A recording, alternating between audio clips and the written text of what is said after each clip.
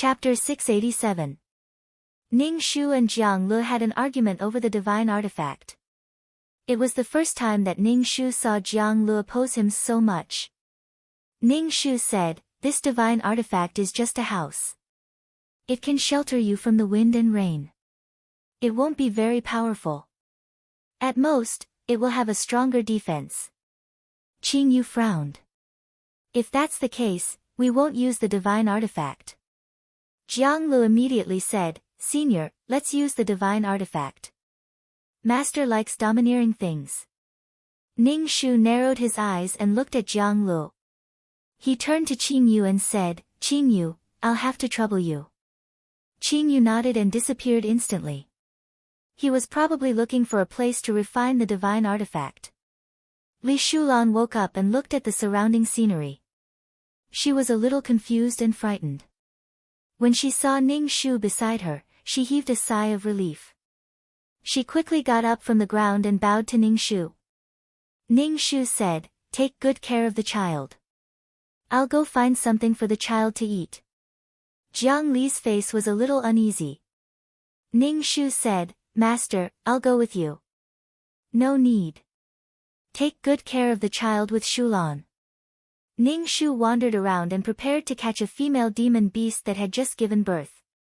In the end, he caught a demon beast that looked like a sika deer and a goat. He tied its 4 limbs with a rope and carried it back. The child woke up. Li Shulan was helping to take care of the child. Jiang Le saw Ning Shu carrying something and quickly helped. Ning Shu moved his neck and said, "Let's make do with this for the next few days. We'll talk about it after Qing Yu finishes refining the sect. I'll listen to Master." Li Shulan hugged the child and said. The child in her arms cried loudly. Jiang Le took out a bowl and squeezed the demon beast's milk. Ning Shu said, "Boil it for a while and disinfect it." Jiang Le nodded. The child cried heartbreakingly. Ning Shu took the child and comforted him. The child sobbed and sniffed. As if he smelled Ning Shu's scent, he didn't cry so hard anymore. When the demonic beast milk was ready, Jiang Le carried the child and fed him. Ning Shu Li Shulan said, "You are a disciple of the Long Life sect, so you naturally have to cultivate our sect's cultivation technique, but this cultivation technique cannot be passed down to others, understand? Disciple swears that I will never divulge this cultivation method." Li Shulan swore. Ning Shu taught him the cultivation method of the peerless martial art. Then, he stayed by Li Shulan's side and guided her on how to guide the spiritual energy into her dantian. Jiang Le watched from the side as he silently fed the baby milk. After feeding the baby, he placed the baby in the cradle and walked to Ning Shu and asked in a low voice, "Master, are you angry?" Ning Shu raised his eyebrows. "I'm not angry. Angry that I disobeyed you before." Jiang Li's voice was a little low. Ning Shu shook his head, "I am not angry, you are just thinking for Changsun sect." Jiang Li's expression relaxed slightly. Ning Shu said, "Don't worry about these small details, cultivating is more important than anything else." Ning Shu also sat down cross-legged and started cultivating the peerless martial art. The surrounding spiritual energy crazily surged over, even Jiang Le and Li Shulan who were beside him benefited. For a few days, the 3 of them and the baby, other than cultivating, they cultivated. When they were hungry, they would eat the different shapes of fasting pills that Ning Shu refined. The Qi dragon in Ning Shu's dantian turned from translucent to transparent.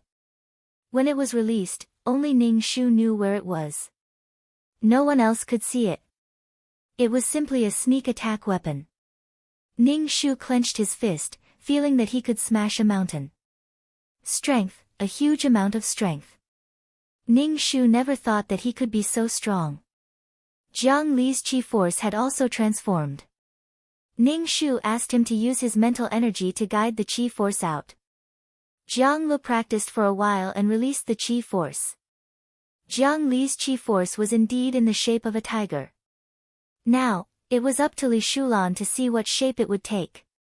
Ning Shu was wondering if she could gather enough information to make a complete atlas of animals. Work hard, not bad. Ning Shu encouraged Jiang Lu. Go catch some wild animals for a sumptuous meal. Jiang Lu, Qing Yu had already disappeared for half a month and still hadn't appeared. Did he vomit blood and die while cultivating? So worried. After waiting for a month, Qing Yu still hadn't returned. Ning Shu was a little stunned. Did it take so long to cultivate a sect? Ning Shu stretched his neck every day waiting for Qing Yu to return. After about 2 months, Qing Yu finally returned. He looked exhausted. Ning Shu didn't feel good. He always troubled Hai Dai. Hai Dai had already repaid everything and didn't owe him anything. Ning Shu was grateful. He asked, "Are you hungry? Do you want to eat 2 fasting pills?" Qing Yu glanced at her and stretched out his hand. There was a very small house-like thing in his hand. He asked, "Where do you plan to place the sect?" "There, no, here, no, it's too close to the river. It's very humid." Ning Shu sized it up and carefully looked at where it was suitable. Qing Yu was too lazy to look. He raised his hand and the house flew into the sky. It became bigger and bigger in everyone's eyes. It covered the sky and was extremely huge.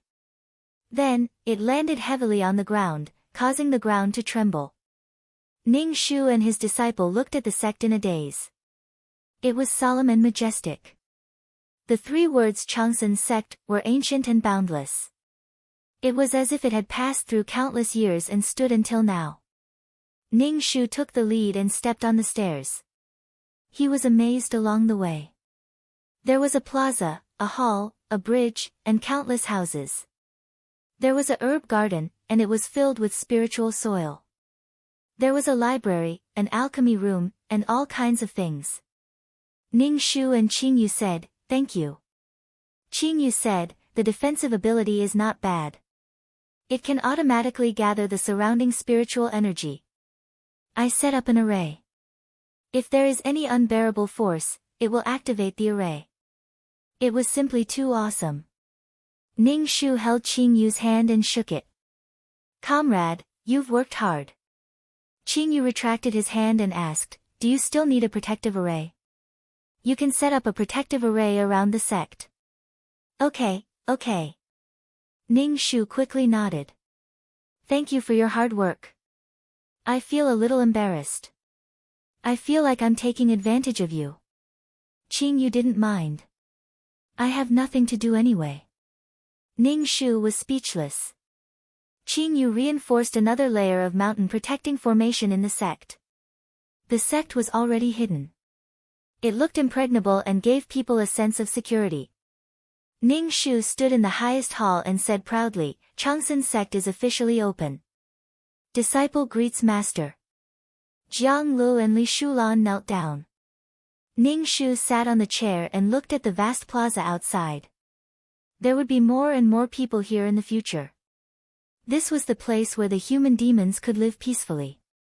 Maybe when Changsun sect became stronger, the human demons would be in a better situation. They would no longer be rats that hid and let people kill them. They were born into this world without knowing anything and were surrounded by evil. Chapter 688. Ning Shu planted the spirit herbs and ginseng that he had plundered previously in the medicinal field that was rich in spirit energy. Looking at the empty sect, he had to collect all kinds of books and artifacts. Anyway, there were too many things that needed to be filled. It was really not easy to establish a sect. A strong sect had to go through generations of accumulation and growth. Ning Shu let the 2 disciples cultivate in the sect and take good care of the children while he went out to look for disciples. Qing Yu and Ning Shu said, "I'll go with you." "Okay, let's go to the Black City now," Ning Shu said. Qing Yu nodded, grabbed Ning Shu's collar, and instantly disappeared. Ning Shu was very dissatisfied. In any case, he was someone who had disciples. It was really embarrassing to be grabbed by the collar like this. When Ning Shu went to the Black City, he heard that Hong Tu was trying to save his little brother. He tried many times but to no avail unless he could cultivate to the realm of reconstructing his body. But before that, he had to be a eunuch for God knows how long. Hong Tu was so angry that he flew into a rage all day, saying that he wanted to tear Ning Shu into pieces. Ning Shu said that he liked to torture women. Now that he didn't have that, how was he going to play? However, Ning Shu didn't go to the Black City to fight, but to accept disciples. In the Black City, some little beggars were demonic humans. They couldn't survive and could only beg. But they couldn't let others know that they were demonic humans. If they knew, they wouldn't give them food at all. Ning Shu observed for a while and chose children with relatively good conduct. There were boys and girls, and he directly brought them back to the sect. He also bought many books back to let the disciples learn to read. There were all kinds of books on alchemy, refining weapons, and all kinds of strange stories. Ning Shu bought all the books that could be bought back and stuffed them in the library. He brought the newly accepted disciples back and let Jiang Lu and Li Shulan help to take care of them. He let the two of them teach these children how to cultivate. Jiang Lu was the eldest disciple. Ning Shu handed over the entire sect's affairs to him. Li Shulan assisted at the side and also had to take care of the senior brother who had just made a comeback. Both of them were always very busy. Jiang Lu was like a kindergarten principal, taking care of a large group of children. It wasn't that Ning Shu didn't want to take in the older ones, but the older ones didn't necessarily have a sense of belonging to the sect. Ning Shu was also very busy. Because the Long Life sect was lacking in resources, she had to go out to find heaven and earth treasures. When she found heaven and earth treasures, she would directly dig them out and plant them in the medicine garden. Ning Shu still had to keep some precious items and planned to exchange them in the virtual space. In his free time, Qing Yu would also help Ning Shu refine some Dharma artifacts and place them in the Dharma artifact pavilion. Occasionally, he would refine some better pills. In short, after Ning Shu's work, the entire sect was starting to look decent. It could only be said that it was an empty shell. Rome was not built in a day, and neither was the sect. He could only develop slowly. However, Ning Shu was still very happy to see a group of little radishes kneeling in front of her and calling her master. These were all her disciples. In the future, there would be more disciples and the sect would become more and more powerful. Ning Shu didn't run around anymore. She stayed in the sect and focused on cultivating, teaching Jiang Lu and the group of children. Ning Shu's current strength was almost the same as the Great Ascension stage. The coiling dragon Qi in her dantian had completely turned transparent and couldn't be seen at all. Of course, with Qing Yu's strength, he could see where the coiling dragon was at a glance. However, those who weren't as strong as Qing Yu would find it difficult to detect it. No one could withstand a sneak attack. Jiang Li's strength was the strongest among the disciples. Ning Shu picked a few more children with better aptitudes to be her direct disciples. She couldn't just teach Jiang Lu. Ning Shu couldn't say it. She had an indescribable feeling towards Jiang Lu and it wasn't a good feeling. Ning Shu tried to see if she could contract a demon beast. She remembered that in Wei Yangyue's plane, she could contract spirit beasts. She just didn't know if it was the same method. Ning Shu caught a relatively powerful demonic beast to test if she could form a contract with it. After trying for a long time, it still didn't work. Ning Shu thought for a moment and understood. The heavens were fair. Demon beasts had low intelligence. Although they were strong, they shouldn't be enslaved by humans. Moreover, this was a world where humans, demons and demons were divided. Breaking the balance would lead to chaos. Since it didn't work, she had to rely on herself. Ning Shu cultivated and taught disciples every day. There was no time in the mountains.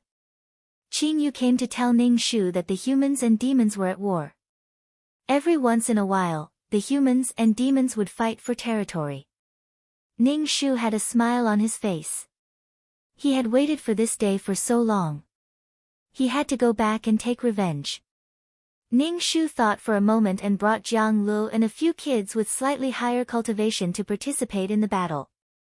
He had to make the Changsun sect famous. He had to take down the strongest person. Ning Shu stepped onto the spirit ship that Qing Yu refined and the group headed towards their destination. When Ning Shu and the group arrived at the location of the battle, the demons and humans were facing each other. Ning Shu directly drove the spirit ship to the center and said loudly, "Why didn't you inform my Changsun sect about such a big matter?" Everyone present had a cold face. They didn't care about Ning Shu at all. Ning Shu glanced at the humans and saw Qing Huojun and Yuling Air. Yuling Air's aura was not weak. She probably had a single spirit root. Qing Huojun still had the appearance of an immortal. When he saw Ning Shu, he was a bit surprised. He didn't seem to be sure if this person was his disciple. Some people saw Ning Shu and started to whisper.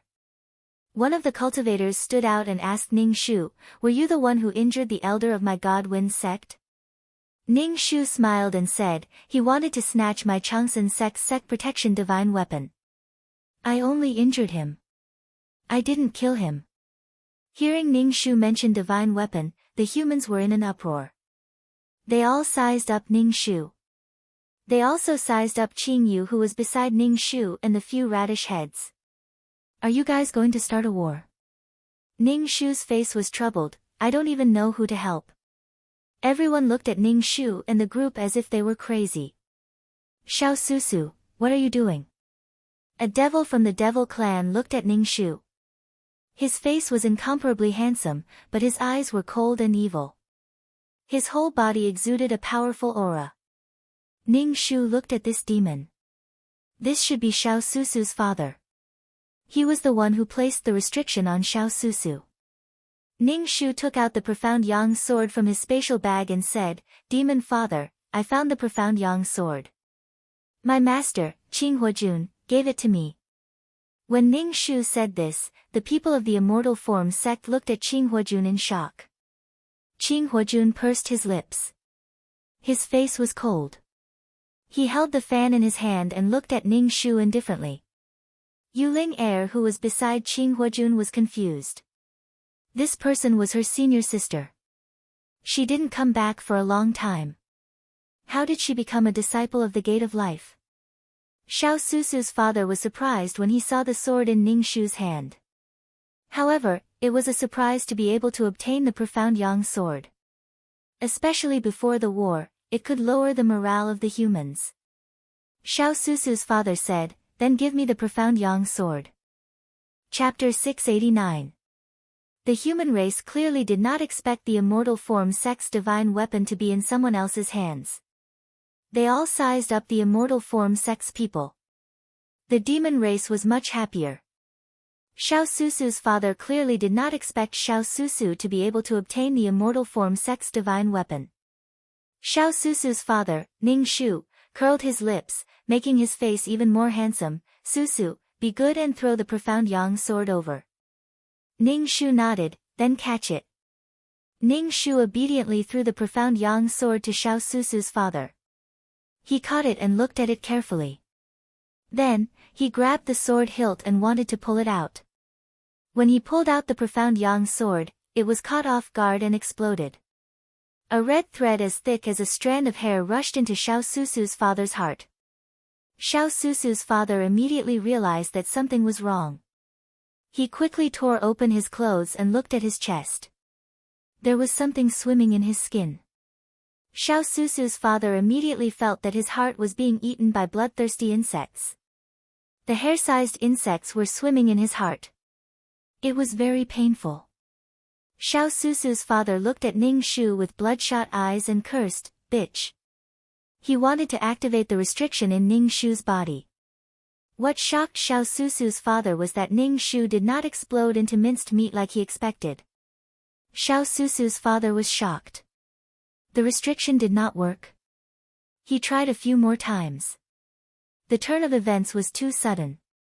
He originally thought that the demon race would obtain the Profound Yang sword. But now, he was infected by the bloodthirsty insects. The human race could not help but laugh in disdain and satisfaction. Qing Huojun held a folding fan and fanned himself slowly. The corners of his mouth curled up slightly. He looked very relaxed and didn't look like he was here to fight at all. Ning Shu took out the heaven-splitting axe. Once the heaven-splitting axe was taken out, everyone's eyes focused on it. Some people had already seen the heaven-splitting axe before, but they could not help but breathe quickly. This was a divine weapon. Ning Shu cupped his hands towards Qing Huojun and said, "Previously, Qing Huojun and I were master and disciple. Susu appreciates Qing Huojun's care, so Susu has decided to give the Pangu heaven-opening axe to Qing Huojun." Qing Huojun was taken aback for a moment before he lightly said, "I won't accept anything from you for no reason." Ning Shu said with a smile, "It can be considered as ending our relationship as master and disciple." Seeing that Ning Shu wanted to give the heaven-splitting axe to the Immortal Form sect, the eyes of some sects turned red. The Immortal Form sect already had the profound Yang sword, and now they had the heaven-splitting axe. The strength of the Immortal Form sect had once again taken a huge leap forward. The expressions of these sects were ugly. Ning Shu didn't care whether Qing Huojun would accept it or not. He threw the heaven-opening axe at him. Out of his desire for a divine artifact, Qing Huojun still caught the heaven-opening axe. "Do you have any requests for the Immortal Form sect?" Qing Huojun asked. It was impossible for the Immortal Form sect to give him the divine tool for no reason. Qing Huojun felt whether the axe in his hand was real or not. Ning Shu lightly smiled, and the axe in Qing Huojun's hand immediately turned into ashes. The blood-red worms rushed towards Qing Huojun's heart. Qing Huojun directly blocked the bloodthirsty bugs with his fan and directly used it to release fire. Seeing that the red blood threads were burned away, Ning Shu's lips curled up. Although it was a pity that the blood-red worms didn't have any effect, the powder that exploded out of the axe was poisonous. It wasn't poison made from ordinary herbs. Just one breath would cause bad luck. Moreover, Yuling Air was standing beside Qing Huojun. It would be very troublesome to be poisoned. Qing Huojun coldly looked at Ning Shu. His expression was unprecedentedly cold. It was obvious that he was made fun of by Ning Shu in front of so many people, and he was very angry. Ning Shu smiled. "I'll allow you to plot against others, but I won't allow others to plot against me." Qing Huojun coldly scolded, "You despicable human demon, what are you trying to do?" Ning Shu shrugged, "I brought my disciples here to fight, and at the same time, to spread the name of the Changsun sect. Everyone in the Changsun sect is a human demon. This is a human demon sect." Ning Shu looked at these people, "You can fight first, don't worry about us." Qing Huojun's face turned green, "Then let me see how powerful your Changsun sect is." It was obvious that he made a fool of himself just now, and now he wanted to regain his face.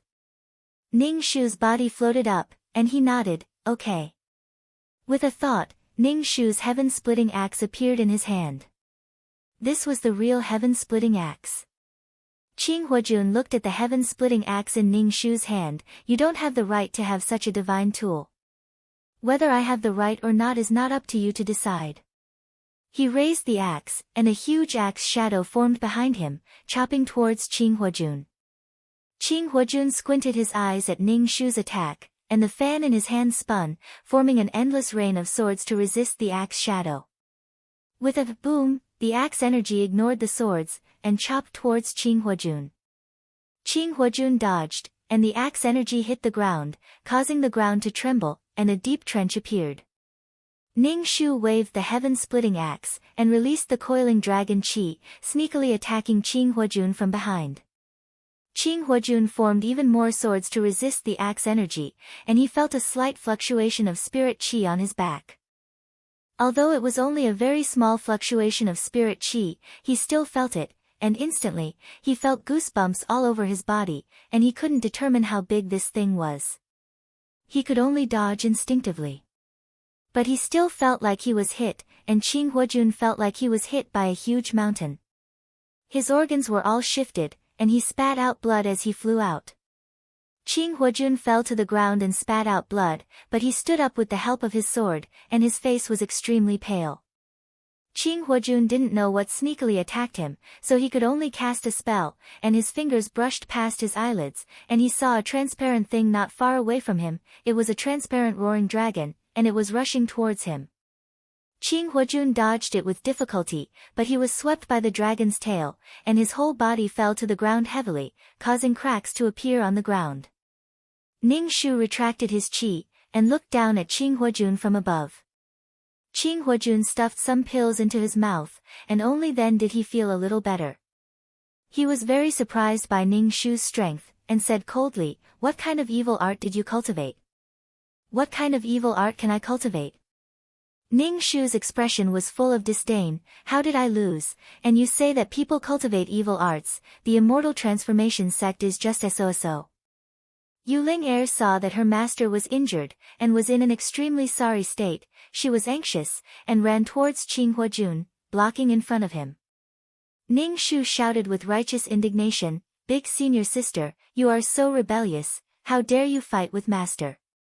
Yu Ling go to the side." Qing Huajun said somewhat anxiously, and spat out a mouthful of blood, and there were black blood clots in the blood, probably his internal organs were injured. Yu Ling stood in front of Qing Huajun, and said firmly, "You are injured, I will not leave. I will not let you hurt master, big senior sister, what is going on?" Yu Ling expression was blank, and then she said angrily, "No matter what, you should not have fought with master, and even injured him." Chapter 690. Ning Shu speechlessly looked at Yu Ling, who stood in front of Qing Huajun and said, "Go to the side, you don't know what happened between me and him." Yu Ling, opened her arms like a mother hen protecting her chicks. She looked at Ning Shu and asked, "Senior sister, what happened?" "Master is our master, how can you fight with him?" "Good girl, go to the side and play." Ning Shu said again, "You don't know the reason." "But senior sister, no matter what, master is still our master. What you're doing is disgraceful. You're killing your master. Back then, you and I were going to become master's disciples. You shouldn't treat master like this." Qing Huajun frowned and clutched his chest. His chest was shaking and he felt very uncomfortable. Seeing this girl standing in front of him, Qing Huajun's heart swelled. Ning Shu was a bit impatient. He reached out and slapped Yu Ling away, nagging non-stop.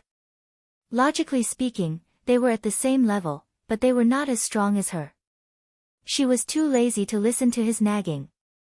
This world was just so simple and violent. If you are not convinced, then fight. If you can't win, then keep it to yourself. Ning Shu did not use too much strength and directly pushed Yu Ling away.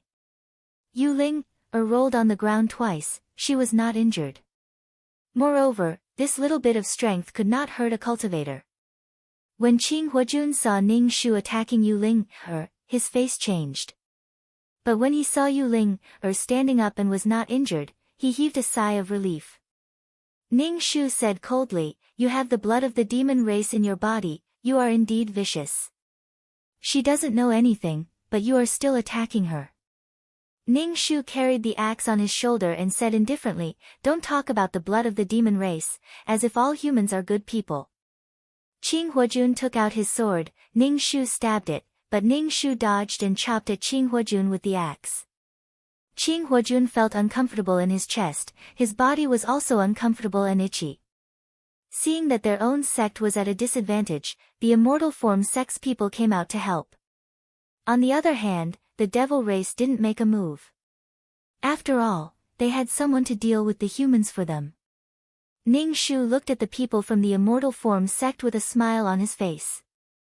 "Are you trying to bully me with numbers?" Qing Huajun coldly said, "You infiltrated the immortal form sect and coveted their divine weapon, the profound Yang sword.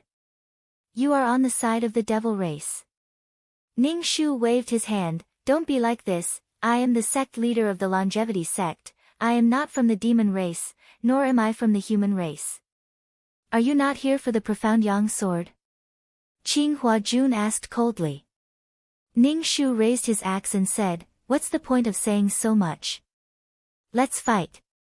Qing Huajun felt uncomfortable, while Yu Ling twisted her body and kept scratching her face and neck.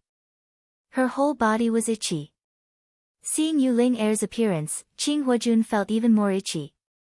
He took Yu Ling and left the battlefield. Seeing the person involved leave, the immortal form sect did not know if they should continue fighting. The others were speechless when they saw Ning Shu carrying his axe and looking incomparably valiant. Ning Shu jumped back onto the spirit ship and said, "You guys continue fighting, I will watch from the side and not do anything." The demon race and the human race looked at Ning Shu, especially Xiao Susu's father who was infected by the bloodthirsty worm. His eyes were red as he looked at Ning Shu. "Bitch." Ning Shu raised his eyebrows, "Then I will back off a bit, you guys continue fighting." The spirit ship moved back a bit. Jiang Lu and Ning Shu asked, "Master, which side should we help?" Ning Shu looked at the axe, "Help what? We are just here to watch the show." Jiang Lu looked at Ning Shu with some confusion and said, "Didn't you say you were going to help revive the longevity sect?" Ning Shu said, "I am reviving it now. Didn't I defeat Qing Huojun of the immortal form sect? I defeated the most powerful person and established my dominance." Qing Huojun was the youngest soul formation stage cultivator and he was even more powerful than before. Ning Shu thought that if it wasn't for the advantage of his energy and divine weapon, it would be difficult for him to defeat Qing Huojun. Her strength was improving, but Qing Huojun's strength was also improving. Jiang Lu frowned, "Master, do you not have confidence in the longevity sect you established?" Ning Shu put away the sky-splitting axe and said calmly, "Humans, demons, and monsters are the three legs of the tripartite balance. It is the human race and the demon race that are fighting each other. People like us who can't do anything because of our bloodline are in the minority. What we need to do is to survive, not compete with the human race and the demon race." Jiang Lu pursed his lips, "Are we just going to watch?" "No, we can fight whoever we don't like. Let's fight the demon race is also a threat to us. The demon race could absorb essence blood, even their own kind. You take a few junior brothers to fight the demon race," Ning Shu said. They were in a very awkward situation. There was no place for both the human race and the demon race. They felt stifled. Ning Shu gave each of his disciples a magic weapon and said, "Don't fight with the powerful demon race. If you can't win, run. Let your senior brothers protect you." "Yes, Master." The human race and the demon race attacked each other after testing each other. However, some people still paid attention to Ning Shu's side and were on guard. However, Ning Shu's force was nothing compared to the human race and the demon race. Jiang Lu took a few junior brothers to fight at the edge of the demon race. Ning Shu paid attention to his disciples and didn't let them get hurt. Qing Yu stood next to Ning Shu and looked at the chaotic battle below. He said, "Actually, you don't need to establish a sect at all. Your technique gives these human race and demons a new way out. Why are you working so hard?" Ning Shu said, "It's always good to have a sect. A sect will only restrict the spread of this technique." Qing Yu said, "With a sect, there will be conflicts of interest." Ning Shu rubbed his forehead and thought about what he should do. Previously, Ning Shu was still using this peerless technique as a sect's technique. He didn't want to spread it out because he was afraid that the human race or the demon race would cultivate this technique. However, the human race and demons scattered in this world couldn't all join the Changsun sect and let the Changsun sect become an organization of human race and demons. Ning Shu released his qi and saved a disciple. Then, he brought him back. This was the first time the disciple killed someone. His face was pale and he started to vomit. He looked very pitiful. Ning Shu didn't comfort him. Cultivating, fighting with the heavens, fighting with people, one naturally had to go through all these. Not long later, Jiang Lu brought a few disciples back. Some of them were injured. Ning Shu stuffed healing pills into their mouths. Ning Shu drove the spirit ship back to the sect. After returning to the sect, Ning Shu sat on a chair in the main hall and said to his disciples, "I plan to spread the sect's technique." The other disciples didn't have any reaction. Jiang Lu frowned and asked, "Master, isn't this the sect's technique? When you passed it to me, you swore that you wouldn't let me spread it out. You said that the human race can also cultivate it.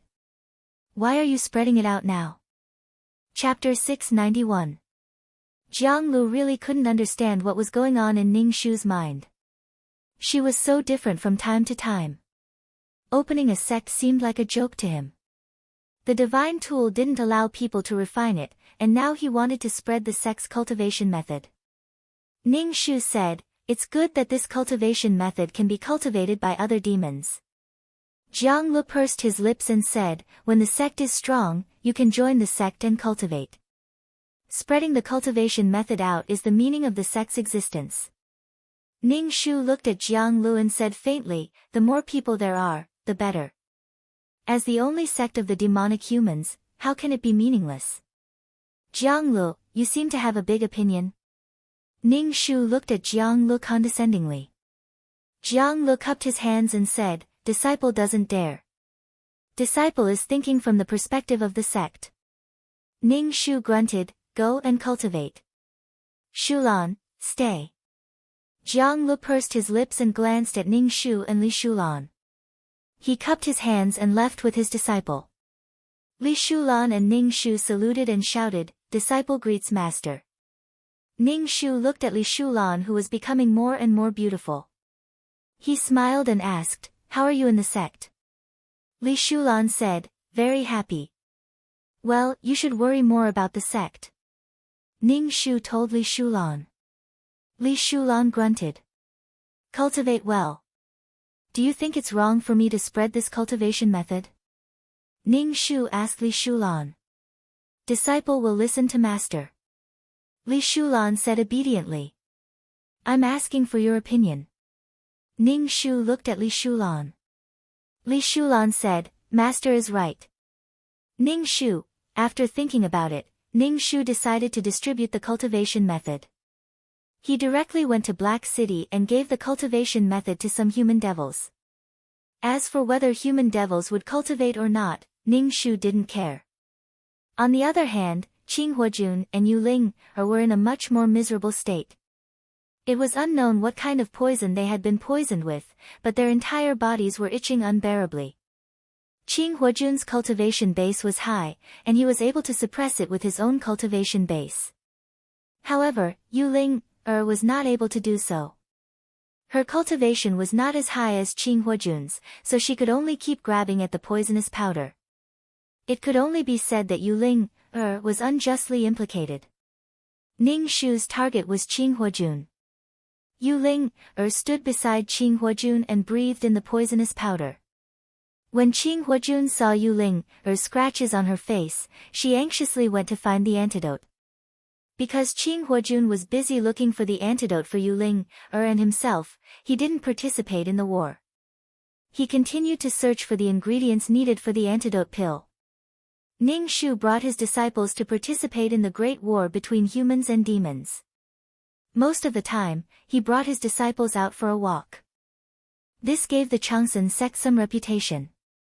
Then, Ning Shu let Qing Yu bring him around the world.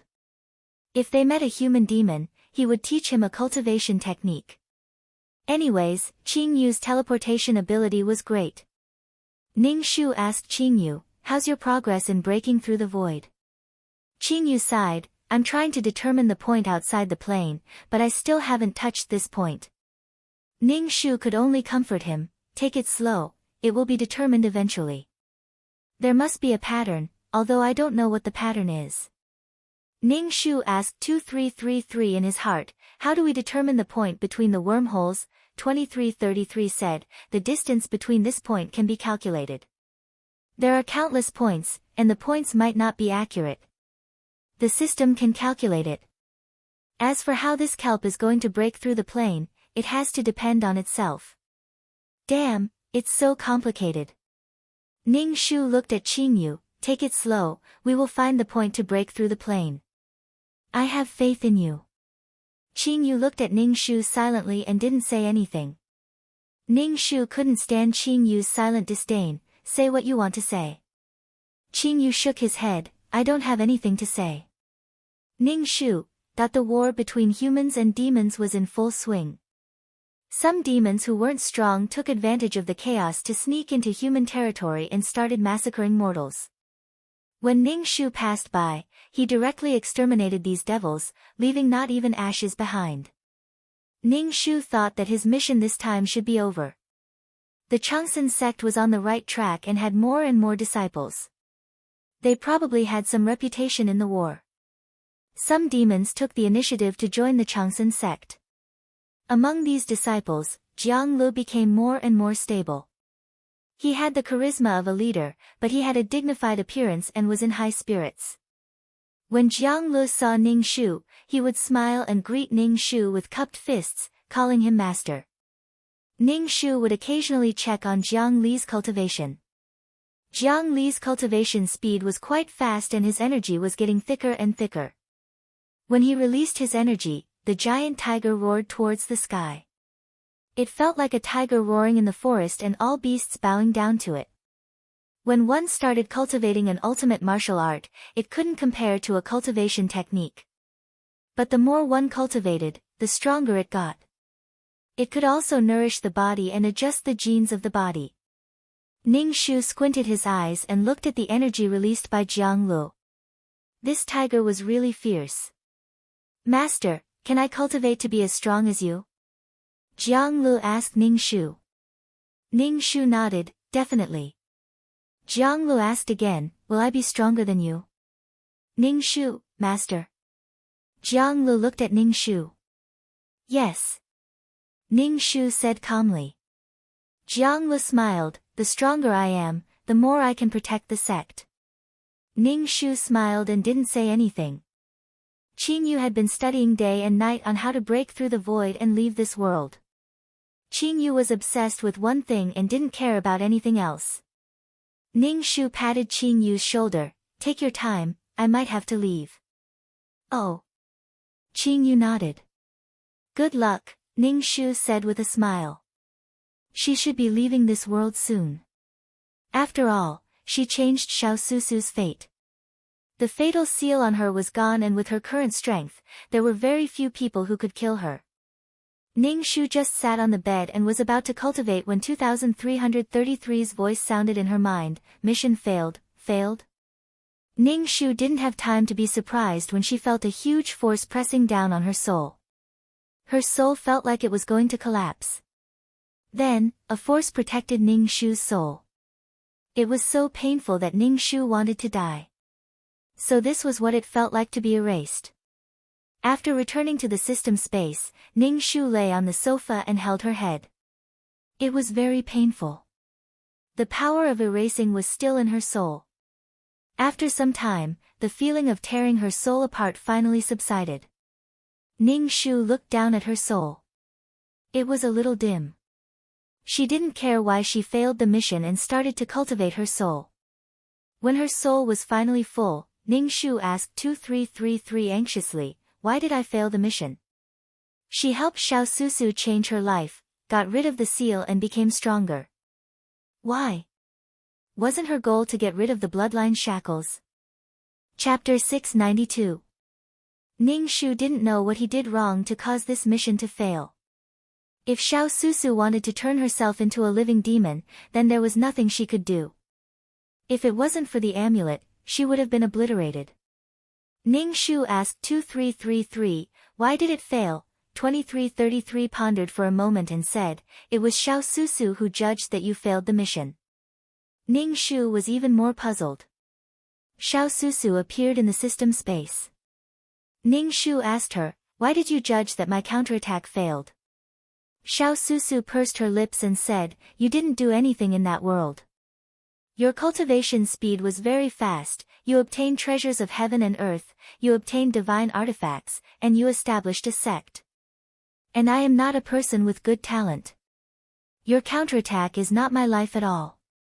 Xiao Susu said faintly. Ning Shu frowned, if I am not strong, how can I break free from the shackles of the bloodline? But when you killed everyone, there were people who helped you, but I didn't. Xiao Susu said, I paid with my soul, but I am not satisfied with your counterattack.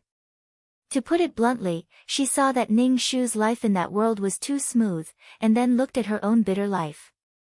It was simply ironic. Okay. Ning Shu was speechless and asked, then will you ask other mission takers to help you counterattack? Xiao Susu shook her head, no. Ning Shu silently chanted the clear heart mantra in his heart to suppress his annoyance. Then you are not going to counterattack? Ning Shu raised his eyebrows and asked.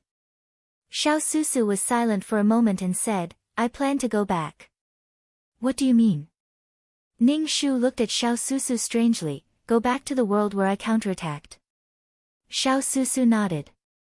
Ning Shu rolled her eyes, her face turning cold. You've determined that I've failed my mission, and now you want me to return to the world where I've counterattacked. Are you trying to freeload? You don't want to pay with your soul force, do you? Xiao Susu pursed her lips and didn't say anything. 2333 said, those who don't follow the rules will be killed. Xiao Susu's face was filled with fear. Her soul was slowly disappearing. She shouted, I won't go back, let me go, let me go. Xiao Susu's soul had completely disappeared, but Xiao Susu's painful wails were still echoing in the system space. Ning Shu saw a soul being obliterated in front of him, and he was a little frightened. If she didn't have a protective talisman, she would have disappeared like Xiao Susu. Ning Shu rubbed his forehead, feeling very tired. Will the client be killed as well? Ning Shu asked. She had always thought that only mission givers would be obliterated. She did not expect that mission givers would be obliterated as well. 2333 said solemnly, giving life a chance to counterattack. Giving one's soul so that others can counterattack, one must abide by the rules.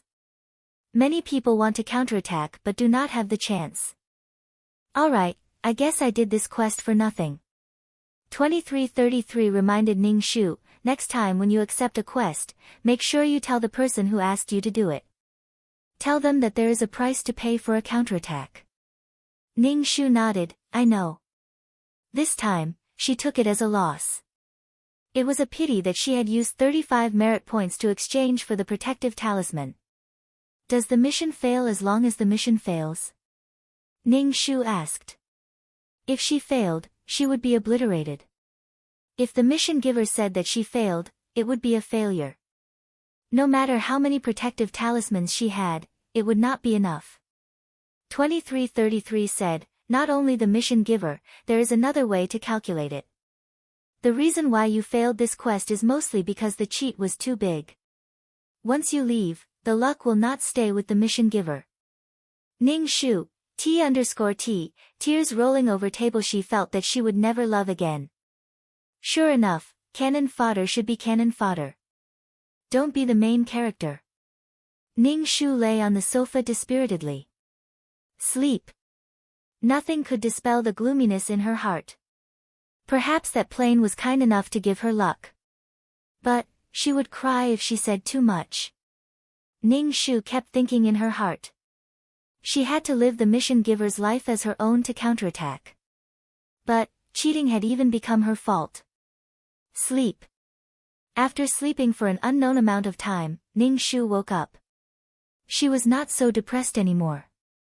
Ning Shu 2333 said, I want to see what happened after I left that world.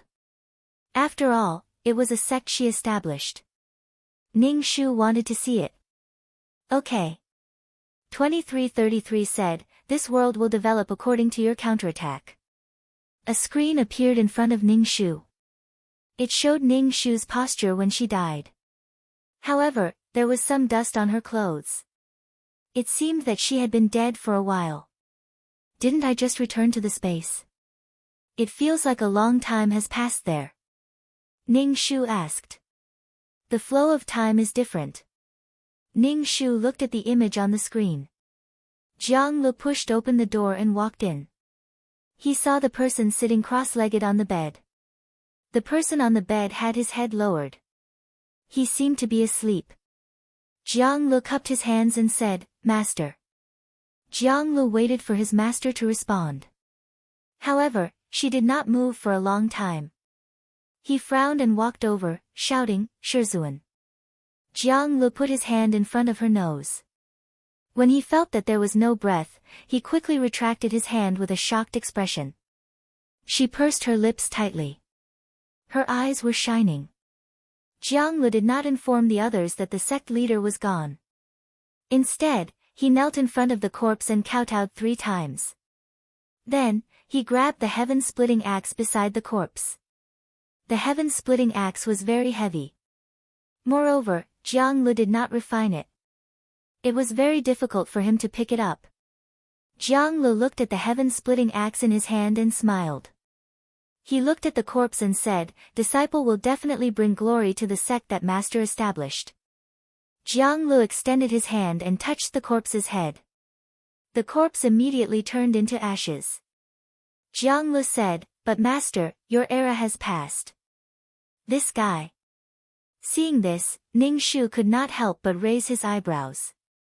When he was thinking about whether to accept Jiang Lu as his disciple, he hesitated for a long time. In the end, he accepted Jiang Lu. With today's result, Ning Shu had a faint premonition. Jiang Lu had the nature of an ambitious and ruthless person. As long as he was given a ladder to ascend to the heavens, he would definitely climb it.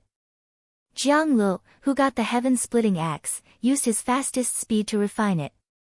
He then held a sect meeting and took out the heaven-splitting axe to announce that he was the sect leader. Many people were curious about where their master went. Jiang Li's explanation was that his master and senior Qing Yu went to search for a higher level. Qing Yu was gone and the sect-protecting weapon was in Jiang Li's hands. He was also the eldest disciple and was the strongest. There was nothing wrong with him becoming the sect leader. Jiang Lu bowed towards the portrait of the ancestor, Ning Shu, and officially became the sect leader of Changsun sect. Chapter 693. Ning Shu saw that Jiang Lu had become the sect leader of Changsun sect. He was getting stronger and stronger, which made Changsun sect a little famous among the demonic humans. Moreover, Jiang Lu was a very vicious person. Once provoked, he would strike like lightning.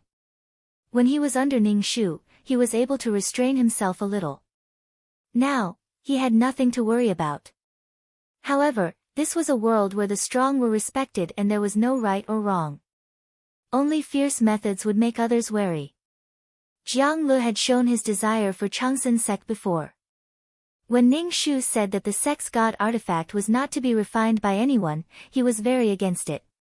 When Ning Shu said that he wanted to spread the ultimate technique, Jiang Lu also objected and said that only those who joined Changsun sect could cultivate it.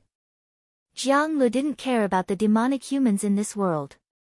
He only cared about Changsun sect's benefits and his own rights. What made Ning Shu more gratified was that her peerless martial arts were practiced by many people, including demi-devils and humans. After turning off the screen, Ning Shu laid on the sofa and didn't say a word.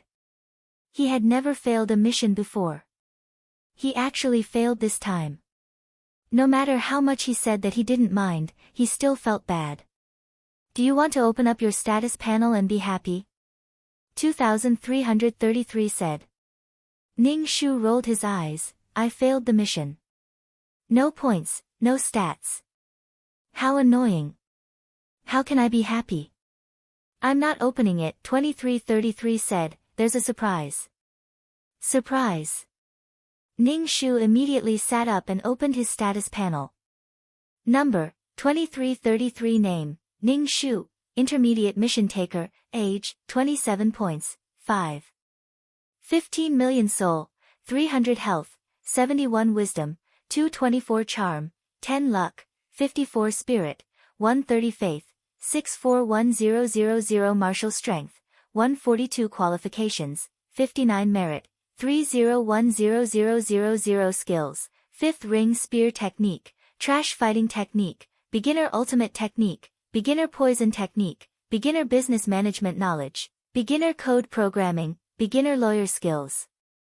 Honorary Title, Wargood Selfless Ancestor Items, Calm Halo, Faith Halo, Talisman 6-1 Halo, Mother of the World, Queen's Blessing, Model Worker, Qinshi's Blessing, Leader Halo, Grass Blessing, Best Friend for a Lifetime, Meow Meow Meow's Blessing, Lifesaver, Zhu Su Nyang's Blessing. Ning Shu looked at his stats and was shocked.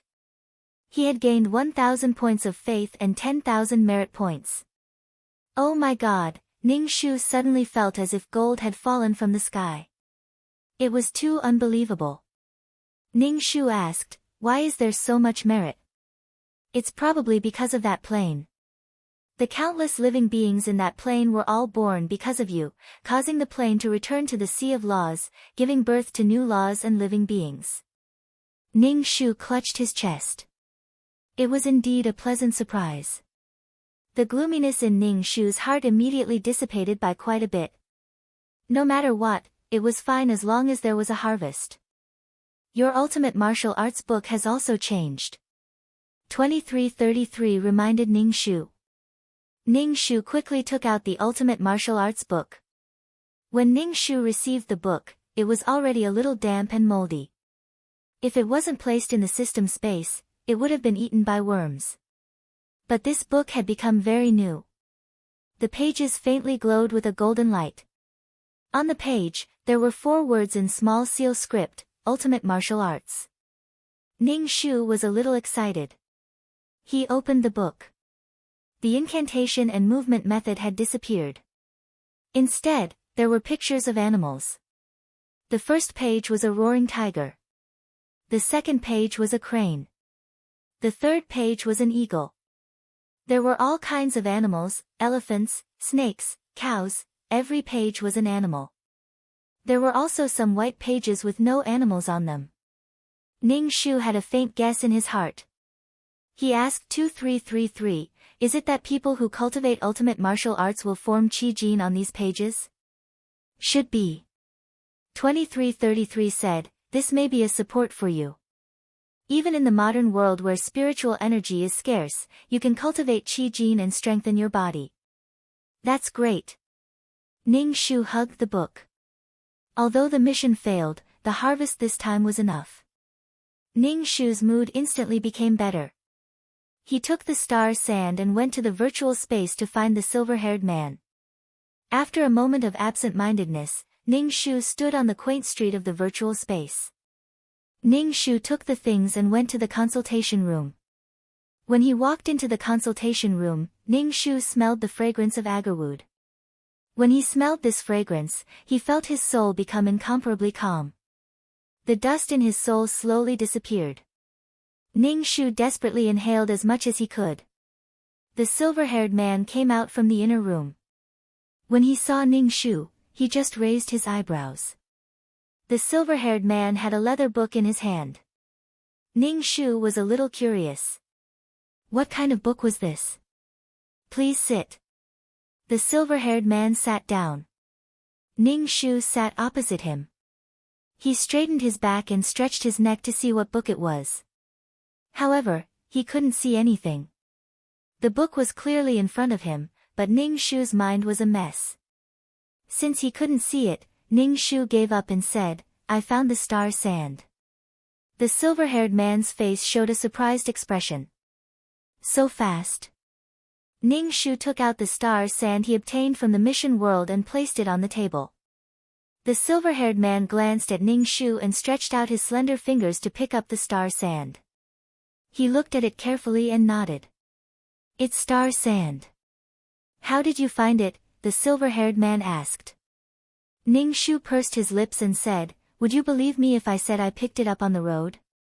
The silver-haired man just glanced at Ning Shu and asked, what do you want to exchange for? What treasure do you want? Ning Shu waved his hand. I don't want treasure. In the future, I'll ask you for advice for free. No. The silver-haired man refused directly. Ning Shu, fuck, sometimes, you can't pay for a question even if you sell your entire fortune, the silver-haired man said indifferently. Ning Shu, how about this? I can give you 3 chances to ask questions for free. How about that? The silver-haired man said. So stingy. Ning Shu bargained. 10 times. The silver-haired man just looked at Ning Shu and didn't say anything. 8 times. 7 times. 6 times. 5 times. 5 times. Can't be less. 3 times, the silver-haired man said indifferently. You can choose not to exchange. Fuck, the shop is bullying the customer. Ning Shu could only nod. I'll exchange. The silver-haired man nodded. Very good. Ning Shu felt stifled and stared at the silver-haired man. The silver-haired man asked, "Do you have any questions?" Ning Shu wanted to ask who the silver-haired man was and why he had such hair. After thinking about it, he didn't want to waste the 3 chances. They weren't on the same level, so what if he knew? The silver-haired man kept the star sand and left with the book. Ning Shu stood up slowly and inhaled the agarwood fragrance. Then, he slowly walked out of the consultation room. Then, he planned to go to the restaurant to eat something. Every time he came to the virtual space, he felt that he had to eat a meal to be satisfied. Chapter 694. Ning Shu walked into the restaurant and the waiter came over. Ning Shu said, "Sir, a guest wants to share a table with you. Please go over there." Ning Shu looked in the direction the waiter was pointing and saw the well-dressed Zhang Jiasen smiling at her from afar. Ning Shu immediately got goosebumps and turned to leave. The waiter immediately said, "Sir, the guest knows that you don't want to go over. He asked me to bring you a message." "What message?" Ning Shu raised her eyebrows and looked at Zhang Jiasen. "We can work together," the waiter said. Working with Zhang Jiasen? Bullshit. She would have to count the money for Zhang Jiasen if she sold it. Ning Shu turned around and walked out of the restaurant. Zhang Jiasen shook his head and caught up with Ning Shu. Ning Shu looked at him warily. "I don't understand. Why are you fighting with me? Are you looking for revenge?" Zhang Jiasen said indifferently, "Everything in the past is just a passing cloud. Why would I look for you for revenge? I just want to work with you. Besides, we are acquaintances, aren't we?" They weren't acquaintances at all. Ning Shu refused. "There's no need to work together. We might not meet in the same plane." Zhang Jiasen said, "If we happen to meet in the same plane, if we are enemies and don't know each other, won't we both lose? That's why I want to work together. After all, we are acquaintances." Ning Shu nodded and didn't say anything. Zhang Jiasen's eyes flashed and he said, "If we meet in the same world, it's very important to know each other's existence. To be honest, I don't want to be enemies with you." And then? Ning Shu looked at Zhang Jiasen. Zhang Jiasen took out a red string and said, "This item can let us know each other's existence."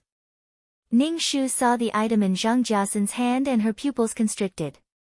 Wasn't this the fucking string of affection? Zhang Jiasen actually took out the string of affection. This unscrupulous bitch. Ning Shu sneered and said, "No need." Ning Shu turned around and walked away. Zhang Jiasen reached out and touched Ning Shu's arm. As soon as he touched it, he immediately withdrew his hand. The strings of affection followed Zhang Jiasen's touch and entered Ning Shu's arm. Finally, it formed a red rope around his wrist. Ning Shu lowered his head and looked at his wrist. He looked at Zhang Jiasen coldly. Zhang Jiasen smiled and said, "This way, if we meet on the same plane, we won't be strangers, and we won't kill each other." Ning Shu rolled his eyes and raised his hand. "Look carefully." The red rope on Ning Shu's wrist gradually dissipated. Finally, it turned into red smoke and disappeared. The string of love was no longer tied to Ning Shu's wrist. Faced with such a situation, Zhang Jiasen only raised his eyebrows and said calmly, "You don't agree?" "Why should I agree? You used the string of affection on me." "What? Did you think I was meow meow meow, who was tricked by you and lost her life?" Ning Shu's face was full of sarcasm. "If you want revenge, we'll make it clear." Ning Shu took 2 steps back. Zhang Jiasen smiled and shook his head. "Just because we didn't get along, you have such great enmity towards me." "Ning Shu, what the fuck, you're clearly the bitch with bad intentions. How can you say I have enmity?" "Yes, I have great enmity towards you." Ning Shu said to number 233 in his mind, "Return to the system space." Zhang Jiasen just watched indifferently as Ning Shu disappeared. He turned around and walked away indifferently. Ning Shu returned to the system space. He sat cross-legged on the sofa and silently chanted the mind-cleansing mantra. He was really angered by Zhang Jiasun. Did he really think that the halo of faith that could block all curses was just for show? Fortunately, Ning Shu was at a disadvantage as an empress. He immediately exchanged for the halo of faith that could block curses. He didn't expect that the first time he used it would be on Zhang Jiasun. This bitch definitely wanted revenge. She caused him to commit suicide. She even killed the innocent Meow Meow Meow. There was no way he would let her go. Ning Shu was a little gloating. The string of affection was destroyed. You wasted your points. You deserved it.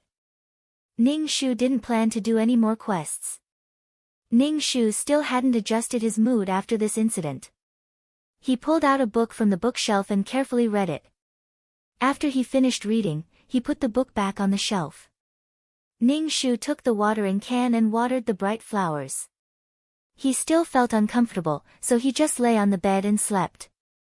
After a comfortable sleep, he sat on the sofa and said to number 233, "Let's see who asked for this quest." Okay.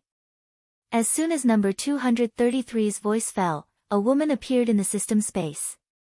This woman had short curly hair. She was about 50 years old. Ning Shu was a little surprised. This was the first time he saw such an old client. "My name is Yang Zi. I want you to help me counterattack," Yang Zi said to Ning Shu. She looked up and down at Ning Shu. "You are so young." Yang Zi's expression was a little suspicious. "You are a quest taker?" Ning Shu nodded. "Counterattacking has a price. You need to pay with your soul. Are you sure you want to counterattack?" Yang Zi was silent for a moment. She nodded and said, "For my son, I am willing." Ning Shu confirmed again, "Are you sure you want to counterattack?" "I am sure," Yang Zi said. Ning Shu heard that the quest taker was her son. He nodded and accepted. "I will accept the quest." Yang Zi's soul disappeared from the system space. Ning Shu did 2 chest expansions, took a deep breath, and said, "Let's enter the mission." Okay. As soon as 2333's voice fell, Ning Shu felt a wave of dizziness. By the time Ning Shu's body was fully integrated with her body, before she could even open her eyes, she heard thumping sounds coming from the room next door. Ning Shu's heart was burning with anger. He was very irritated. Ning Shu silently chanted the clear heart mantra in his heart. He was sweating all over. It was very uncomfortable. Ning Shu felt uncomfortable all over. He was irritable, and his heart was palpitating. These symptoms were definitely menopausal syndrome. It was so fucking miserable. He was sad when his period came, but it was even worse when it didn't. Ning Shu silently chanted the clear heart mantra. When he calmed down a little, he began to accept the plot. Yang Zi was a single mother. She divorced her husband before the 7-year itch. Yang Zi's husband was the kind of person who met his true love after marriage. He met his true love, who was very simple and not pretentious. She was very different from the old woman at home. He was willing to pay a large amount of alimony to divorce Yang Zi. Yang Zi raised the child, and then the husband happily married his true love. Every month, he gave Yang Zi and their son, Wang Bo, living expenses. Yang Zi was a kind person. She was not kind. She was more like a coward. She lived alone with her 6-year-old son. After so many years, she did not have a family. Chapter 695. Yang Zi was the kind of person who didn't want to argue with others and would take a step back. She was an honest and sincere person. Under her guidance, her son, Wang Bo, was also such a person. Furthermore, he grew up in a single-parent family, so he was somewhat taciturn. He wasn't married even when he was in his 30s. However, Wang Bo met a woman who was 2 years older than him, Kai Anqi. This Kai Anqi was a beautiful woman with delicate features. She said to Wang Bo that he was very honest and sincere, unlike other men who indulged in debauchery. He looked very reliable. Wang Bo was flattered and the two gradually started to interact with each other. In the end, They got married. To be able to marry a wife like this, Wang Bo naturally doted on her. Yang Zi also treated this daughter-in-law very well. She usually didn't let her do the housework and treated her like an ancestor. Wang Bo and Yang Zi were married for 2 years but didn't get pregnant. Wang Bo didn't mind either. He had also been married for a few years but didn't have children. Finally, Kai Anchi was pregnant. However, from the moment she was pregnant, she kept bleeding. Wang Bo wanted to bring Kai Anchi to the hospital. Kai Anchi didn't want to go to the hospital and said that she was just weak. However, the bleeding symptoms didn't alleviate and the child couldn't be saved. Although Wang Bo was sad, he was more concerned about Kai Anchi's health. He asked the doctor what caused the miscarriage and asked him to be more careful next time. The doctor directly said with disdain that the uterus was as thin as a piece of paper after a few scrapes. How could the child be implanted in the bed? Wang Bo felt as if he was struck by lightning. Kai Anchi lied to him. She was a woman who loved to play. When she was slightly older, her family urged her to find an honest man to spend the rest of her life with.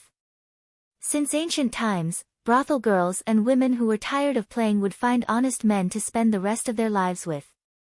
Such men had a common name, taker. After this miscarriage, Kai Anchi couldn't have children anymore. Kai Anchi didn't really care and even said that she wanted to continue living with Wang Bo. Wang Bo was angered to death by Kai Anchi's attitude. Not only did Kai Anchi lie to him, but she also unknowingly acted high and mighty in front of him. He was willing to dote on her because she was a good woman. However, only now did he realize that she was a woman who didn't love herself and had played with countless men. Wang Bo wanted a divorce, but Kai Anchi was dead set on it. She said that he had to pay a sum of money before the divorce. Wang Bo only wanted freedom. Even if he was given money, he still wanted a divorce. Kai Anchi had cheated him and divorced him with a sum of money. Just thinking about it made him furious. Wang Bo had experienced an unhappy marriage. After the divorce, he didn't want to get married again. Yang Zi was worried to death. She hated Kai Anchi in her heart. Yang Zi's wish was for her son to get married and for Kai Anchi to pay the price. After Ning Shu accepted the plot, he could only say that the shameless villain lived a carefree life, while the honest person was hurt. It was hard to have such a daughter-in-law. This society was open, but it had not reached the point of being perverted. Although it was a modern society, the restrictions on women were not reduced. Ning Shu couldn't help but despise such a woman in his heart. She would take advantage of her youth to play freely, and when she was a little older, she would find an honest and steady man who wouldn't indulge in debauchery and get married. Let a man like Wang Bo pay the bill. She bowed and groveled in front of a scumbag, but in front of an honest person, she was arrogant. Now that Wang Bo and Kai Anchi were married, it was their honeymoon period. He didn't know what was going on in the next room, but there was a knocking sound. It was probably a game of, come and chase me, if you catch me, I'll let you have sex with me. Ning Shu felt that his body was covered in night sweat. He took a shower, then sat cross-legged on the bed and began to cultivate the ultimate martial arts. After cultivating for a long time, Ning Shu was interrupted by a knock on the door. He stopped cultivating, and a very small trace of qi jin was produced in his body. It felt good. In the past, it was impossible to cultivate qi jin in the modern world. It was probably because of the support of the ultimate martial arts. There was another knock on the door, followed by a man's voice. Mom. Ning Shu got up from the bed, put on his slippers, and opened the door. He saw Wang Bo and Kai Anchi. Wang Bo had a medium build and an honest face. He was quite good-looking, but he was honest and didn't seem very charming. Ning Shu asked, "What's the matter?" Wang Bo said, "Mom, it's time for lunch." Ning Shu, "Do you want her to make lunch now?" Ning Shu glanced at the pretty Kai Anchi. Although her facial features weren't stunning, they were still very beautiful together. "I'm not feeling well today, so I won't be cooking." Ning Shu looked at Kai Anchi. "Daughter-in-law, you do it." I'm really not feeling well. Mom, are you okay? Wang Bo heard Ning Shu say that he wasn't feeling well, so he quickly said, do you want to go to the hospital? Ning Shu waved his hand. It's just that I'm old, so it's normal for me to not feel well. Daughter-in-law, you'll be cooking today. Kai Enchi pursed her lips and said, why don't we order takeout? It's too hot to cook in summer. Ha, you're hot when you cook, but I'm not hot when I cook. Ning Shu smiled and said, the food outside is not clean, but the food at home is clean. Kai Enchi frowned and pulled Wang Bo's sleeve. Wang Bo glanced at Kai Enchi. Ning Shu said, Mom, let's order takeout. Ning Shu nodded. That's good. Kai Enchi almost couldn't help but roll her eyes. She said that the other party wouldn't agree no matter what, but as soon as her son said it, she immediately agreed. TSK, such behavior, Kai Enchi took out her phone and called the restaurant to order food. Ning Shu listened by the side. The dishes Kai Enchi ordered were all quite expensive. A home-cooked dish was a few dozen to 100 yuan, and if she didn't order a single dish, a meal would cost a few hundred yuan. With such extravagance, the three of them couldn't eat so much. This family wasn't very rich, but it could be considered passable. The original owner was a company employee, and now she had retired and had some pension. In addition to the alimony that her ex-husband had given for so many years, her son was now working, and his salary was average. Back then, Kai Enchi had considered many aspects before choosing such a family. Kai Enchi ordered so many dishes, but Ning Shu didn't say anything. Wang Bo first looked at Ning Shu. Seeing that Ning Shu didn't have any objections, he was relieved and sat on the sofa with Kai Enchi to watch TV. He also peeled a banana for Kai Enchi. Ning Shu sat on the sofa and waited for the takeout. Not long after, the doorbell rang and the takeout arrived. Wang Bo paid the bill and placed the dishes on the table. He said to the mother-in-law and daughter-in-law sitting on the sofa, let's eat. The dishes on the table were very sumptuous. The dishes were placed on half the table, and the aroma was overflowing. Ning Shu sat down to eat, and the two people opposite him kept picking up food. Wang Bo kept picking up food for Kai Enchi. Kai Enchi looked a little impatient and said, don't pick up food, I have a lot in my bowl. You eat too. Chapter 696. Kai Enchi ordered so many dishes that she couldn't finish them all. Moreover, Kai Enchi didn't eat much in the first place, so there was a lot left. After Kai Enchi finished eating, she pushed the bowl away and left the table. She didn't think about cleaning up the table and went straight to the bedroom. Wang Bo was about to clean up the table when Kai Enchi stood at the door of the bedroom and shouted to Wang Bo, come here and help me get something. I can't reach it. Wang Bo looked at Ning Shu. Ning Shu said indifferently, go, I'll clean it up. Wang Bo walked towards Kai Enchi happily. Kai Enchi closed the door and didn't know what she was doing in the room. Ning Shu looked at the mess on the table and curled his lips. He wrapped the dishes in plastic wrap and put them in the fridge. Then, he washed the dishes. Walking out of the kitchen, he saw the couple's closed door. The two of them stayed in the room for half a day, occasionally coming out to get water. Ning Shu didn't care. Now that Wang Bo got a wife, he was very happy. It was normal for them to be sick of each other.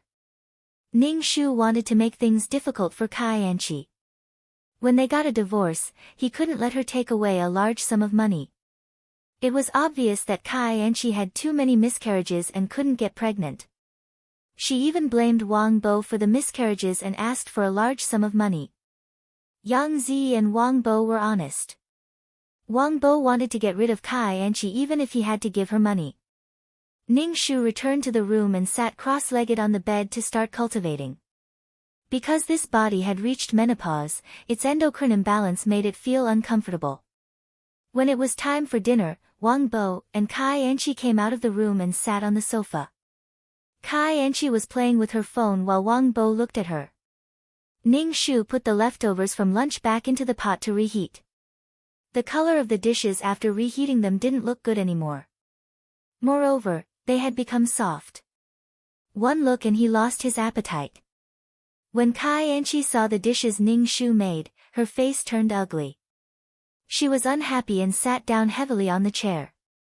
Wang Bo naturally saw that Kai Anchi was unhappy, but on one side was his mother, the mother he had depended on for more than 20 years, and on the other side was the woman he liked, his wife. Wang Bo was an honest man. He didn't know how to get out of this situation. When Kai Anchi saw Wang Bo's behavior, she was so angry that she wanted to die. This block of wood. Back then, she had thought that he was honest, but now, he wasn't honest at all. He was stupid. Ning Shu smiled and said, "Let's eat. There are still a lot of dishes left from lunch. I'll heat them up and eat." Kai Anchi picked up her chopsticks and looked at the dishes. She didn't know how to eat. She couldn't help but say, "Granny, these leftovers are not healthy at all. It's not good for your health to eat them." Ning Shu looked at Kai Anchi and said, "Are we going to throw away all these vegetables? These were all bought with money. It's not easy for Wang Bo to earn money. He should be more frugal." Kai Anchi curled her lips and retorted, "Earning money is for a better life. Then what's the point of earning money? Granny, you're too thrifty. If you eat these unhealthy dishes and get sick, all the money will be gone. It's not worth it. Don't you think so?" Kai Anchi used her foot to touch Wang Bo's leg under the table. Wang Bo could only say, "Mom, what Anchi said makes sense." Ning Shu glanced at Wang Bo and said, "Since you can't eat, why did you order so many dishes? Let's eat. If we can't finish it tonight, we'll continue tomorrow morning until we finish." Kai Anchi was so angry that she put down her chopsticks and went back to the bedroom. She slammed the bedroom door. Wang Bo quickly stood up.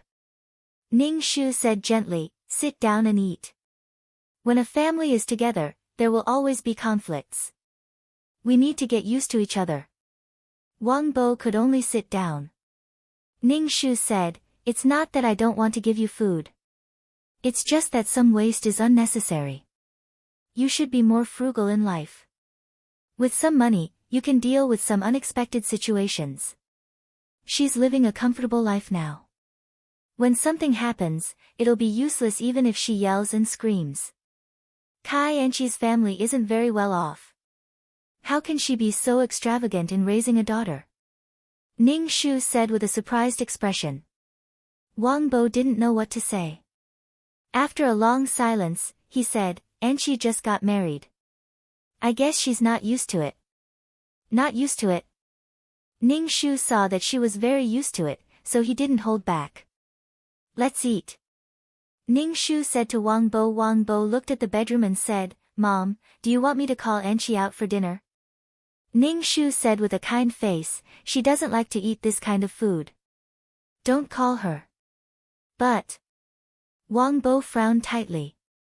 He didn't dare to refute Ning Shu. He could only eat. But he ate very quickly. After a few mouthfuls of rice, he pushed the bowl and chopsticks away and went to the bedroom to see Kai Anchi.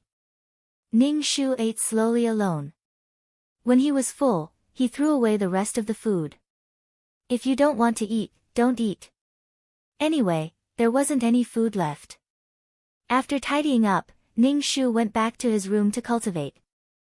Kai Anchi, who had slept until midnight, was very hungry. Plus, there was a fairy fight earlier. She was really hungry. Kai Anchi pushed Wang Bo beside her. Wang Bo asked with a nasal voice, "What's wrong?" "I'm hungry. Go get me something to eat." Kai Anchi kicked Wang Bo's leg. It was really midnight. Wang Bo had to go to work tomorrow. Seeing Kai Anchi like this, Wang Bo could only sigh silently and get up. Kai Anchi smiled and got up from the bed. She sat at the table and waited for dinner. Wang Bo went to the kitchen and opened the fridge. There was no ready-made food in it. Wang Bo could only knock on Ning Shu's door. Ning Shu was cultivating when she heard the knock. She opened the door and saw Wang Bo. She then glanced at Kai Anchi, who was sitting on a chair waiting to be fed. She asked, "What's wrong?" "Mom, didn't you have a lot of leftovers before?" Wang Bo asked Ning Shu. "And she is hungry. I want to make her some fried rice." Ning Shu frowned and said, "Didn't Anchi say that leftovers were unhealthy? I threw them all away. There's no rice now." "Didn't he not eat leftovers?" "I did." Wang Bo looked at Kai Anchi helplessly. Kai Anchi almost couldn't help but roll her eyes. She felt that this mother-in-law was really annoying. Knowing that she didn't eat, she threw away the leftovers and used her words to block her. Kai Anchi was flustered, but she had no reason to refute her. Ning Shu rubbed his forehead and said, "You can cook noodles. My body isn't very good. You can open the fire." Ning Shu closed the door and went to sleep. Outside the door, Wang Bo and Kai Anchi looked at each other. Kai Anchi suppressed the anger in her heart and said coquettishly, "Wang Bo, I'm hungry." Wang Bo could only open the fire to cook noodles for Kai Anchi. He hurriedly made a bowl of noodles. The taste wasn't very good. The noodles were almost paste. Although Wang Bo was a child of a single-parent family, Yang Zi rarely let Wang Bo do housework. Yang Zi tried her best to take care of her son. Chapter 697. Yang Zi had a lot of opinions about this daughter-in-law. She raised her son with great difficulty, but the moment he married a daughter-in-law, he was ordered around by her. Yang Zi could tolerate it. After all, her son was in his 30s, and it wasn't easy for him to marry a daughter-in-law. If Kai Anchi wasn't willing to do anything, Yang Zi would do it. But what Yang Zi couldn't stand the most was Kai Anchi's heartlessness. She felt that her heart had been eaten by a dog. Kai Anchi was an egoist. She only cared about herself and never cared about others. Kai Anchi ate the noodles made by Wang Bo. It tasted terrible, and she was furious. Back then, she chose Wang Bo because she saw that Yang Zi and her son were kind. "Anchi, my mother is old. You have to bear with her." Wang Bo looked at Kai Anchi's unhappy face and explained, "It wasn't easy for my mother to raise me all these years. If she did anything wrong, I'll apologize to you first." Kai Anchi felt even worse when she heard Wang Bo saying, "my mother." In the past, she felt that Wang Bo was honest and dull. But now, she felt that he was a mother's boy. He listened to his mother in everything and had no opinions or confidence. He was indeed a child from a single-parent family. Kai Anchi pushed the bowl and chopsticks away and said angrily, "I'm not eating anymore." When Kai Anchi stood up, the chair made an ear-piercing sound. In the silent night, it was very ear-piercing. Kai Anchi entered the bedroom and said to Wang Bo, "You'll sleep on the sofa today." Wang Bo frowned and reached out to block Kai Anchi from closing the door. He said in a low voice, "Anchi, don't be like this. We just got married. Mom will be worried." Kai Anchi was even angrier when she heard this. "Are you going to live with me or your mother?" Kai Anchi slammed the door shut with a loud bang. Even Ning Shu, who was next door, felt the wall shake twice. Ning Shu's mouth twitched. Kai Anchi's temper couldn't be described as violent. It could only be said that she had Yang Zi and her son under control. She could be angry whenever she wanted to, and she didn't have any scruples. It was as if a toad had eaten a swan's meat. Marrying you was a stroke of luck. If I hadn't married you, would you have been able to find a wife? This was the difference between liking someone and not liking someone. If Kai Anchi really liked Wang Bo, she definitely wouldn't have done this. She didn't care about Wang Bo's feelings. Today's conflict was actually all because of Ning Shu. If it was the original owner, Yang Zi, if Kai Anchi was hungry and wanted to eat, she would definitely cook for Kai Anchi. However, Ning Shu didn't care about her at all. That was why Kai Anchi was so angry. She felt that she should be spoiled. Moreover, Wang Bo's food was so disgusting. Wang Bo stood at the door in loneliness. In the end, he could only lie down on the sofa in the living room. Ning Shu walked out of the room and saw her lying on the small sofa with a pillow on her head. She looked pitiful. Ning Shu's heart was filled with a feeling of heartache. This was the feeling of the original owner. What's the matter? Ning Shu asked Wang Bo. Wang Bo sat up from the sofa. When he saw Ning Shu, he quickly said, nothing. Ning Shu said, couples will always quarrel. Understand each other and slowly get used to each other. Mom, I'm fine. Go to sleep. Wang Bo said with a gloomy face. Wang Bo's heart was not very comfortable. They just got married and he was kicked out of the bedroom. Moreover, it was inexplicable. He was simply making trouble for no reason. Ning Shu said, you also go to sleep early. You have to go to work tomorrow. Ning Shu turned and went back to the room. The next morning, Ning Shu got up to prepare breakfast for Wang Bo. Wang Bo slept on the sofa for the whole night. His whole body was uncomfortable. He didn't sleep well and his face was a bit ugly. The bedroom door didn't open for the whole night. Wang Bo went to the bedroom door and knocked hard. After knocking for a while, Kai Enchi didn't open the door. Wang Bo's face became more and more ugly. He kept knocking. What are you knocking for? It's so early in the morning. Kai Enchi opened the door and said angrily. Kai Enchi's hair was fluffy. She was wearing pajamas with suspenders on her arms. A large part of her chest was exposed. Facing Kai Enchi, Wang Bo subconsciously gave in. He didn't ask why she didn't open the door for so long. He said, I'm going to change clothes and go to work. Wang Bo walked into the bedroom and saw that the floor was littered with snack bags, cola bottles, and bits of powder, making the room look dirty and messy. Wang Bo took a shower and changed clothes. He looked at Kai Enchi lying on the bed and said, it's time for breakfast. Kai Enchi had been hungry for the whole night. Snacks couldn't fill her stomach. When she heard that it was time for breakfast, she didn't insist. She went out of the bedroom and sat at the table.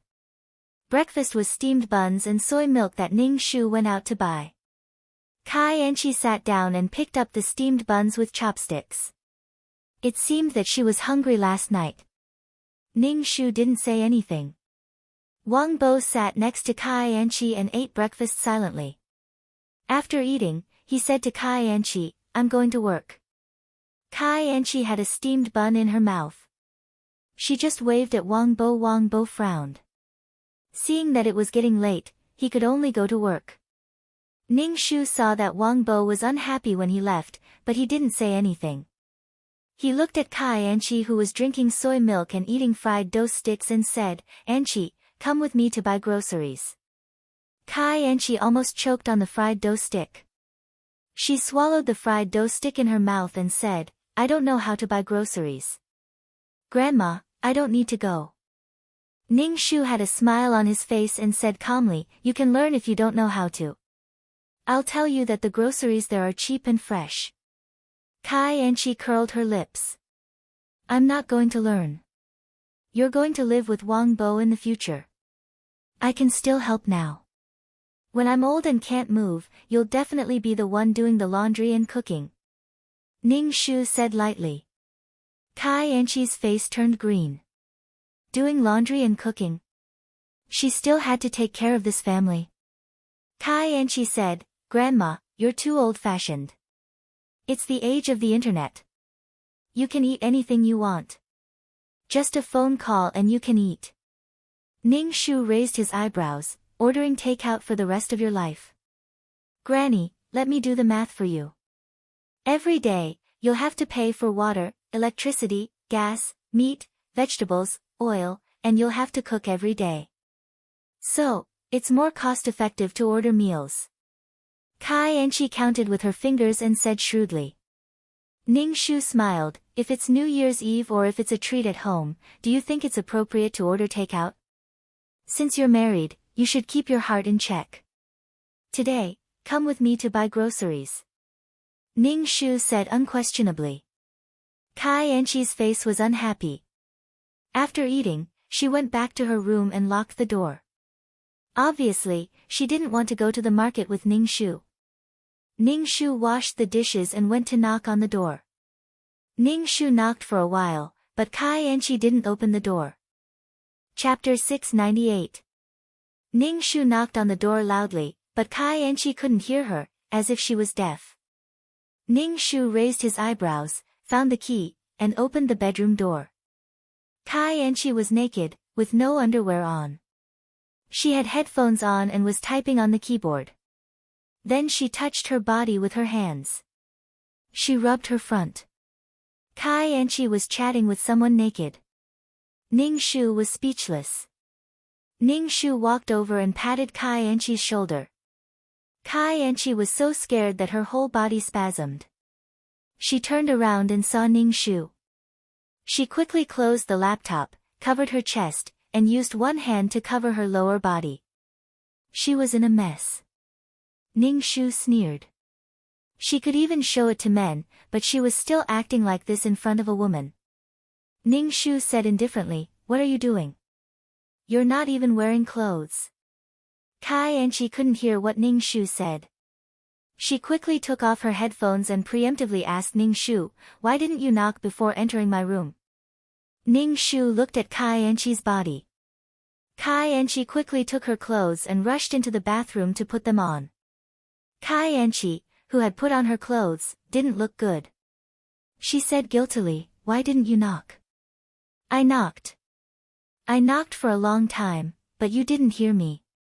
Ning Shu asked, "Why aren't you wearing clothes?" I was chatting with my best friend." Kai Enchi lied. "It's a kind of game between sisters." Mother-in-law, you wouldn't understand." Ning Shu, "Ha ha ha ha, just talk. Take off your clothes and chat. Do you think others are stupid?" Ning Shu just looked at Kai Enchi. Kai Enchi was a little uneasy under her gaze. She said, "Mother-in-law." "Mom, why are you looking for me?" Ning Shu said, "Come with me to buy groceries." Kai Enchi was caught doing something bad. She felt very guilty and could only agree to go to the market with Ning Shu to buy groceries. Ning Shu asked Kai Enchi to take the basket, and the mother-in-law and daughter-in-law went out to buy vegetables. Kai Enchi was worried that her mother-in-law would tell Wang Bo about this. Ning Shu asked, "Mother-in-law," Kai Enchi didn't know what to say. She couldn't just ask this old woman if she knew what she was doing just now. Looking at Kai Enchi's constipated expression, Ning Shu sneered in his heart and asked, "What's the matter?" Kai Enchi quickly shook her head. "I'm fine." It was the dog days of summer. Even in the morning, it was still very hot. Kai Enchi was sweating profusely from the sun. Moreover, she walked to the market under the sun. It was simply terrible. Kai Enchi was furious. She wanted to smash the basket on Ning Shu's head, but she didn't dare. She could only follow Ning Shu obediently. When Kai Enchi saw how relaxed Ning Shu was walking, she felt as if a cat was scratching her heart. It was not easy to get to the market. Kai Enchi's clothes were almost wet with sweat. In this kind of weather, she should stay at home and enjoy the air conditioner. Every time Ning Shu passed by a vegetable stall, she would pick and choose. Kai Enchi was very impatient beside her. Ning Shu said, "The vegetables here are very fresh, and I know the boss. I'm talking to you. Do you hear me?" Ning Shu said to Kai Enchi. Kai Enchi was so hot that she kept fanning herself with her hands. When she heard Ning Shu's words, she nodded casually. "I'll remember." After choosing half of a winter melon and putting it in the basket, Kai Enchi exclaimed and carried the heavy basket with both hands. Ning Shu continued to stroll in the market. Kai Enchi carried the heavy basket and followed Ning Shu. Her face was pale with exhaustion. Ning Shu took a long time to pick the vegetables. Kai Enchi carried the basket. Her palms were red and she was very angry. She really wanted to throw the basket on the ground. Ning Shu chose an old hen. The live old hen was put in a bag. Ning Shu stuffed it into Kai Enchi's hands. Kai Enchi smelled the stench and felt uncomfortable all over. Ning Shu bought some vegetables one after another. The heavy ones were given to Kai Enchi. He carried the light ones himself. Kai Enchi's face became paler. She was hot and sad. She was carrying so many things in her hands. After strolling in the market for almost an hour, Kai Enchi stumbled with the things in her hands. Coming out of the market, she had to walk back to the community. Kai Enchi wanted to die. She cursed Ning Shu, who was walking in front of her, in her heart. She was a fucking evil mother-in-law. She said that she was honest, but she was obviously bad. Ning Shu naturally saw Kai Enchi's pale and resentful face. He did not say anything. She wouldn't be like the original owner, treating her with respect. They met an acquaintance in the community garden. Ning Shu introduced her to Kai Enchi. This is Auntie Li from the 5th floor. Auntie Li, Kai Enchi shouted. Auntie Li looked Kai Enchi up and down. She smiled and said, "Your wife is very beautiful. She's shopping with you." Ning Shu had a peaceful smile on his face. She's a good girl. She went grocery shopping with me in the morning. She said that I'm old and even helped me carry things. Kai Enchi roared in her heart. Who wants to go grocery shopping with you? Who wants to help you carry things? Oh, you also bought an old hen. Auntie Li said. Ning Shu nodded. I bought a chicken to nourish the child's body. After nourishing the body, she will be pregnant. Auntie Li looked at Kai Enchi. She's a bit thin. She needs more nourishment. Nourishment your head. It was not easy for her to maintain such a perfect figure. She was not a sow, she could not give birth to children whenever she wanted. Kai Enchi was very annoyed. She listened to these two old women mumbling non-stop. The weather was hot and she was sweating. She had so many things in her hands that it hurt. Your mother-in-law is a good person. You are lucky to have such a generous mother-in-law. Auntie Li said to Kai Enchi. Kai Enchi's mouth twitched. What good person? Ha, Kai Enchi said to Ning Shu, Mom, I'll send the things up first. Ning Shu nodded and said to Auntie Li, let's play mahjong together later. I'll leave first. Because they lived on a higher floor, they often met acquaintances when climbing the stairs. Ning Shu would introduce his daughter-in-law to these people. They would talk for a long time once they started talking. Kai Enchi could only watch these people talk. She was so tired that her heart was about to break down. Kai Enchi's mouth was dry and sweat rolled down her body. She felt like she was going to get a heat stroke. In the blink of an eye, it was almost 11 o'clock when she got home. Once she got home, Kai Enchi quickly put down the things in her hands. She raised her hands and saw that her palms were red from the pressure. Kai Enchi gulped down 2 cups of water and prepared to take a bath and lie down. She had never been so tired. Ning Shu stopped Kai Enchi and said, Come and kill the chicken with me. Help me pluck the feathers. Kai Enchi looked at Ning Shu in disbelief. She did not want to do this kind of thing. She said angrily, I don't know how to. Chapter 699. Kai Enchi never thought that Ning Shu would ask her to kill a chicken and pluck its feathers. She was a fashionable and beautiful person. Why would she do such a thing? Kai Enchi quickly shook her head. I won't. I really won't. She felt horrified just thinking about it. You can learn if you don't know. You'll slowly learn, Ning Shu said lightly. I'm going to boil some water.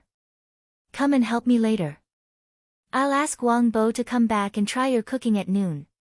Grandma, I really won't do such a thing, Kai Enchi said helplessly, but she was cursing Ning Shu in her heart. Why would she do such a thing? Kai Enchi regretted choosing this family. They looked honest, but in fact, they were thinking of ways to torture people. Kai Enchi rolled her eyes and said, I'm suffering from a heat stroke. Ning Shu looked at Kai Enchi and said, there's medicine for relieving heat. Essential balm mixed with Huaxiang Zhengqi water. Ning Shu said as she took out the Huaxiang Vital Energy Water and Essential Balm Oil. She cut open the bottle of Huaxiang Vital Energy Water and handed it to Kai Anchi. Drink a small bottle of Huaxiang Vital Energy Water first and apply some essential balm oil on it. Kai Anchi looked at the Huaxiang Jingqi water in Ning Shu's hand. Just looking at the color was unbearable. She quickly waved her hand and said, "I'll be fine after lying down. I don't want to drink this." Ning Shu's face changed. He stuffed the Huaxiang Jingqi water into Kai Anchi's hand and said, "Drink it. You're my daughter-in-law. Wang Bo will feel sorry for you if you're sick." "Grandma, I don't want to drink it." Kai Anchi wanted to throw it away. "Didn't you suffer from a heat stroke? Drink it." Ning Shu held Kai Anchi's hand and poured the Huaxiang Jingqi water into her mouth. Kai Anchi was forced to drink 2 mouthfuls. Suddenly, an indescribable taste rushed into her mouth.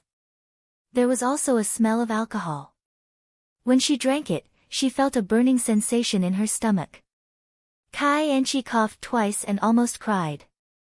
Ning Shu took the essential balm and said, "Apply some on your temples."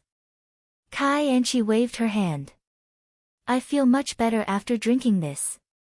I don't need to apply it." "That's good."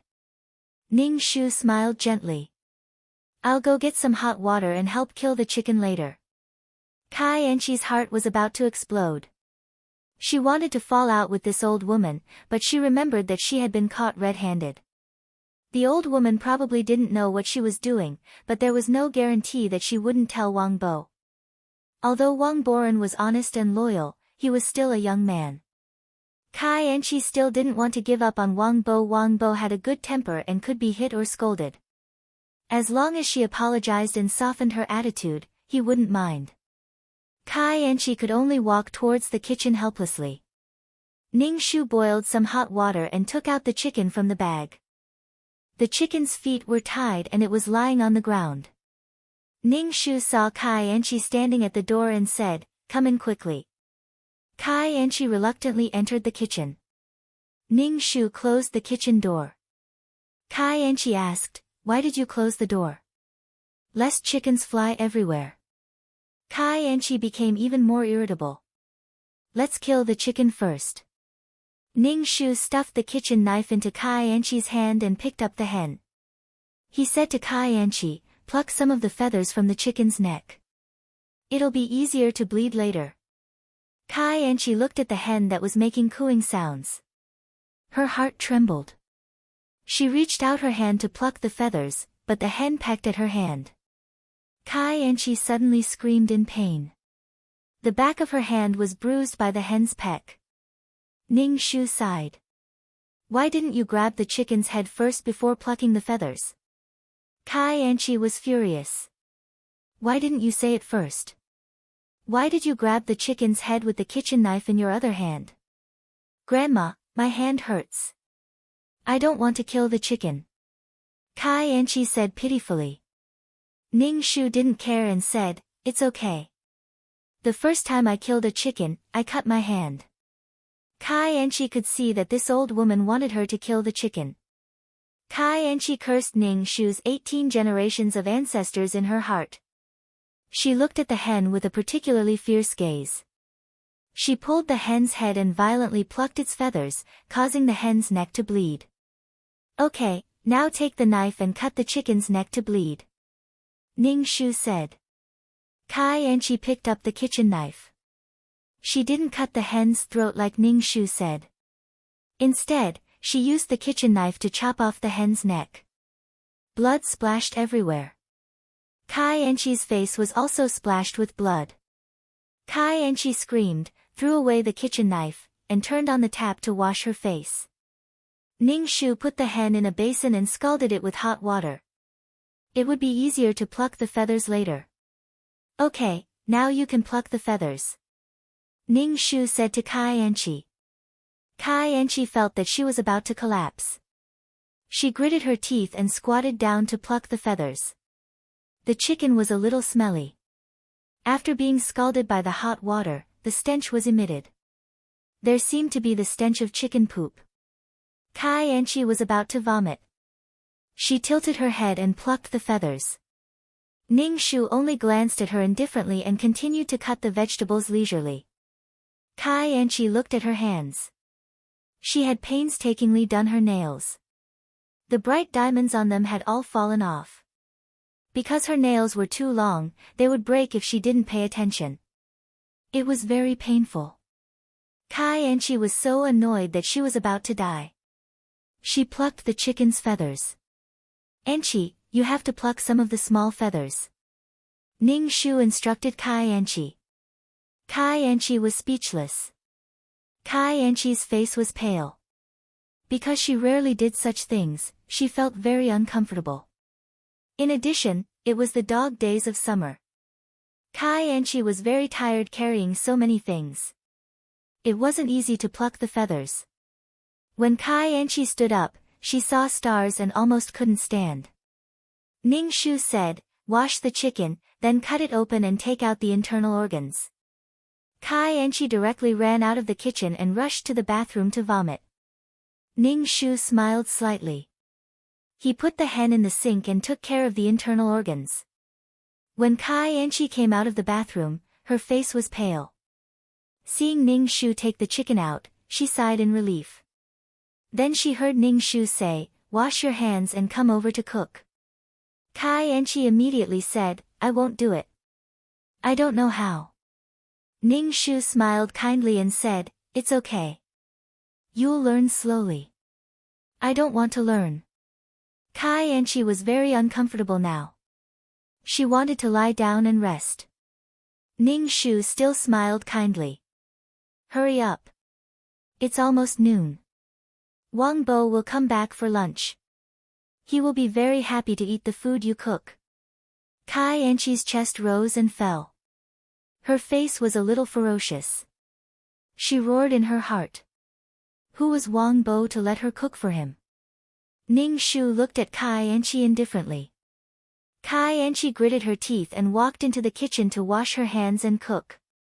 Ning Shu ordered her, "Pour the oil. Turn down the heat. The oil is smoking.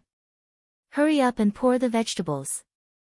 Kai Anchi hurriedly threw the vegetables into the pot. As a result, the oil spilled out and splashed Kai Anchi's body. It was summer and she didn't wear much. It hurt when the oil splashed on her body. Some even splashed on her face. Kai Anchi was so scared that she directly threw the spatula into the pot and ran out of the kitchen. Chapter 700. Ning Shu asked Kai Anchi to cook. When Kai Anchi was splashed with oil, she immediately rushed to the bathroom and washed herself with cold water. She was afraid that there would be ugly scars on her body. Ning Shu saw that Kai Anchi ran away without a care. He took the spatula and cooked. He put in some simple seasoning and turned off the fire. "Let me see if you're scalded." Ning Shu went into the bathroom and asked Kai Anchi. Kai Anchi's face was very ugly. Her white and tender skin was going to have a scar. "If you're fine, continue cooking," Ning Shu said. Kai Anchi was angry. "I said I don't know how to cook. Why do you insist that I do it? If you don't have money to order, I'll pay for it myself." Ning Shu had a wide smile on his face and looked very kind. "Anchi, this is not a matter of money. Wang Bo has to work to support the family. You don't have to work, so you should take care of the family."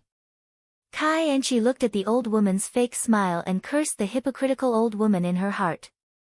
Kai Anchi's face was very ugly. Should I be a haggard woman who does the housework? Why? Responsibility. Since you're married to Wang Bo, you have a responsibility to the family. Ning Shu said, "Husband and wife have different responsibilities. It's your job to take care of the family. Of course, you can go out and find a job. I'll take care of the family." Kai Anchi sneered and said with malice, "You make it sound so nice. You've done your duty to the family, but in the end, you've become a haggard woman who was dumped by your husband." Ning Shu's heart twitched and anger emerged in his heart. Ning Shu's face turned cold and said coldly, "Do you think my son can't be without you, so you're so unscrupulous? Kai Enchi saw that Ning Shu was angry, but she was not afraid. The most annoying thing was that she looked like a good person. She said proudly, you can also ask Wang Bo to divorce me. I don't care. Ning Shu just looked at Kai Enchi silently and asked, you don't want to do the housework? Kai Enchi raised her chin and said, I don't want to be a haggard woman who only knows how to do housework all day. Ning Shu nodded and said, that means we'll be ordering in the future. Yes, just order. Kai Enchi said with disdain. If you don't want to pay, then I will. Alright, let's order then.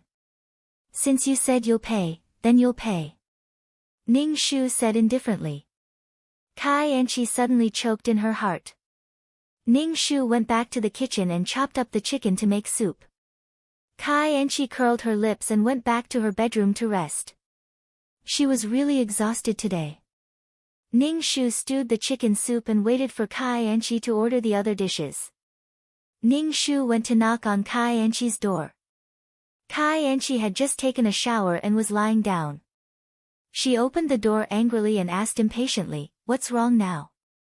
Wang Bo will be back for lunch soon. Let's order the food, Ning Shu said. Kai Enchi curled her lips and took out her phone to order the food. She ordered quite a lot of dishes. Ning Shu didn't say anything. After all, she wasn't the one who was paying. Kai Enchi raised her phone and said proudly, you see, a matter that can be solved with a phone call. Why is it so troublesome? Ning Shu smiled slightly. He hoped that when he gave the money later, his heart wouldn't bleed. Not long after, the food delivery man came. Ning Shu said to Kai Enchi, pay up. Kai Enchi's face suddenly turned ugly. She stood still and the food delivery man stood at the door waiting to collect the money. Ning Shu said with a smile, I'll pay. You come with me tomorrow to buy groceries and cook. This way, it's fresh and cost-effective. Kai Enchi stomped her feet and snorted. She went back to her bedroom and took out her wallet. She took out a few red notes from her wallet and gave them to the food delivery man. Ning Shu saw that Kai Enchi's wallet was a famous brand. A wallet cost thousands. She was really rich. Kai Enchi, who gave the money, didn't look good. She deliberately made some noise when she walked. Ning Shu acted as if he didn't hear anything. He called Wang Bo and asked him to come back for dinner. When Wang Bo came back from work, he saw a table full of delicious food. Ning Shu asked, did you order the food? Ning Shu nodded, Enchi doesn't want to cook. She said that she will order food in the future. Wang Bo frowned and said, how much is this? Wang Bo was a working man. The pressure of supporting the family was on him. The food on the table was a few hundred yuan. His daily salary was a few hundred yuan. Kai Enchi heard Wang Bo's words when she came out of the bedroom. Her face darkened. She pulled out a chair and sat down. I'm the one paying, not you. Kai Enchi's face was cold. Her words were very rude. It was very embarrassing. Wang Bo couldn't help but look at his mother. Ning Shu acted as if he didn't hear anything and was pouring soup. Wang Bo felt very embarrassed. He didn't know how to refute Kai Enchi. His nose trembled as he took a deep breath and said, Enchi, thank you. When Ning Shu heard this, he really wanted to pour a bowl of chicken soup on Wang Bo's face. Thank you. Kai Enchi snorted and picked up the bowl to eat. Wang Bo could only eat. Wang Bo ate very quickly. Ning Shu put the chicken soup in front of Wang Bo and said, drink it. Enchi killed this chicken soup. She stewed it for you. Wang Bo's face immediately showed a smile. He said to Kai Enchi, thank you. Kai Enchi nodded. Wang Bo drank a bowl of chicken soup and went to work after dinner. After dinner, Kai Enchi pushed the bowl away and went back to her bedroom, locking the door from the inside. Ning Shu saw that there was a lot of food left on the table. He poured it out and cleaned it up. He went into the room to practice his ultimate martial arts. For half a day, Kai Enchi and Ning Shu didn't talk much. They both locked themselves in the room. In the evening, Wang Bo was about to get off work. Ning Shu knocked on Kai Enchi's door and said, "It's night time. It's time to order." "Order again? Didn't we just order at noon?" Kai Enchi raised her voice. Ning Shu smiled kindly and said, "You said leftovers were unhealthy, so I threw them all away." "You threw away so many dishes." Kai Enchi was very angry. "I didn't use your money. Why are you so wasteful?" "Ha ha ha, you didn't feel bad when you used other people's money. You only know the pain when you poke your own body." Ning Shu's expression didn't change. "You were the one who ordered. You said leftovers were bad for the body, so I threw them away." "You." Kai Enchi was so angry that her chest heaved up and down. She cursed in her heart. This old woman. To hell with being honest. She was obviously an evil mother-in-law. Ning Shu's expression didn't change. He said, "It's night time. It's time to order." Kai Enchi grabbed Ning Shu's arm and said coquettishly, "Mother-in-law, your cooking is delicious. I like eating your cooking the most. Moreover, the food at home is clean and hygienic." Ning Shu had a kind smile on his face. He gently patted Kai Enchi's hand that was hanging on his arm and said, "You are also a woman. You should know that at my age, menopause makes my body uncomfortable. Cooking is too difficult." Chapter 701. Kai Enchi wanted to ask Ning Shu to cook, but he mentioned menopause, which made Kai Enchi furious. He really thought of himself as an old lady enjoying life. Kai Enchi had no choice but to order. But this time, she ordered less than at noon. There were only 3 dishes and 1 soup. Unlike at noon, half of the table was spread out. The person who delivered the food came. Kai Enchi took out the money from her wallet with a dark face. The more Kai Enchi thought about it, the angrier she became. She was married and had to wear clothes and eat. Why did she have to support this big family? The more Kai Enchi thought about it, the angrier she became. Seeing Ning Shu setting the table, Ning Shu said, "Since your mother-in-law is not feeling well and can't take care of the house, then Wang Bo's salary should be given to me."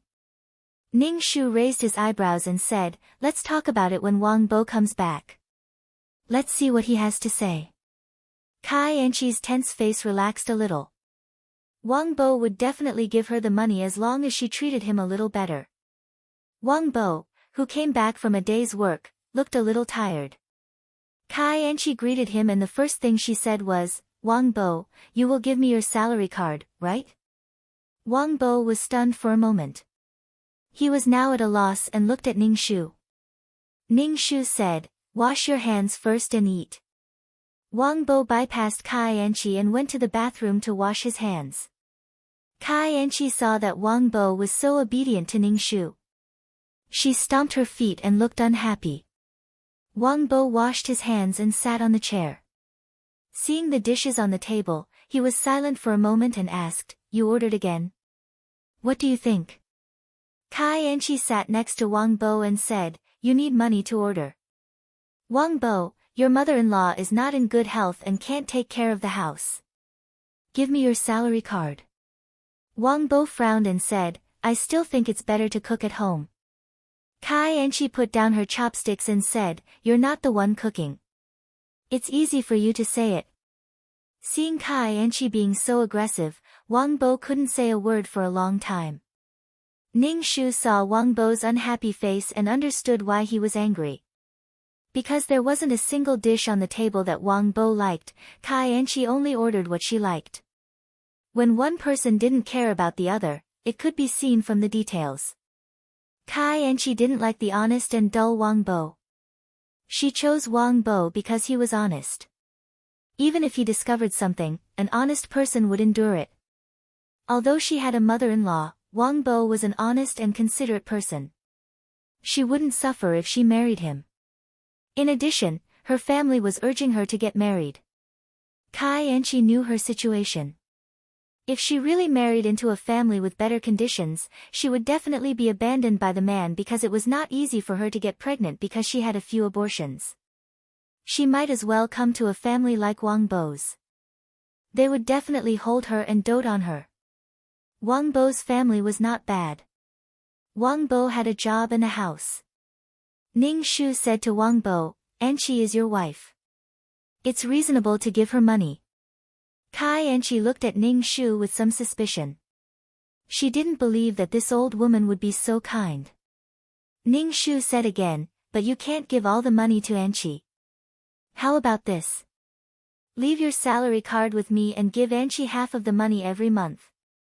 Half of the money was 4,000 to 5,000 yuan. "I'll save the other half for you first. With some money left, you won't be at a loss when you encounter problems in the future," Ning Shu said. "You have to have a child. It will definitely cost a lot. I'll save it." Kai Anqi was suddenly dissatisfied.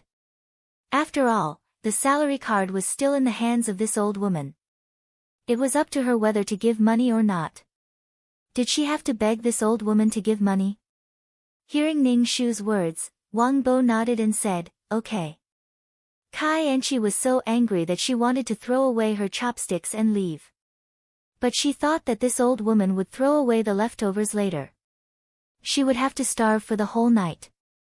This was the meal she ordered with money. Why shouldn't she eat it? Kai Anqi looked at Wang Bo's honest appearance and was so angry in her heart. Damn, at least a man who indulged in debauchery understood women and knew what they needed. Kai Anqi had met a lot of men before. If she needed something, the men would give it to her before she could say it. They served her well and racked their brains to make her happy. Although they broke up in the end, at least they had a comfortable life. Kai Anqi liked the feeling of being pursued. Kai Anqi also met a man she liked. She was naturally gentle in front of the person she liked. Although she was abandoned in the end, she was willing.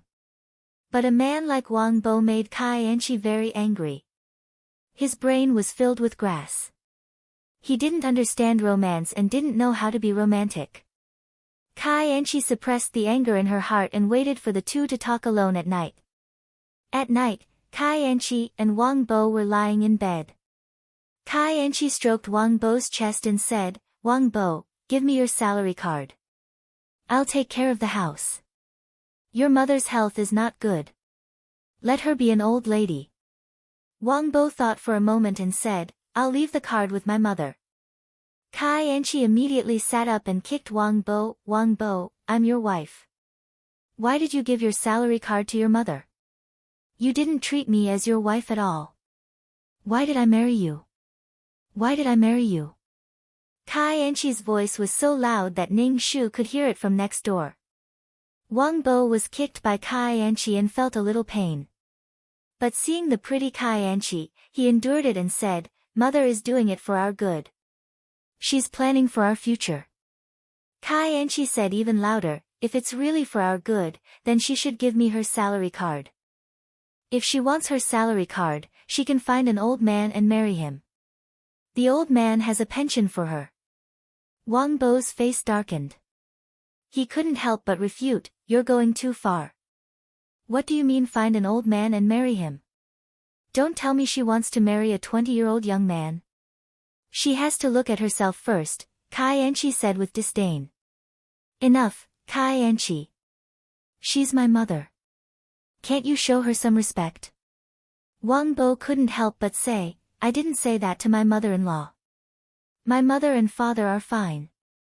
She was thrown away by a man like trash." Kai Anqi saw Wang Bo protecting his mother and became even angrier. Fuck, this was the man she chose. She thought he would love his wife, but he turned out to be a mother's boy. Wang Bo was so angry that he gave Kai Anqi a backhand slap. The sound of the slap stunned both of them. Kai Anqi was stunned. She covered her face with her hands, her face full of disbelief. Wang Bo regretted it immediately. He never wanted to hit Kai Anqi. At that time, blood rushed to his head and he hit her in a daze. Wang Bo carefully called out to Kai Anqi, "Anqi. Kai Anchi covered her face and shouted hatefully, "Who do you think you are? How dare you hit me? What right do you have to hit me?" Chapter 702. Kai Anchi looked down on Wang Bo in her heart. She thought that marrying Wang Bo was marrying beneath her status. Wang Bo should love her, protect her, and listen to her. Now that Wang Bo hit Kai Anchi felt offended. She was so angry that she wanted to scratch Wang Bo. What the hell? To put it bluntly, Kai Anchi felt that she deserved a better man. A man who was rich, powerful, handsome, and romantic. She married a man who had nothing. He even hit her. Seeing Kai Anchi like this, Wang Bo was very angry with himself, but he also felt sorry for Kai Anchi. He kept apologizing, "Anchi, I didn't do it on purpose. Don't cry." Kai Anchi immediately said, "Then give me your salary card." He couldn't just let it go after hitting her. Wang Bo suddenly frowned and didn't know what to do for a long time. Kai Anchi saw him like this and felt even more annoyed. She directly pushed Wang Bo out of the bedroom. "You sleep in the living room tonight." Then, he slammed the door shut with a bang. Wang Bo stood outside the closed door and fidgeted with his hair. He wanted to knock on the door, but when he thought about how he just hit Kai Anchi, he felt guilty. Wang Bo could only sleep on the sofa in the living room. Ning Shu took out a mat and pillow and laid it out. He said to Wang Bo, "Don't sleep on the sofa. It's not comfortable." "Mom." Wang Bo saw Ning Shu and a guilty expression appeared on his face. Ning Shu smiled and said, "Couples live their lives together. They promote each other, support each other, complement each other's strengths and weaknesses, and accompany each other for life. If one of them has a different thought, the marriage won't last long. When your father fell in love with someone else, so what if we forced ourselves to be together? When I saw your father thinking about another woman, I felt sad. I simply ended the marriage and didn't feel sad." Ning Shu looked at Wang Bo, "I don't have any wishes.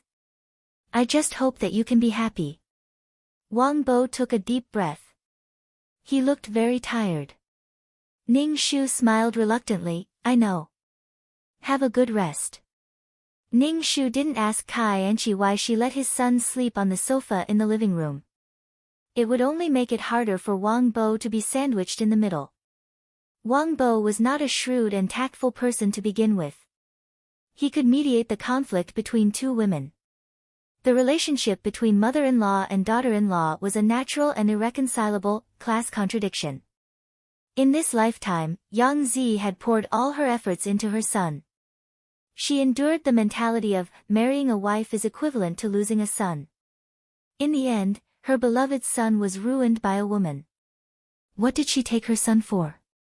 A woman with no self-respect, and self-respect was superior to her son. The next morning, Ning Shu made breakfast for Wang Bo. Wang Bo glanced at the closed door and knocked. Kai Anchi was still angry. When she opened the door, she was still angry. Wang Bo was in a bad mood. He wanted to apologize, but he was afraid that she would not listen to him. Wang Bo changed his clothes and went to work. Kai Anchi was furious when she saw Wang Bo leave just like that. What kind of person is he? Ning Shu saw a red mark on Kai Anchi's face. It was obvious that Wang Bo had hit her last night. Kai Anchi sensed Ning Shu's gaze. She rolled her eyes and slammed the door. Ning Shu ignored her. If she didn't want to eat, then forget it. After a while, Kai Anchi was dressed neatly and even put on makeup. Her hair was slightly curly like seaweed. She smelled good and carried a branded bag in her hand. Kai Anchi was very beautiful when she dressed up. Kai Anchi felt that she should play more while she was young. Only then would she live up to her beauty and youth. Ning Shu raised his eyebrows and asked, "Where are you going so early in the morning?" "I'm going home."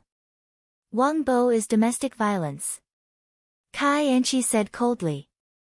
Ning Shu curled his lips and said, "That's true. It's best if everyone can calm down. When are you coming back?" Kai Anchi looked at the smile on Ning Shu's face and was confused. Could it be that she was looking forward to her leaving? Kai and she suddenly didn't want to leave. Was it because this old woman didn't want to give her money? Kai and she made a fuss last night. Seeing that Wang Bo didn't compromise and give her a salary card, Kai and she knew that she had to take things slowly. Now that she saw that this old woman didn't care at all about her returning home, Kai and she was unhappy. Ning Shu looked at Kai and she standing there. Her eyes were constantly moving and her false eyelashes were blinking. He said, "Do you want to eat breakfast and leave?" Kai and she saw that Ning Shu was urging her to leave. She became more and more suspicious. She sat on the chair and ate breakfast. She said, "It's so hot. I don't want to go back. Give me half of Wang Bo's salary." Kai and she asked Ning Shu for money. Ning Shu nodded. "Come with me later." Kai and she's expression relaxed. After breakfast, Kai and she went to the balcony to make a phone call.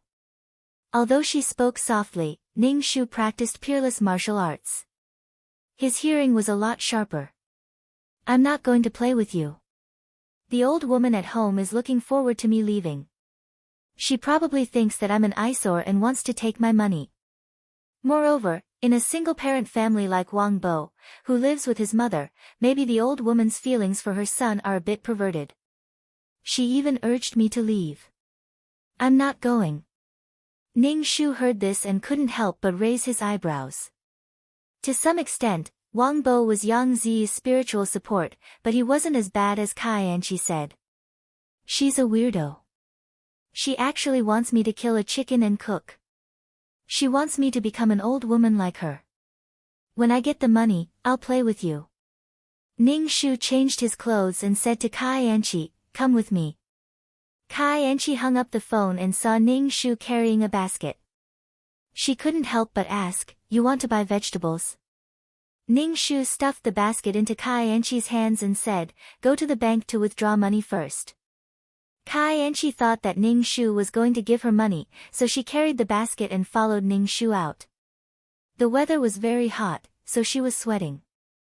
Kai and she had makeup on her face, which made her makeup a bit smudged. Ning Shu said, "Let's take a taxi to the bank." Ning Shu shook his head, "It's just a few steps. There's no need to take a taxi. The starting fee is 10 yuan. What a waste." Kai and she bit her lips and said coldly, "I'll pay." She was dressed so beautifully, but she was carrying a basket. It was simply, Ning Shu smiled and said, "We'll be there in 2 steps. There's no need to take a taxi. It's rush hour now, so it's easy to get stuck in traffic." Kai and she was so angry that she wanted to die. She was wearing high heels, so walking was very tiring. Her feet were a bit sore. Finally, they arrived at the bank. Ning Shu went to withdraw money. There was a long line. Kai and she felt that she was going to die. It was so hot, and her face was sticky. Her beautiful makeup must have been smudged after walking so long. Her feet were very sore from the friction. Chapter 703. After waiting for a long time, Ning Shu finally got the money. Kai and she immediately said, "Grandma, give me the money." Ning Shu said, "We'll talk about it when we get back. Don't leak the money." Kai and she was dissatisfied, but she couldn't take it by force. She cursed Ning Shu in her heart, "I'll make you pay for this old woman one day." After leaving the bank, Ning Shu said to Kai and she, "Let's go to the market." Kai and she immediately got angry. "Why are we going to the market? Give me the money, and I'll order the food." Ning Shu said calmly, "Wang Bo doesn't like the food you ordered. I'll buy some food and make him something he likes." Kai and she muttered, "It's all food, as long as it's edible. You go to the market." "I won't go." Kai and she handed the basket to Ning Shu. Ning Shu didn't take the basket and said, "You go with me, so you'll know what Wang Bo likes to eat when you order the food. You can order 1 or 2 dishes that Wang Bo likes to eat. You can just tell me what Wang Bo likes to eat. Why do we need to go to the market?" Kai and she was wearing high heels, so she couldn't walk too much. She was dressed so beautifully. She wasn't the kind of person who would go to the dirty and crowded market. Ning Shu reached out and took Kai Anchi's arm and said, "You can walk with me. We can talk and solve any misunderstandings. It's not like I can't give you Wang Bo's salary card." Kai Anchi wanted to shake off Ning Shu's hand, but she couldn't. Seeing Ning Shu staring at her, she said, "Okay." Kai Anchi was doing it for the sake of the salary card. Ning Shu smiled. "Okay." It was a long way to go back to the market. Kai Anchi was carrying the basket in her hand, and her feet were a little unnatural when she walked. She walked too much, and her high heels hurt. Ning Shu pretended not to see anything and did not ask her what happened to her foot. When they arrived at the market, Ning Shu picked and chose along the way. The ground of the market was a little dirty. Kai Anchi was afraid that her beautiful shoes would be dirty, so she walked carefully. Beads of sweat rolled down Kai Anchi's face, and her feet hurt. However, Ning Shu had to go to several stalls to buy groceries. For a 10-cent discount, she could go to several stalls, and Kai Anchi had to run behind her. It was crowded and stuffy. Kai Anchi saw that Ning Shu's face wasn't red and he wasn't out of breath. He was picking things energetically. How could he be unwell? He didn't know how healthy he was, but he didn't want to cook. Having such a mother-in-law, Kai Anchi felt that she was really unlucky for 8 lifetimes. If she had known that the old woman was so stingy, she would not have married him. Ning Shu stuffed the selected vegetables into the basket. Kai Anchi's face turned green. Ning Shu went to the fish stall again and said to Kai Anchi, "Wang Bo likes to eat braised fish." Kai Anchi didn't care about Ning Shu's words at all. The place where the fish were sold was full of water, and the ground was dirty. Kai Anchi didn't know where to put her feet. The shoes on her feet were not cheap. Ning Shu picked up a fish from the water and looked at it over and over. He said to Kai Anchi, "The fish can't be too big. If it's too big, the meat will be too tough. It's just right." Kai Anchi nodded carelessly. The fish in Ning Shu's hand moved and slipped from Ning Shu's hand. It fell to the ground and splashed the dirty water on the ground. The dirty water splashed on Kai Anchi's shoes and stockings. Kai Anchi immediately jumped up, but in the end, she splashed even more dirty water. Kai Anchi was so angry that she was about to cry. Ning Shu said, "It's okay. Go back and wash it with water." "How can my shoes be washed with water? I have to go to a specialty store to get them cleaned." "Do you know how expensive it is to get them cleaned once?" Kai Anchi roared loudly, which attracted the attention of the people around them. Kai Anchi pursed her lips tightly. Her face turned green, and her eyeliner was a little blurry. When it was opened, it looked like a panda's eyes. Her false eyelashes were stuck together. Ning Shu said resentfully. Kai Anchi said, "How long do you want to buy them?" Ning Shu picked up the fish on the ground slowly and let the shopkeeper weigh it. Then he put the fish in the basket. The live fish kept swaying in the basket. Kai Anchi really wanted to throw the basket away. She kept comforting herself. As long as she got Wang Bo's salary card, everything would be fine. Kai Anchi saw that Ning Shu was still wandering around and asked angrily, "You bought so many things. What else do you want to buy?"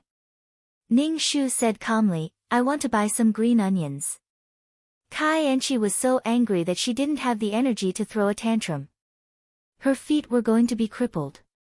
She wanted to sit down and take off her shoes to rest her feet. Ning Shu bought some green onions and held them in his hand. Ning Shu looked through the basket and said, "Let me see if there's anything else I haven't bought. I'm old and my memory isn't good." "Okay, I bought everything. Let's go back," Ning Shu said. Kai Anchi endured the burning pain in her feet and followed Ning Shu out of the market. There was still some distance between the market and the neighborhood. Her weight and the things in the basket were all on her feet. It was too fucking painful. Kai Anchi felt horrified just thinking about it. Kai Anchi limped behind Ning Shu. Ning Shu looked at her and said, why didn't you buy more comfortable shoes? It's just a short walk.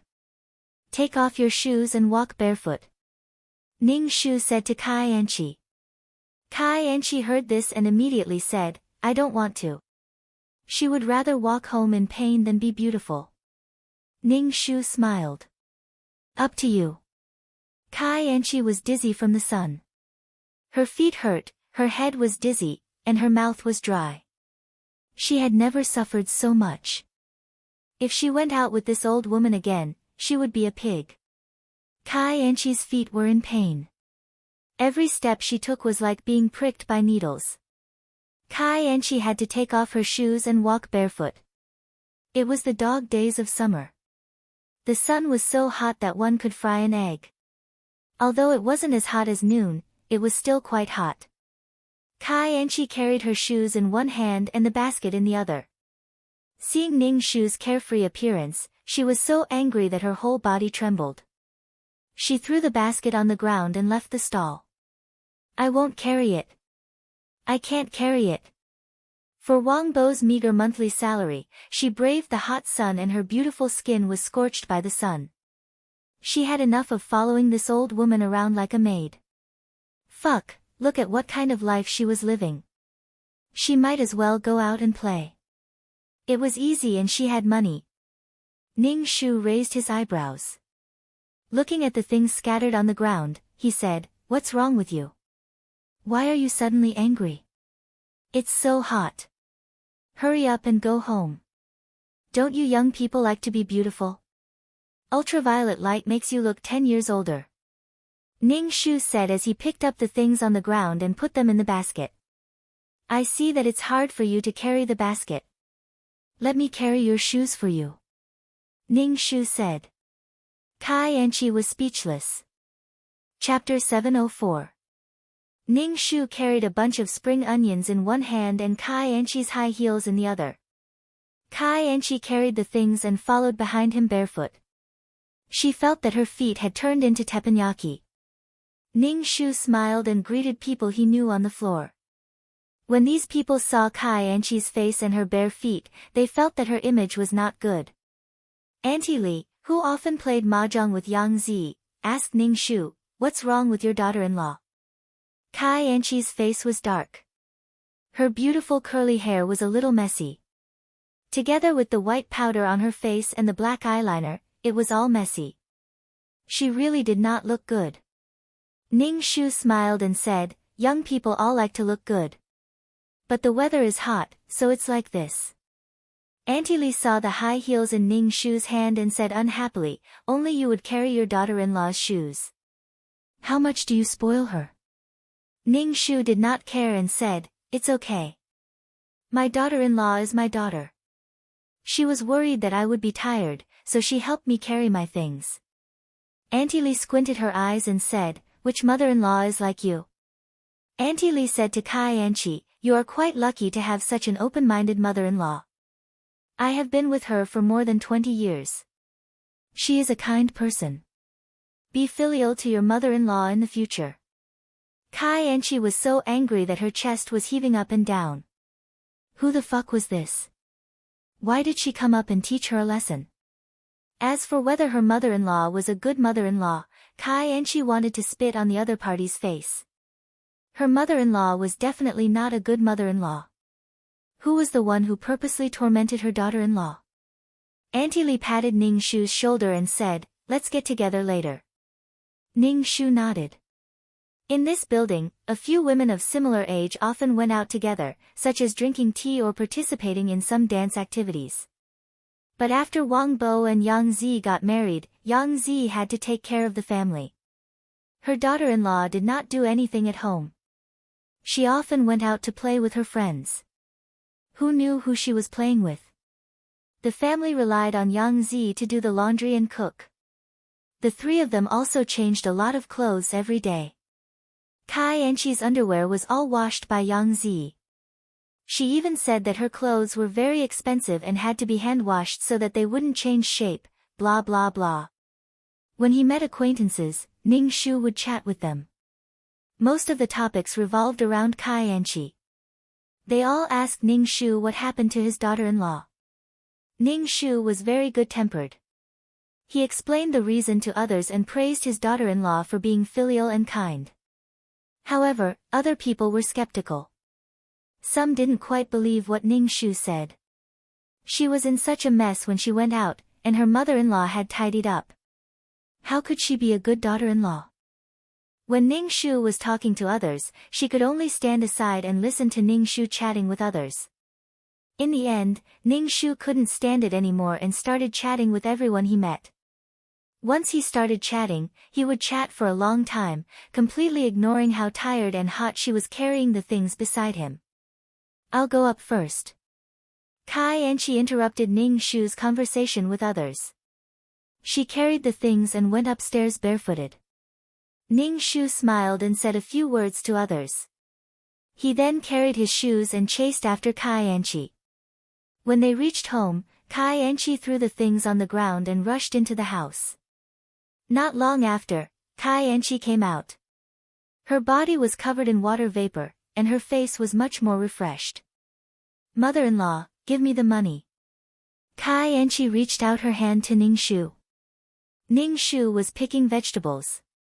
He smiled and said, "Money isn't urgent. Come and help me pick the vegetables." Kai and she rolled her eyes. "I'll come over when you give me the money," Kai and she said as she was about to enter the bedroom. Ning Shu said kindly, "Don't go yet. Come over here. I have something to discuss with you." Kai and she thought for a moment and sat opposite Ning Shu. She asked, "What's the matter?" Kai and she said as she took out her phone and chatted with someone on WeChat. He didn't know what they were talking about, but it seemed like her heart was rippling. Ning Shu said, "Come and cook with me later." Kai and she raised her head. "Didn't you say you're going to order food? Why cook?" Ning Shu smiled and said, "Here's what I'm thinking. You can cook lunch and dinner, and I'll give you half of the money every month. You can use the money to buy cosmetics and play with your friends." "No, definitely not. No amount of cosmetics can fix the skin that is damaged by the smoke and smoke. I'm definitely not going to cook." Kai and she rolled her eyes and said. "Oh," Ning Shu replied faintly, "then I can only give you 1,000 yuan a month." "What?" Kai and she stared at Ning Shu with her eyes wide open. "How much did you say?" 1,000 yuan. Ning Shu repeated. "If you're willing to cook, I'll definitely give you 5,000 yuan. What can I do with 1,000 yuan? It's not even enough for a month." "What do you mean?" Kai and she stood up and shouted at Ning Shu. "What do you want? How about you clean the house and wash the clothes? I'll give you 5,000 yuan. Ning Shu said lightly. "This way, there won't be smoke, and it won't harm your skin." "I don't want to do these things," Kai and she said coldly. Ning Shu looked at Kai and she and didn't say anything. Kai and she turned and went into the bedroom. She put on a beautiful dress and was about to go out. Ning Shu asked, "Where are you going?" "It's almost time for lunch, and Wang Bo is coming back." Kai and she said impatiently, "I'm not coming back for lunch." "Then who are you going to see?" Ning Shu asked. Kai and she was even more impatient. "I'm going to see my best friend." She left after saying that. Ning Shu put his phone in his pocket and followed her. He didn't believe that she was going to see her best friend. Kai and she left the neighborhood and took a taxi. Ning Shu quickly hailed a car and followed her. The car stopped in front of a hotel. This hotel was quite high-end. It was obvious that the level of consumption was quite high. Kai and she walked in and Ning Shu followed.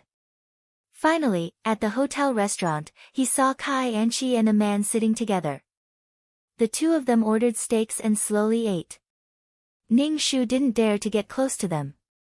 He could only watch from afar. He couldn't hear what they were talking about. Kai and she had a smile on her face. She looked quite beautiful. Kai and she had never smiled at Wang Bo with such a smile.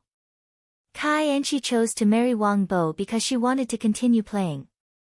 Moreover, she had a way out in the future. When she couldn't play anymore, Wang Bo would be her way out. When the man reached out to touch Kai Enchi's face, Ning Shu took out his phone and took a photo. Ning Shu watched the two of them from the side. Kai Enchi and the man finished eating and stood up. The man put his arm around Kai Enchi's waist. Kai Enchi didn't resist the man's closeness. Her body stuck to the man's body, looking very intimate. Ning Shu took another photo and watched the two of them enter the elevator. Ning Shu didn't need to think to know what the two of them were doing. Ning Shu wanted to catch them in the act, but he had to consider his son. Chapter 705. Ning Shu didn't want Wang Bo to be mocked by others. She didn't want him to be mocked for being a cuckold, especially in such an occasion. Especially now that Wang Bo liked Kai Enchi very much, it would be a big blow. When dealing with Kai Enchi, he had to make sure that he wouldn't be dragged down. After Wang Bo divorced Kai Enchi, he had to let Wang Bo get married. He couldn't feel that the world was gloomy because of this failed marriage. Ning Shu left the hotel and took a taxi home. When he got home, Wang Bo was already home. Ning Shu asked, "When did you come back?" Wang Bo brushed his hair. "I just came back." "Where's Enchi?" Ning Shu smiled and said, "She went to play with her friends." "I just chatted with your Auntie Li. I'll make you a bowl of noodles." Wang Bo nodded and sat on the sofa. He took out his phone to call Kai Enchi, but her phone was turned off several times. Wang Bo frowned and asked Ning Shu in the kitchen, "Did Enchi tell you where she went?"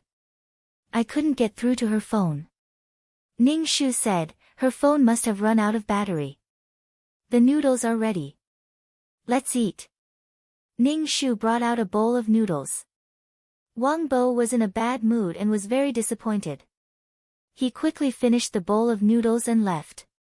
Ning Shu stopped Wang Bo and patted him on the shoulder. He smiled and said, "Don't work too hard. When Enchi comes back, I'll ask her to call you." Ning Shu released a stream of chi strength into Wang Bo's body. This stream of chi strength was only as thick as a strand of hair. There wasn't much spiritual chi in the modern world, so it was impossible to cultivate chi strength. It was only possible with the help of a peerless martial artist. Ning Shu smiled. "I know. Thank you, Mom." Ning Shu nodded. "Go to work." As soon as Wang Bo left, the smile on Ning Shu's face disappeared. She scooped up the remaining noodles in the pot and ate them.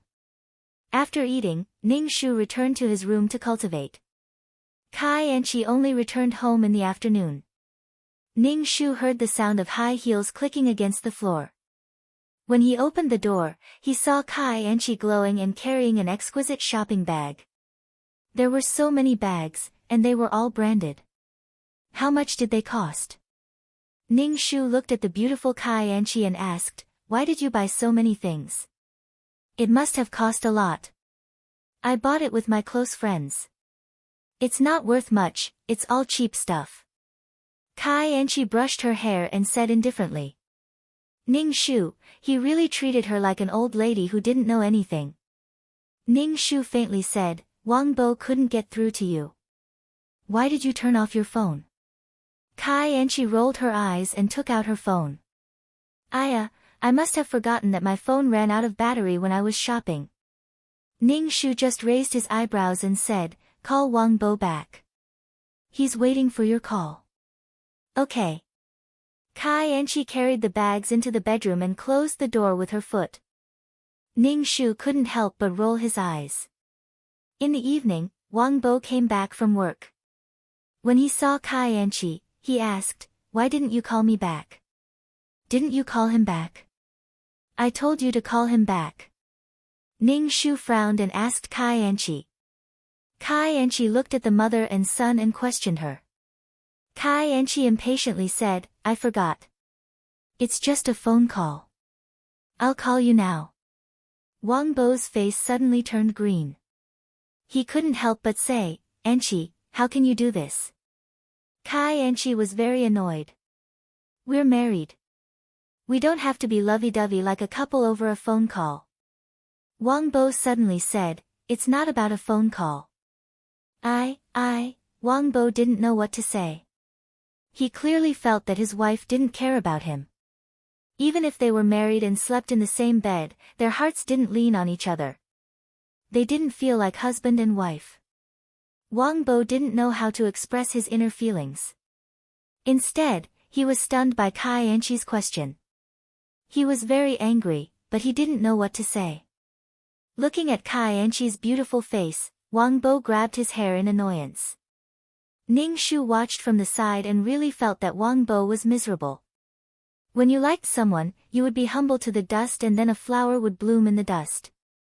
Because Wang Bo liked Kai Enchi was unscrupulous in front of Wang Bo. Kai Enchi relied on this fondness. Ning Shu tried to persuade Wang Bo, saying, Enchi bought a lot of things today. She was probably tired from shopping. She came back and went to rest. Don't be angry. Shopping? Wang Bo looked at Kai Enchi. What did you buy? Kai Enchi rolled her eyes and thought of the shoes and clothes in her pocket. She quickly said, just a few cheap clothes. Kai Enchi quickly went into the bedroom, stuffed the clothes in the bag into the wardrobe, and hid the bag. The old woman at home didn't know the brand, but it didn't mean that Wang Bo didn't know. Even if Wang Bo didn't know, he could search online. Which young people didn't know how to surf the internet? Wang Bo saw Kai Enchi hurrying back to the bedroom and followed her. Seeing Kai Enchi hiding things in the wardrobe, he asked, what are you doing? No, nothing. Kai Enchi closed the wardrobe door. Wang Bo frowned, opened the wardrobe door, and took out the bag that Kai Enchi hid. There's nothing. Why are you hiding it? Wang Bo said. Kai Enchi said with a smile, there's nothing. Kai Enchi walked over and held Wang Bo's arm, saying, I didn't call you today. It's my fault. I promise to call you in the future. Wang Bo didn't understand why Kai Enchi suddenly changed her attitude. He was angry before, but when he saw Kai Enchi acting coquettishly, he didn't care about what happened just now. Wang Bo cared about Kai Enchi. He liked Kai Enchi and didn't want Kai Enchi to suffer. Ning Shu saw that Wang Bo and Kai Enchi made up again, so he didn't say anything. But when it was time for dinner, there was nothing on the table. The three of them stared at each other. Mom, there's no food. Wang Bo asked Ning Shu. Ning Shu said, Enchi, order the food. Kai Enchi curled her lips and took out the phone to order the food. The food they ordered arrived. Wang Bo touched his pocket and wanted to pay, but he was stopped by Ning Shu. Ning Shu said to Kai Enchi, pay. Why should I pay? You didn't give me a penny. You want me, a woman, to support you and your son. Why should I get married? Kai Enchi suddenly exploded and looked very angry. Seeing Kai Enchi like this, Wang Bo subconsciously gave in and wanted to pay. Moreover, the person who delivered the food was now waiting and staring at them. Wang Bo felt very embarrassed, especially when he saw Kai Enchi's overbearing attitude, which made Wang Bo even more displeased.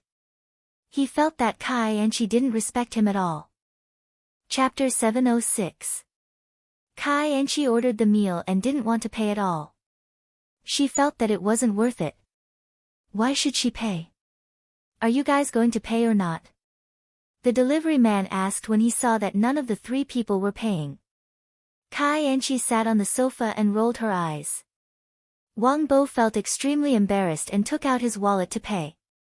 This time, Ning Shu didn't stop Wang Bo. Ning Shu placed the dishes on the table and said, let's eat. Wang Bo silently pulled out a chair and sat down. Kai Enchi also sat down and ate. A few minutes ago, the atmosphere was good, but now it became bad again. Ning Shu looked at Wang Bo. Wang Bo was silent. He was unhappy. Kai Enchi didn't care at all. Even if Wang Bo was angered to death, she wouldn't care. Ning Shu put down his chopsticks and said to Kai Enchi, Enchi, since you married into our family, you are a family. You are Wang Bo's wife and a member of this family. You have to work hard for the health and peace of this family and do your duty for this family. Kai Anchi didn't care and said, "Oh, do my duty. I am Wang Bo's wife. Wang Bo has the obligation to support me. Why won't he give me money?" Ning Shu said lightly, "I will definitely give you money. I said that if you clean the house every day, I will give you half of Wang Bo's salary every month. Why should I do such a thing?" Kai Anchi raised her voice. "I am not a cleaner. I won't do it. If you don't give me money, then forget it. I don't want it." Kai Anchi threw her chopsticks and turned to enter the bedroom. She didn't care about Ning Shu and his mother's feelings at all. She was reckless and unscrupulous. She never restrained her temper. Wang Bo's face was very ugly. Seeing Ning Shu's smile, he frowned and said, "Mom, I want to." Wang Bo didn't say the word divorce in the end. Ning Shu ate and said to Wang Bo, "A husband and wife should be tolerant and considerate of each other." Wang Bo's face was even darker. He had always been tolerant of Kai Anchi, but Kai Anchi never cared about him. She didn't care about his feelings. Ning Shu said, "I only know that you like Angie, but do you know that Angie likes you?" "I should like it," Wang Bo stammered. Ning Shu smiled. "I'm not sure about that." Wang Bo sighed. He was no longer in the mood to eat. He took a mat and laid it on the floor. He slept in the living room, not intending to return to the bedroom. Ning Shu threw away the rest of the food on the table. Not a single grain of rice was left. Kai Anchi didn't eat much in the evening. She threw her chopsticks and bowls at the slightest provocation and left. If she didn't want to eat, she would just leave. Ning Shu watched Wang Bo tossing and turning on the mat. He would either sit up or wander around the living room. Wang Bo must be struggling in his heart right now. Kai Anchi didn't mind that Wang Bo didn't return to his room. Anyway, he was sleeping alone and the bed was very spacious. It was better if he didn't squeeze with others. But when Kai Anchi slept in the middle of the night, she was hungry and angry. Every time, that old woman would choose to talk about things during mealtimes. Every time, she would be so angry that she couldn't eat. The old woman was up to no good. Kai Anchi got up and saw Wang Bo lying in the living room. She walked over and kicked Wang Bo. She said angrily, "I'm hungry. Get me something to eat." Wang Bo had been working all day. He had just fallen asleep when he was suddenly awakened by Kai Anchi's kick. His whole person was not very good. "I'm hungry," Kai Anchi said. Wang Bo was really upset. He couldn't help but say, "You don't eat during mealtimes. You want to eat in the middle of the night. Can you not torture people?" This was the first time Kai Anchi was treated like this by Wang Bo. She suddenly became angry. "I just asked you to get me something to eat. You're simply a scumbag, a scumbag." Wang Bo fell down and said, "I'm tired. I have to go to work tomorrow. If you want to eat, go get it yourself." Kai Anchi was so angry that she kicked Wang Bo. Wang Bo endured the pain and didn't move. "You're simply a waste." Kai Anchi couldn't help but scold. "Look at what you have.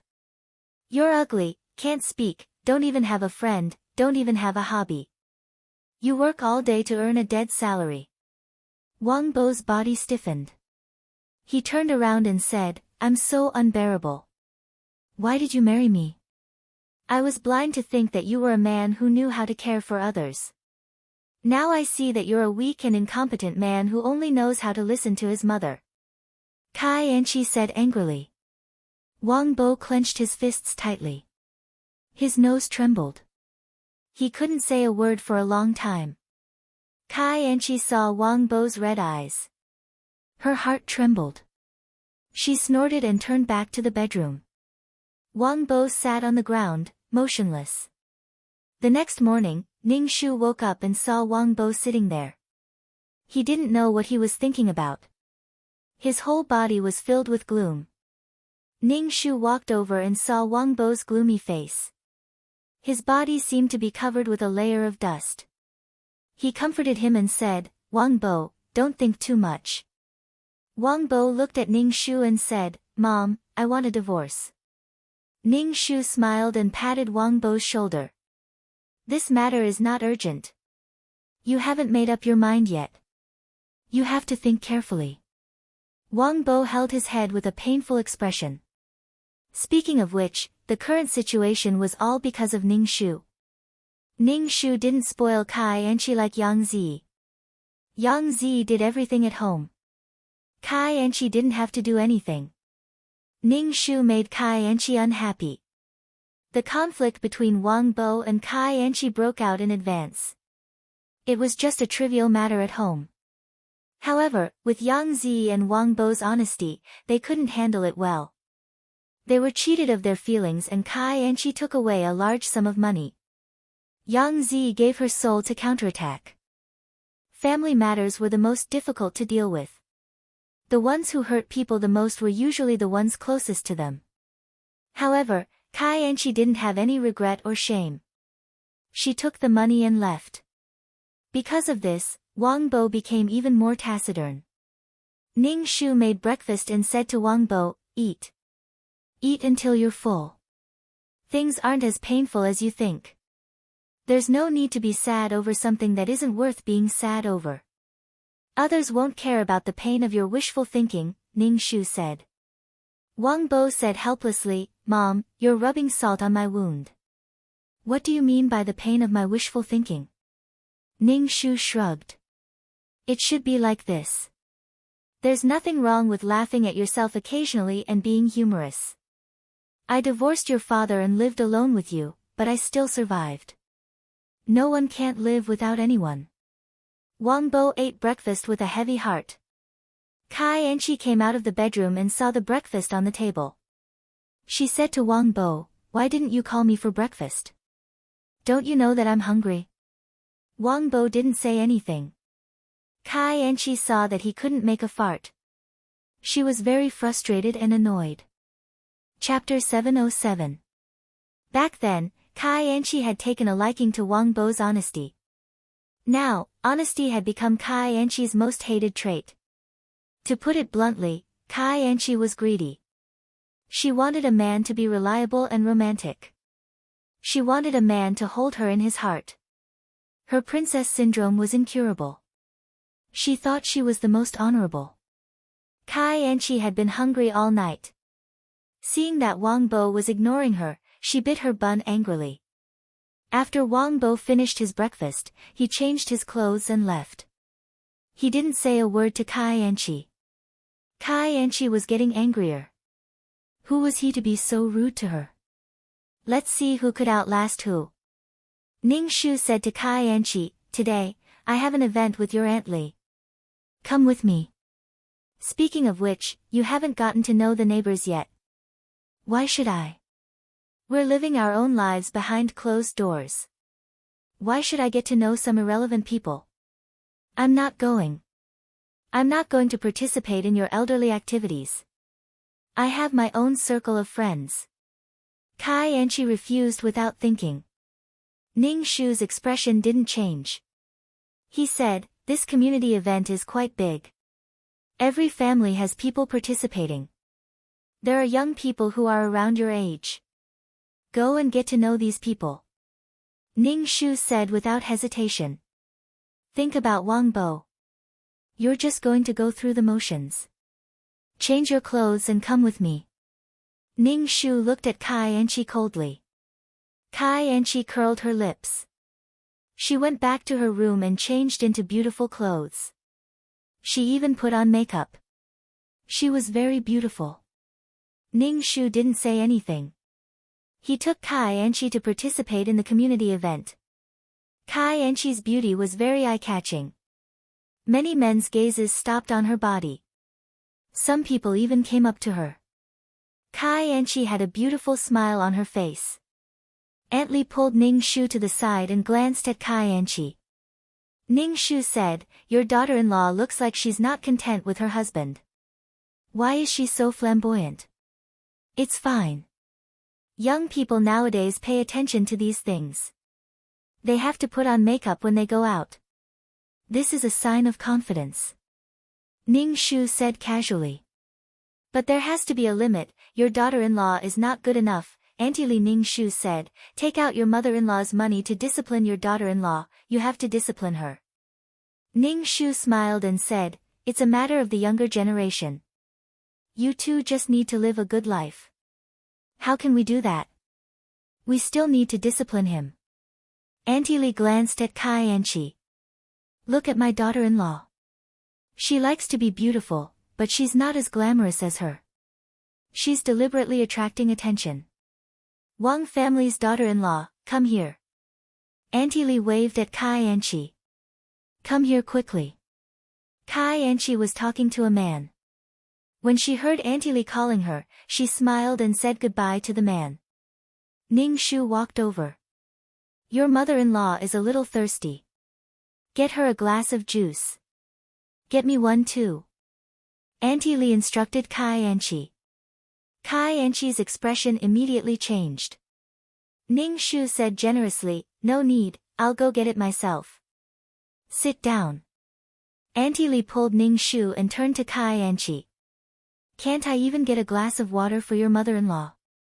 Kai Anchi's face darkened. She poured 2 glasses of juice and gave them to Ning Shu and Auntie Li. Then, she turned and left. Auntie Li shook her head. Your daughter-in-law is not good. She's already like this. You can still go against your conscience and say that she's filial. Yang Zi, do you still have any heart? Even a clay figurine has some temper. Ning Shu pursed his lips and did not say anything. Seeing that there were some bubbles in the juice, he suspected that Kai Anchi had spat in it. He did not drink it. At this moment, Auntie Li's daughter-in-law walked over and whispered in Auntie Li's ear. Auntie Li turned to Ning Shu and said, your daughter-in-law is too vengeful. When she brought the juice, she used her fingers to stir it. She dares to treat you like this outside. What is she like at home? Ning Shu raised his eyebrows and smiled. She must have not noticed. This child is not bad. Auntie Li rolled her eyes. Yang Zi, I think you're the bullied daughter-in-law. Ning Shu was still smiling and did not have any temper. Auntie Li said directly, take out your mother-in-law's money and be hard when necessary. I got it. Ning Shu said with a smile. Wang Bo likes this child. A young couple is the one who will spend the rest of their lives with each other. Auntie Li moved to Ning Shu's ear and asked, I heard that the delivery man of Ji Xiang restaurant runs to your house every day. Do you order food every day? That child likes to be beautiful and doesn't cook. My health is not good. I guess it's because I worked too hard when I was young. Now my body can't take it. Auntie Li smacked her lips. How much does it cost a month? Can Wang Bo afford it with his salary? Ning Shu's face showed a worried expression. He smiled and did not speak. Auntie Li said with some sympathy, Wang Bo is an honest child. With such a daughter-in-law, won't he be eaten tightly? Auntie Li pulled Ning Shu and told Ning Shu a lot of ways to punish a daughter-in-law. Ning Shu just listened and did not express his opinion. After the event ended, Ning Shu took Kai Anchi home. Clean the house. Ning Shu said to Kai Anchi. Kai Anchi looked at Ning Shu in disbelief. What did you say? Ning Shu faintly said, clean up this room. Clean up every nook and cranny. Kai Anchi tilted her head and looked at Ning Shu condescendingly. My mother didn't ask me to do these things. Why do you ask me to do these things? Ning Shu approached Kai Anchi and slightly raised his head to look at Kai Anchi. I'm your mother-in-law and your elder. You should respect me and not talk to me like this. Kai Anchi snorted and crossed her arms. Her contempt was obvious. Ning Shu took out his phone and showed a photo to Kai Anchi. Take a look.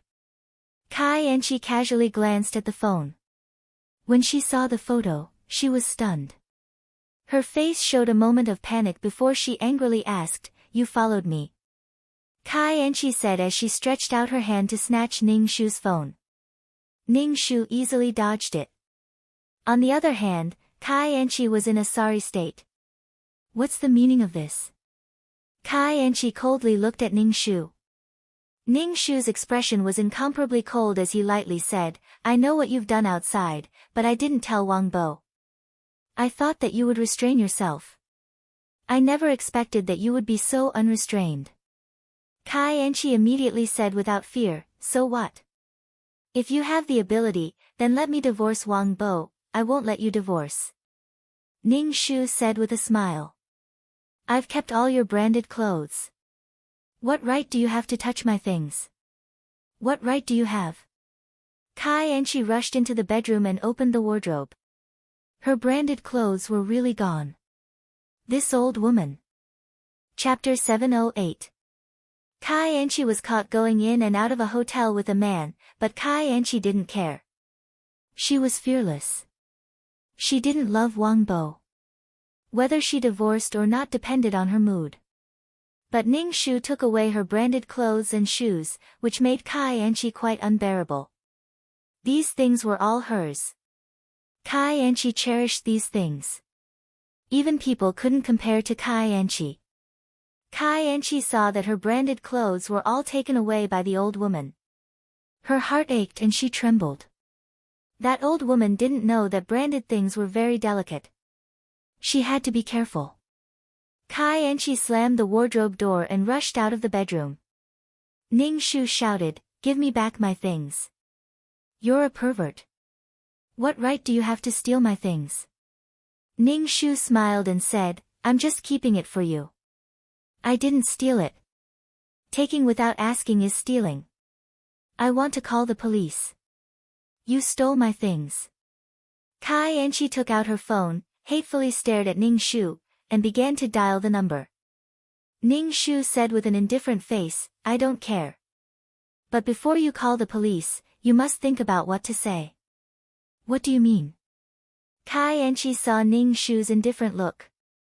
She felt a little frustrated. She thought that she could scare this old woman.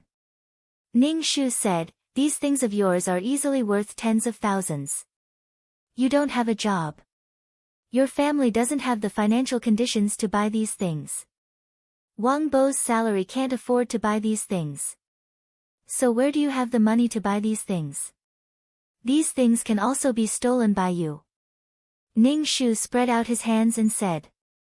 You fart. You're the one who stole things. Kai Enchi spat at Ning Shu. Ning Shu just looked at her indifferently.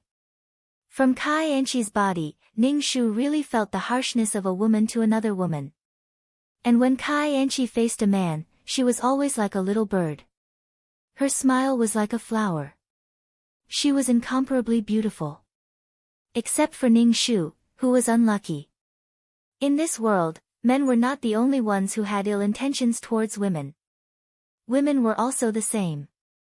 Ning Shu said expressionlessly, since you didn't steal it, where did you get the money from? Maybe you got it from prostitution. That's a criminal detention. You're the one who's prostituting.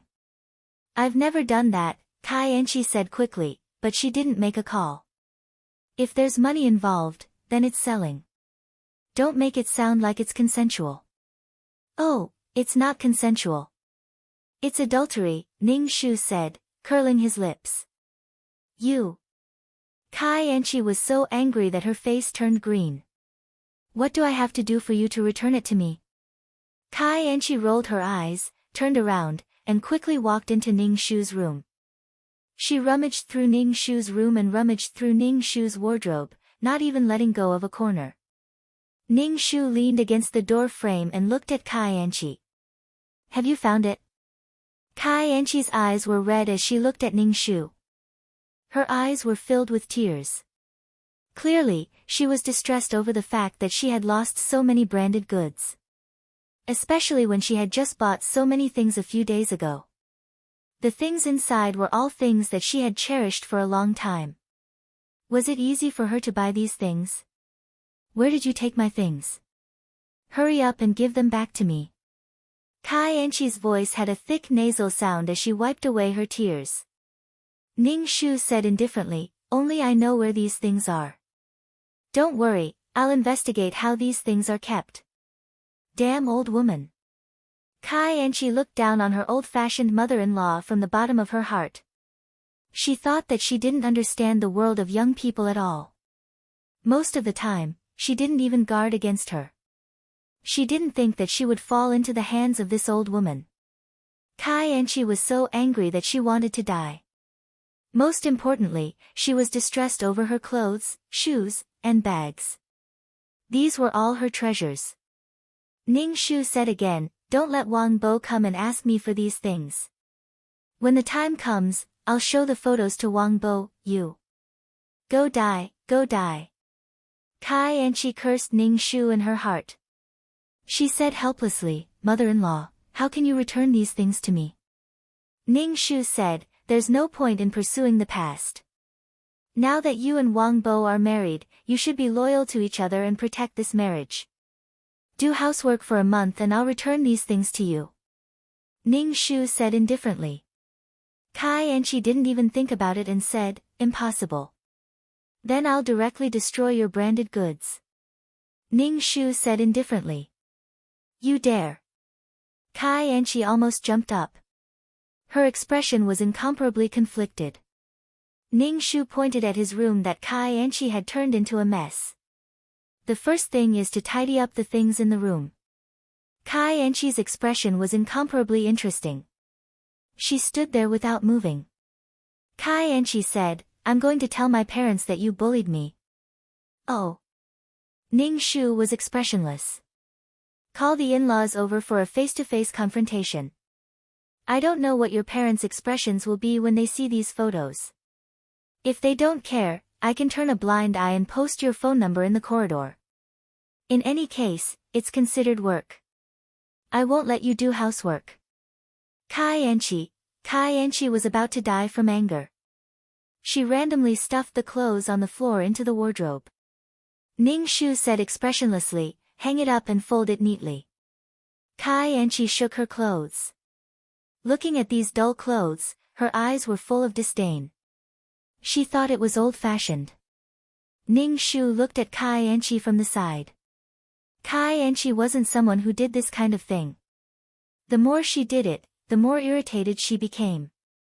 She really wanted to throw these things on the floor and then stomp on them. Kai Enchi unwillingly tidied up Ning Shu's room. Ning Shu said, you should give these things to me now. Ning Shu shook his head. I said, do housework for a month. After a month, I'll return them to you. Kai Enchi really wanted to strangle this old woman to death. She dared to touch her baby. When Kai Enchi left the room, she deliberately bumped into Ning Shu with her shoulder heavily. She wanted to make this old woman suffer. It would be best if she was knocked to the ground and paralyzed. Ning Shu's expression didn't change. He didn't think of dodging. When Kai Enchi bumped into him, his body didn't move at all. Instead, Kai Enchi felt that her shoulder and arm had hit an iron plate. It was very painful. Kai Enchi rubbed her shoulder and angrily returned to the room. She slammed the door. Ning Shu took a pen and notebook and walked over to knock on the door. Ning Shu knocked on the door rhythmically, which made people feel very irritated. Kai Enchi, who was in the room, covered her ears. She felt that the knocking on the door was like knocking on her heart, which was very annoying. What are you doing now? Kai Enchi roared at Ning Shu. The house hasn't been dusted for a few days. Today is a big cleaning. Ning Shu smiled very kindly. Kai Enchi didn't even bother to say anything. She slammed the door with a bang. Big cleaning. She was determined not to do such a thing. Chapter 709. Although her things were taken away by the old woman, Kai Enchi was sure that Ning Shu wouldn't dare to do anything to her. Ning Shu stood at the door and knocked again. Since Kai Enchi didn't open the door, Ning Shu planned to keep knocking. Open the door, or I'll open it with the key, Ning Shu said at the door. Kai Enchi covered her ears and covered her head with a pillow. There was no way she would do such a thing. Ning Shu saw that Kai Enchi didn't open the door. Since you don't want to come out, I can only destroy one of your things first. Is it a shoe, a bag, or a skirt? Old woman, what do you want? Kai Enchi opened the door and saw Ning Shu writing something in a notebook. She asked, what are you doing? You have to clean the house, do housework, and cook every day. If you don't do it, I'll cut off one of your name tags. I don't know if your things can make up for 30 days. Ning Shu said kindly, you don't have to do it today, but I'll record it. Kai Enchi looked at Ning Shu incredulously. Why are you so vicious? Ning Shu, those things were bought with money, Kai Enchi said angrily. Ning Shu didn't care. They weren't bought with my money. Kai Enchi was so angry that she almost couldn't control the primitive force in her body. She wanted to die with this evil mother-in-law. Kai Enchi could only take a feather duster and sweep it. At first glance, it was obvious that she didn't do anything. Ning Shu said, wear gloves and use a bucket to get water. Wipe the room. Wipe the glass and scrub the toilet. I'll check it later. If it's not up to standard, you have to do it again. Kai Enchi took a deep breath and thought about her treasures. Without these things, how could she go out? Kai Enchi felt that if she didn't have a name tag on her, she couldn't go out. Since she had a branded dress, she had to have shoes that matched the dress. Her clothes and shoes were all branded. She couldn't be carrying a bag from a street stall, right? Therefore, every time Kai Enchi went out, she would be dressed in branded clothes. Her pursuit of this kind of thing had reached a morbid level. Now that Ning Shu had taken away her things, Kai Enchi wanted to go all out. Kai Enchi put on her gloves and began to clean. Seeing Ning Shu watching her, she vented her dissatisfaction. The floor was full of water, and the glass was smudged. Ning Shu just said, clean up the water later. Kai Enchi was not a princess favored by the heavens and favored by the earth. The conditions of her family were not very good. It was impossible for her to not have done any housework. It was just that she did not want to do it. Kai Enchi rolled her eyes and began to mop the floor indignantly. Ning Shu was so tired that his back ached. He had just cleaned the floor glass when he said, scrub the toilet. Kai Enchi was speechless. Kai Enchi could only go to the bathroom to clean. She felt terrible. After she was done, she immediately took a shower. She still felt that her body smelled. Kai Enchi was so tired that she collapsed on the sofa. Ning Shu said, you can cook now. Kai Enchi jumped up from the sofa. I've done so much. Can't I take a break? I just scrubbed the toilet, and you want me to cook. If you can eat, I will cook. Ning Shu nodded without hesitation. I can eat. Kai Enchi was speechless. Even if you can eat, I don't want to cook. Kai Enchi was on the verge of breaking down. She grabbed her hair and said, order food. Ning Shu shrugged indifferently. Whatever. Kai Enchi felt that the blood in her chest was surging. It was as if she had punched cotton. Kai Enchi was so angry that she picked the most expensive dishes and ordered a lot of them. Ning Shu did not say anything. When Wang Bo came back from work that night, he saw Kai Enchi in a daze and asked, what's wrong? Kai Enchi said angrily, I cleaned the entire house by myself today. What do you think is wrong with me? Wang Bo was a little surprised. Kai Enchi had never done housework before. Why did she suddenly do it? Wang Bo felt warm in his heart. He said, thank you for your hard work. Let me give you a massage. No need. I'm annoyed, Kai Enchi said angrily. Wang Bo did not care about Kai Enchi's attitude. At least now Kai Enchi was willing to treat this house as her home. The delivery man came. Now, the delivery man and Ning Shu's family of 3 were all mature people. They even chatted while waiting to collect the money. But when it was time to pay, Kai Enchi sat on the sofa and did not say a word. Ning Shu said to Kai Enchi, pay up. Why? I did so much work today, and you want me to pay? Kai Anchi rolled her eyes. Every time you want to take money from your wife's pocket. Can you be a little shameless? Wang Bo was afraid that Kai Anchi would say something unpleasant again. He quickly took out his wallet and asked the delivery man how much money it was. Because Kai Anchi was exhausted today, Kai Anchi deliberately ordered expensive food. The delivery man said that it was more than 1,000 yuan, which gave Wang Bo a fright. Looking at the exquisite dishes on the table, Wang Bo's face was a little ugly. He helplessly paid the money with some heartache. Wang Bo's good mood was ruined again. He tightly pursed his lips and frowned.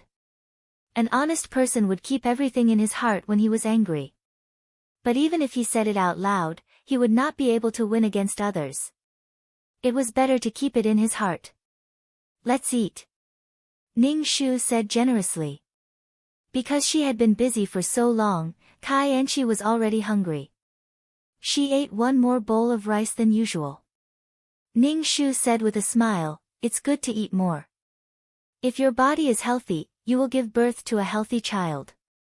Wang Bo did not say anything. Kai Anchi saw that Ning Shu was like a kind and gentle old lady. Her mouth was stuck in her throat, unable to move up or down. She was so good at pretending, so good at acting. She pretended to be a kind old lady in front of her son. She would not forget what she did to her today. Ning Shu looked at Kai Anchi's pale face and said with a smile, "Tomorrow I will take you to have a physical examination." Kai Anchi's heart tightened and asked, "What physical examination for no reason?" Ning Shu said, "Of course it's to have a physical examination to see if your body is suitable for pregnancy. You and Wang Bo will definitely have a child.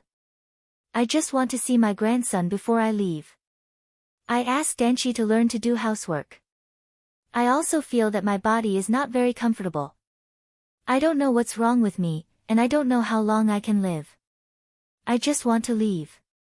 The two of you can support each other and live a good life." Ning Shu said.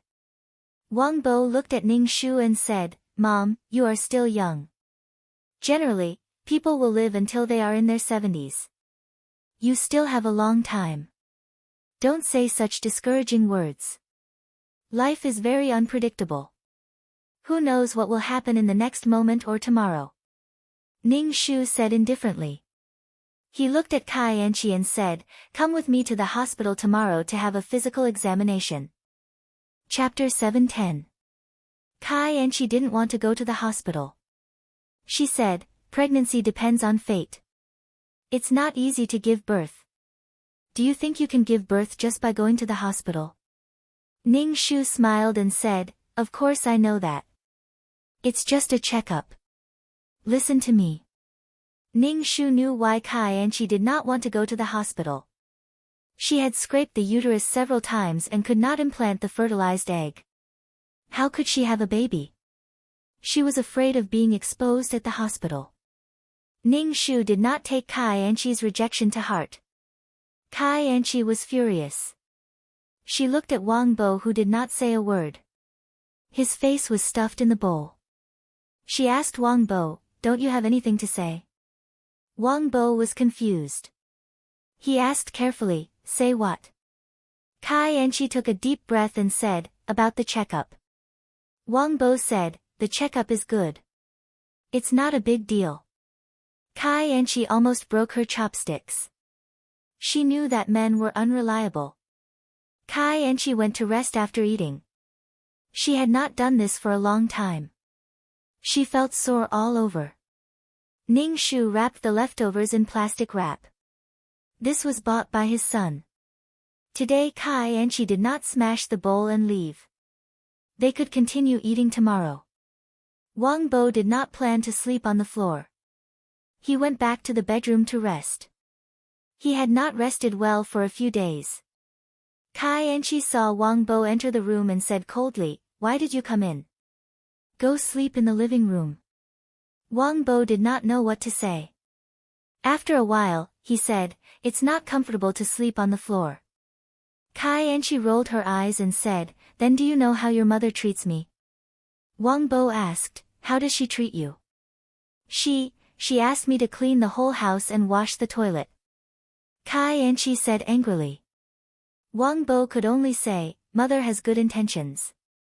She wants us to live a better life. Good intentions? Kai Anchi only felt a strong sense of malice. Kai Anchi's face was dark. She pushed Wang Bo out of the bedroom and said, Go sleep in the living room. Wang Bo rubbed the bridge of his nose. He was very annoyed and angry. He knocked on the door. Stop knocking. Even if you break the door, I won't let you in. Kai Anchi opened the door and roared at Wang Bo. Then, she slammed the door shut, almost hitting Wang Bo's nose. Wang Bo turned around and saw that Ning Shu was looking at him. Wang Bo's face revealed an indescribably complicated expression that looked like he was crying but not crying at the same time. Ning Shu comforted Wang Bo, Tomorrow, I'll buy you a tatami so you don't have to sleep on the floor. Wang Bo opened his mouth and called out weakly, Mom. Wang Bo took a mat and spread it on the ground. He looked at Ning Shu blankly and asked, Angie wasn't like this before. Why is she like this now? Oh, she doesn't like you, Ning Shu said.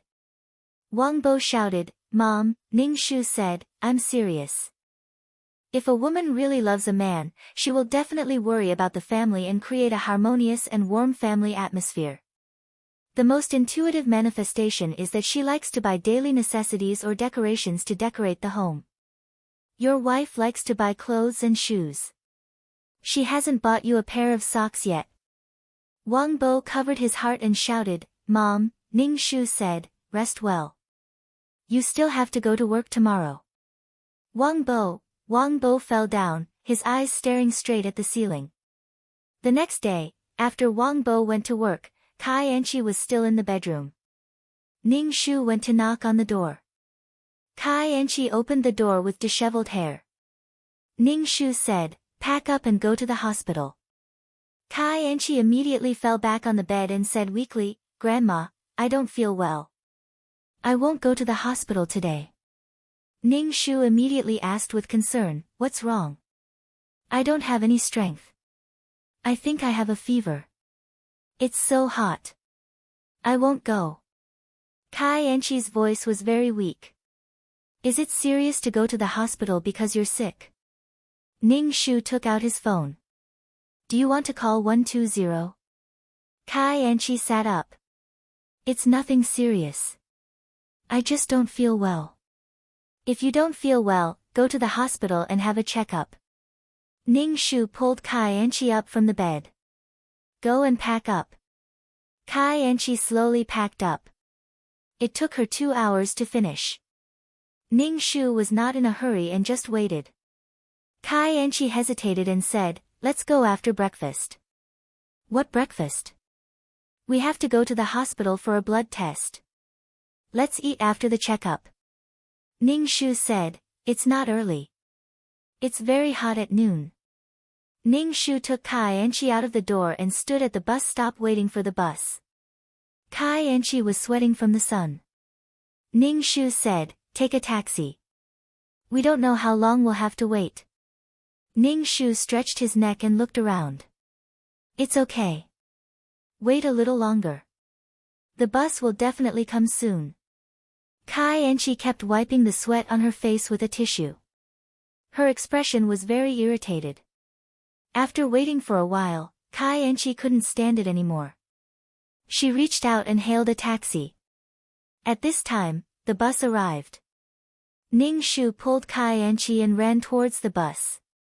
Kai Anchi had already opened the taxi door and was about to get into the taxi. However, she was forcefully pulled onto the bus by Ning Shu. There wasn't even a seat on the bus. It was crowded and all kinds of smells mixed together. It made Kai Anchi feel suffocated. Moreover, there was a pervert's hand. Kai Anchi was touched by someone, but she didn't know who it was. Kai Anchi couldn't control the primitive force in her body. Furthermore, she didn't eat breakfast in the morning. The anger in her heart was rising and her face was turning green. It wasn't easy to reach the hospital. They had to queue up to register again. Ning Shu went to register.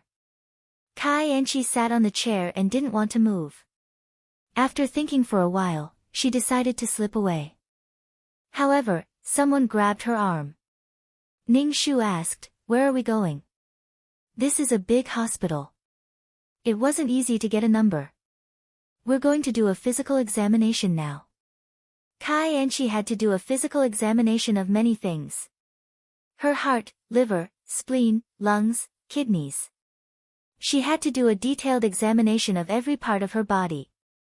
Kai Enchi looked at the examination and her face turned green. "Why do I have to do so many examinations?" Ning Shu comforted her. "It's okay. Don't worry about the money. Since you're at the hospital, you should do a proper examination." But there was no need for so many examinations. After that, Ning Shu brought Kai Enchi to every department in the hospital. There was the neurology department, the ENT department, the radiology department, the blood test, blah, blah. The hospital was very big. They ran from one floor to another, from one building to another. Running back and forth like this made one's head hurt. Ning Shu dragged Kai Enchi everywhere, making Kai Enchi's face turn green. Moreover, there was a long queue for every examination. Even if they had a day, they might not be able to finish all the examinations. Chapter 711. Kai Enchi had dawdled for a long time in the morning and was very hungry. However, some tests did not allow her to eat breakfast. Kai Enchi felt lightheaded. When Kai Enchi said that she wanted to eat, Ning Shu unscrewed the bottle cap and said, "Drink some water." "Bear with it." Kai Enchi looked at Ning Shu with hatred. This old woman was deliberately tormenting her. Ning Shu ignored Kai Enchi's gaze. She had to do these tests anyway. The most painful tests were colonoscopy and gastroscopy. Kai Enchi was called in by the doctor for a gastroscopy. The tube was inserted into her stomach and stirred in her stomach. Kai Enchi was in so much pain that she wanted to die. She could not stop drooling because of the tube in her mouth. Kai Enchi really wanted to die. When the tube was finally pulled out, Kai Enchi immediately vomited and spat out puddles of water. Kai Enchi's face was extremely pale. She held the wall and walked out of the room. Ning Shu walked over to help Kai Enchi. Kai Enchi only felt that her vision was black. Ning Shu took the list and said, "Okay, next is colonoscopy." Ning Shu helped her into the room where the colonoscopy was done. Colonoscopy was an examination of the large intestine from the rectum. The tube entered through the anus, especially when the intestine was bent. The tube had to be bent, and it was extremely painful. It was one of the most painful tests. Ning Shu could hear Kai Enchi's painful cries from outside. "I don't want to be examined. Stop, stop, stop. It hurts." A doctor was comforting Kai Enchi. Kai Enchi cried and shouted with a trembling voice, "I don't want to be examined, I don't want to be examined." A nurse came out and said to Ning Shu, "You're her family, right? Go in and help her." Ning Shu went in and saw Kai Enchi lying on the bed. Her face was pale and her lips were purple. Only her chest was rising and falling slightly. Ning Shu stayed by her side. After a while, Kai Enchi opened her eyes. Ning Shu helped Kai Enchi out of the room and sat on a chair in the corridor. "Eat something." Ning Shu took out the chocolate, tore open the bag, and handed it to Kai Enchi. At this moment, Kai Enchi didn't even have the strength to be angry. Her heart was filled with fear. Ning Shu fed the food into Kai Enchi's mouth. Although Kai Enchi was very, very hungry, she had done a gastroscopy before and was very, very uncomfortable. Her stomach hurt and she kept wanting to vomit. Moreover, the water he spat out had traces of blood. Kai Enchi was in so much pain that tears came out of her eyes. Ning Shu held a bottle of water and fed her water. Kai Enchi looked at Ning Shu with resentment. Ning Shu asked, "Can you get up? There's one last gynecological examination." "I think you're uncomfortable, so I won't do it," Ning Shu said. Kai Enchi's face twitched slightly. Her face was pale and colorless, like a delicate flower that had been ravaged by a storm. Ning Shu helped Kai Enchi to the gynecology department. He used the ultrasound to do a detailed examination and various tests. Dr. Ning Shu asked, "My wife's body is ready to give birth to a child, right?" The doctor looked a little disdainful. "Her uterus is very thin because of too many miscarriages. It's very difficult for her to get pregnant." That was expected. Ning Shu's face instantly became incomparably cold and indifferent as he looked at Kai Enchi. Kai Enchi's eyes flickered and avoided Ning Shu's gaze. Ning Shu took the list and helped Kai Enchi out of the room. "How many children have you aborted?" Ning Shu said with a cold face. Kai Enchi said weakly, "That's my business." Ning Shu turned his head and saw Kai Enchi's face was as white as paint. She looked angry. Ning Shu said coldly, "I don't want to pursue the past. It's boring. But you're married to Wang Bo. You have to be loyal to Wang Bo and this marriage. I won't tell Wang Bo about this." Ning Shu pursed his lips. Kai Enchi silently breathed a sigh of relief. She looked a little arrogant. Apparently, she was very satisfied with Ning Shu's tactfulness. However, this old woman would also have a taste of what she had suffered today. Ning Shu was really speechless. People loved themselves and others loved them. Wasn't it good to wait quietly for the person who would accompany you for the rest of your life? Kai Enchi looked incomparably elegant. She seemed to have charmed a lot of men. However, who would put her in their hearts? Which part of her was worthy of others' love? Who would take the other seriously when it comes to playing games? Only Yang Zi, that pure-hearted fool, would treat Kai Enchi like a treasure. Ning Shu said, "Since Western medicine doesn't work, then drink Chinese medicine to regulate your body." Drink Chinese medicine? Kai Enchi's face became paler and paler. Under the sun, it seemed a little transparent. "I don't want to drink Chinese medicine. I don't want to." Kai Enchi shook her head. However, she was too weak and her voice was very soft. Ning Shu's face was cold. "If you don't regulate your body, what else can you do?"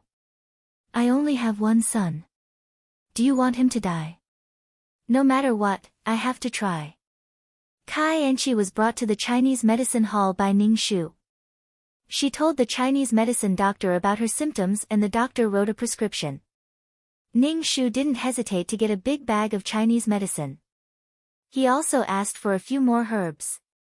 When Kai Enchi wasn't paying attention, he also got a set of silver needles. After that, he bought a medicine pot for decocting medicine. He hailed a taxi and planned to go back. Kai Enchi's body was very weak and her eyelids were drooping. When they arrived downstairs, Ning Shu helped Kai Enchi up the stairs. However, Kai Enchi was very weak. When she went up and down the stairs, she couldn't even lift her legs. Ning Shu directly carried Kai Enchi on his back and climbed up the stairs with the help of the handrail. Kai Enchi curled her lips. Since he wanted to carry her, then so be it. Leaning her head on his back was much more comfortable.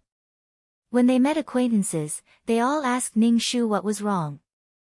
As a mother-in-law, she was carrying her daughter-in-law. Ning Shu wiped his sweat and said, "Today, I went to the hospital for a checkup and did a colonoscopy for her." "Is she feeling uncomfortable?" Some people said directly, "No matter how uncomfortable she is, you shouldn't be the one carrying her." Although these words were directed at Kai Enchi was lying on Ning Shu's back and turned a deaf ear. She didn't move at all. Ning Shu just smiled and didn't say anything. When they passed by Auntie Li's door, Auntie Li saw Ning Shu carrying Kai Enchi on his back. She immediately pulled Kai Enchi down from Ning Shu's back. "Why do you want to carry her?" "I'll help you up," Auntie Li said angrily to Ning Shu. She helped Kai Enchi up with Ning Shu. When they got home, Kai Enchi started to vomit and have diarrhea. She was very uncomfortable. Ning Shu's face was filled with worry. "What's wrong with your daughter-in-law?" Auntie Li looked at Ning Shu. Ning Shu sighed and said, I took her for a checkup. She said that her body is weak and it's not good for her to get pregnant. I found a Chinese medicine doctor to prescribe some medicine to regulate her body. She can't get pregnant. Auntie Li stared at Ning Shu. Why do you want a daughter-in-law who can't give birth? Especially your daughter-in-law. She's not good. You still treat her like a treasure. Wang Bo likes her. Besides, it's not that she can't give birth. She might get pregnant after drinking some medicine. Ning Shu said generously. Chapter 7:12. Kai Enchi had done a gastroscopy and was feeling a little uncomfortable. She had a reason to lie on the bed and not move. Ning Shu did not wake her up. He took the clay pot to decoct the medicine for her. Fortunately, he did not need to use a fan to decoct the medicine. In addition to the medicine prescribed by the doctor, Ning Shu added some herbs. When the medicine was ready, he took it to Kai Enchi's room. Ning Shu knocked on the door for quite a while before Kai Enchi opened the door. Seeing Ning Shu holding the black medicine, Kai Enchi quickly pinched her nose and made a sound of surprise. Drink it. Ning Shu handed the bowl to Kai Enchi. Kai Enchi shook her head. I'm not drinking it. It's my freedom to have children. Ning Shu was not angry. He put the bowl on the bedside table and looked at Kai Enchi seriously. He asked, why are you so confident? Just because Wang Bo likes you? Kai Enchi twirled her hair with her fingers and raised her eyebrows. You can ask Wang Bo to divorce me. I'm willing to divorce him. I just don't know if Wang Bo is willing. Ning Shu pursed his lips and said lightly, everyone has their own responsibilities. There are social responsibilities and family responsibilities. A housewife is also a job. I've never thought of forcing you to do housework. You can go to work. Why should I do that? Why should I go to work? Why should I do housework? Kai Enchi said. Ning Shu was a little stunned. Then what do you contribute to this family? Men do the work and women do the housework. It doesn't mean that women don't have to do anything. You should have your own career or job.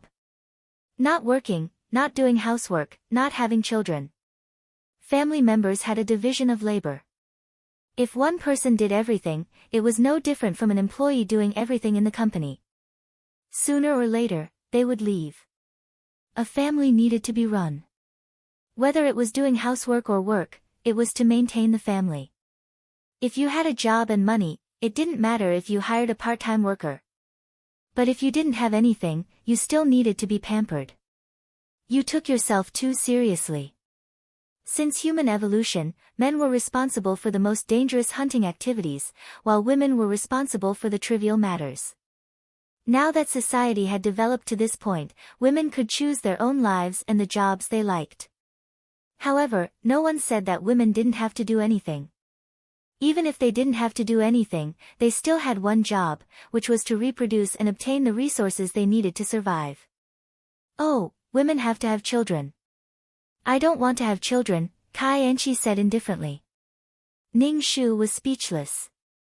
Ning Shu was speechless. Drink the medicine. Ning Shu held the warm medicine.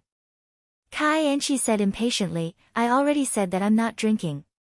Ning Shu squinted and said, drink it. I didn't say that you'll have a baby if you drink it. You have a serious gynecological disease. Treat it as treating your gynecological disease.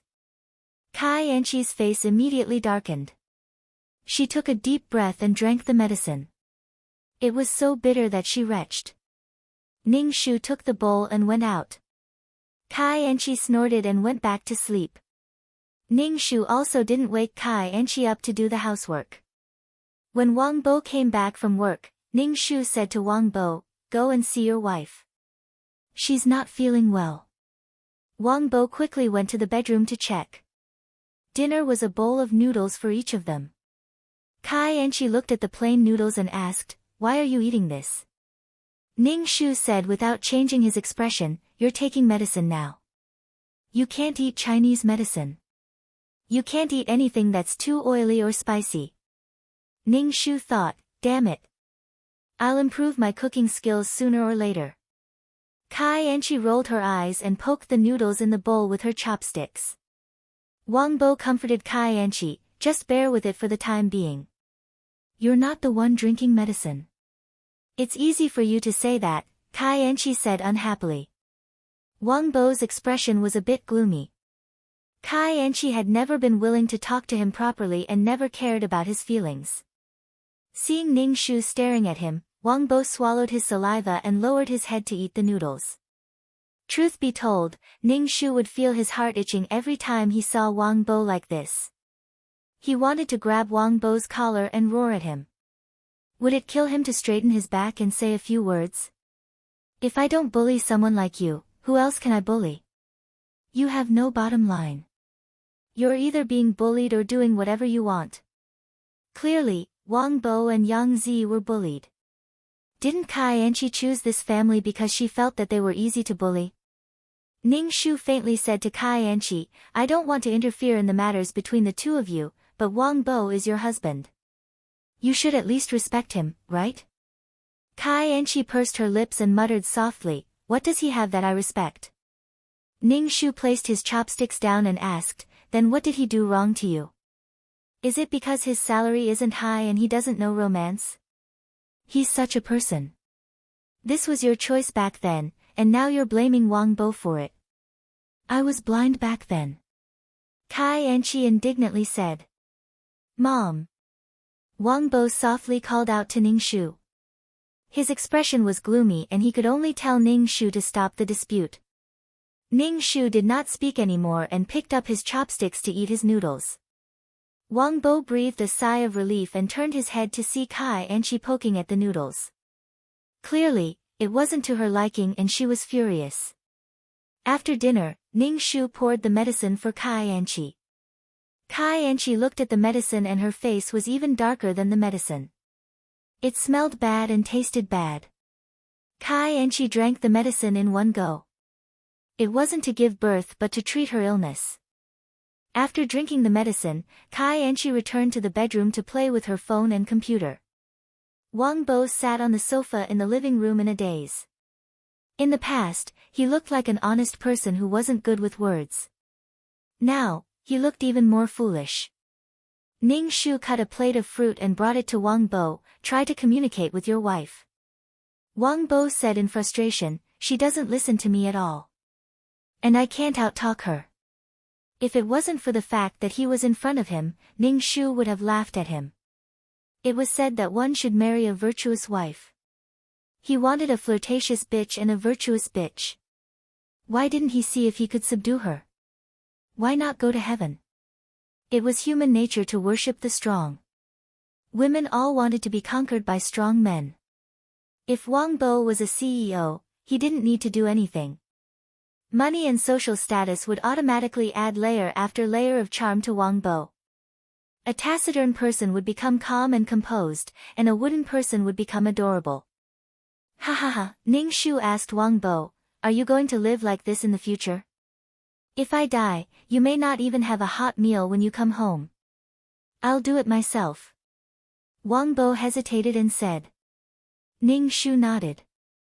You're ambitious. Mom thinks highly of you. Wang Bo took a mat and laid it on the floor in the living room. Aren't you going back to your room? Ning Shu asked. Wang Bo had slept on the floor for a long time. Wang Bo shook his head. I'm thinking about something. Chapter 713. Ning Shu looked at Wang Bo lying on the floor and rolled his eyes. Why else would he have to lie on the floor? Was it uncomfortable to sleep on the bed? Even if he wanted to think, he had to lie on a comfortable bed. She didn't even care that he was suffering, so why did he have to suffer? Ning Shu pulled Wang Bo up. Go into the house and sleep. Wang Bo shook his head. No. Why? Ning Shu looked at Wang Bo and asked, if you don't want to see Kai Enchi, then divorce her. What's the point of being so cold? No, Wang Bo was speechless. Were all women so good at talking? If I go in, we'll quarrel again. I'm not going in, Wang Bo said. Can't you just ignore her? Don't make a fuss with her. Ning Shu said angrily. Wang Bo scratched his head. If I ignore her, she'll criticize me again. Kai Enchi was going to say that he couldn't do anything to her.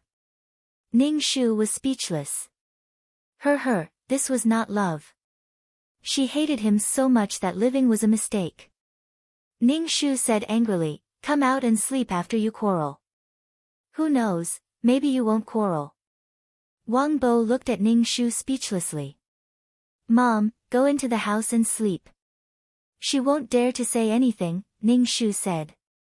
Wang Bo could only go into the house. In the end, he was chased out in the middle of the night. Ning Shu opened the door and saw Wang Bo laying out the mat again. He asked, what happened? Wang Bo was dispirited and didn't say anything. What happened? Ning Shu asked again. Wang Bo was embarrassed and humiliated. He said, it's something between husband and wife. Ning Shu rolled his eyes. You can't do it. Mom. Wang Bo almost jumped up and said, she doesn't agree. She doesn't agree. Ning Shu comforted Wang Bo, maybe she's not feeling well because of the physical examination today. I didn't think of it at first. Angie said that I treated her like a prostitute and forced myself on her when she wasn't feeling well. Wang Bo sighed. I didn't think of it, but she was very angry. Ning Shu nodded and said, then sleep on the floor and rest well. Mom. Wang Bo called out to Ning Shu. Ning Shu turned to look at Wang Bo, what's the matter? I'm fine. Wang Bo shook his head. Ning Shu rolled his eyes. Was it so difficult to get a divorce? She couldn't bear to part with him. If they stayed together, she would have to flip the roof. She also didn't have the strength to abuse her feelings for him. Ning Shu returned to his room to rest. The next morning, he woke up early to prepare breakfast for Wang Bo. After Wang Bo finished his meal and went to work, he called out to Ning Shu, Mom. Ning Shu looked at Wang Bo, what's the matter? Wang Bo scratched his head in annoyance. Nothing, I'm going to work. Ning Shu boiled the medicine and brought it to Kai Anchi in the room. Kai Anchi was in a daze. When she woke up in the morning, she was thirsty and drank the entire bowl of medicine. Then she fell back onto the bed and continued to sleep. Ning Shu stretched out his hand and pressed on Kai Anchi's lower abdomen. Kai Anchi was instantly woken up by the pain. It was as if she had been pricked by a needle. It was very painful. What are you doing? You're hurting me. What did you use to prick me? Kai Anchi looked at her stomach. There was nothing unusual. But she clearly felt that her stomach was very painful just now. Ning Shu said indifferently, I just pulled the thin blanket over your stomach. Kai Anchi's expression was a little suspicious. She checked it again and found nothing unusual. Moreover, it didn't hurt at all. The pain just now seemed to be an illusion. Kai Anchi didn't pay any more attention to it. She lay down and went back to sleep. Ning Shu took the bowl out. Kai Anchi only woke up when it was close to noon. She casually ate an apple and sat on the sofa to wait for lunch. Wang Bo didn't come back for lunch. He called Ning Shu and said that he was eating outside and wouldn't come back for lunch. Ning Shu glanced at Kai Anchi, who was sitting on the sofa and watching TV. He didn't say anything and made 2 bowls of noodles. Kai Anchi looked at the watery noodles with a disgusted expression. She turned around and went back to her room. When she came out again, she was already dressed up and ready to go out. Ning Shu raised his eyebrows and asked, Are you feeling better? I'm going out to meet my best friend, Kai Anchi said. Ning Shu, best friend? Ning Shu said amiably, Wait, I'll go with you. Kai Anchi's eyes widened. You want to go with me? Ning Shu ate all the noodles in the bowl and said, Since you're feeling better, come with me to buy groceries. I have an appointment with someone. My best friend is still waiting for me, Kai Anchi said. I know you have an appointment with a man. Don't talk about your best friend, Ning Shu said indifferently. Come with me to buy groceries. Kai Enchi pursed her lips and said, it's not a man. It's a woman. Then call her. I'll tell her that you're not feeling well and you don't have to go, Ning Shu said to Kai Enchi. Kai Enchi was suddenly unhappy. It's my freedom to go wherever I want. It's none of your business. You don't have the right to interfere. Ning Shu said, I know I don't have the right to interfere, but I have to know if you have an appointment with a man. I didn't tell Wang Bo about what happened before, but it doesn't mean that I condone your behavior. Kai Enchi was so angry that she stomped her feet and went back to her room. Do you want to go grocery shopping with me? Ning Shu asked Kai Enchi. Kai Enchi said angrily, no. After a while, Kai Enchi came out again and ate the cold noodles. Then she stayed in the room and didn't come out. Ning Shu took a notebook and a pen and knocked on the door. Kai Enchi opened the door and saw the notebook and pen in Ning Shu's hand. Her face darkened. I'm not feeling well and you still want me to work. How can there be such an evil mother-in-law like you in the world? Ning Shu said without changing his expression, didn't you just say that your body is fine? When did I say that? I didn't say that at all. Kai Enchi immediately retorted and slammed the door shut. Ning Shu stood in front of the door and shrugged his shoulders. As long as you're happy. Ning Shu went back to her room and took out her computer to go online. Then she hacked into Kai Enchi's computer next door. She had learned programming before. Although she wasn't a powerful hacker, it was still easy for her to hack into Kai Enchi's computer. Kai Enchi was chatting naked with people in the room. Her expression was quite charming. Sometimes she would do some seductive actions. Ning Shu saved all these. Ning Shu checked the people who chatted with Kai Enchi. They were all men. Her contacts were all men. What was Kai Enchi's situation? A domestic prostitute? She wasn't a sex worker. She relied on her charm to seduce a few men. Compared to a prostitute, she was more beautiful and refined. Ning Shu rolled her eyes. This strange and fickle world. Probably afraid that Ning Shu would break in like last time, Kai Enchi even moved something to block the door. This way, she would have enough time to rush into the bathroom and get dressed. Chapter 714. Kai Enchi was chatting enthusiastically next door, and Ning Shu was watching without blinking. Kai Enchi didn't want to live with Wang Bo as a couple, but she smiled at other men and took off all her clothes. She could turn socializing into ejaculation.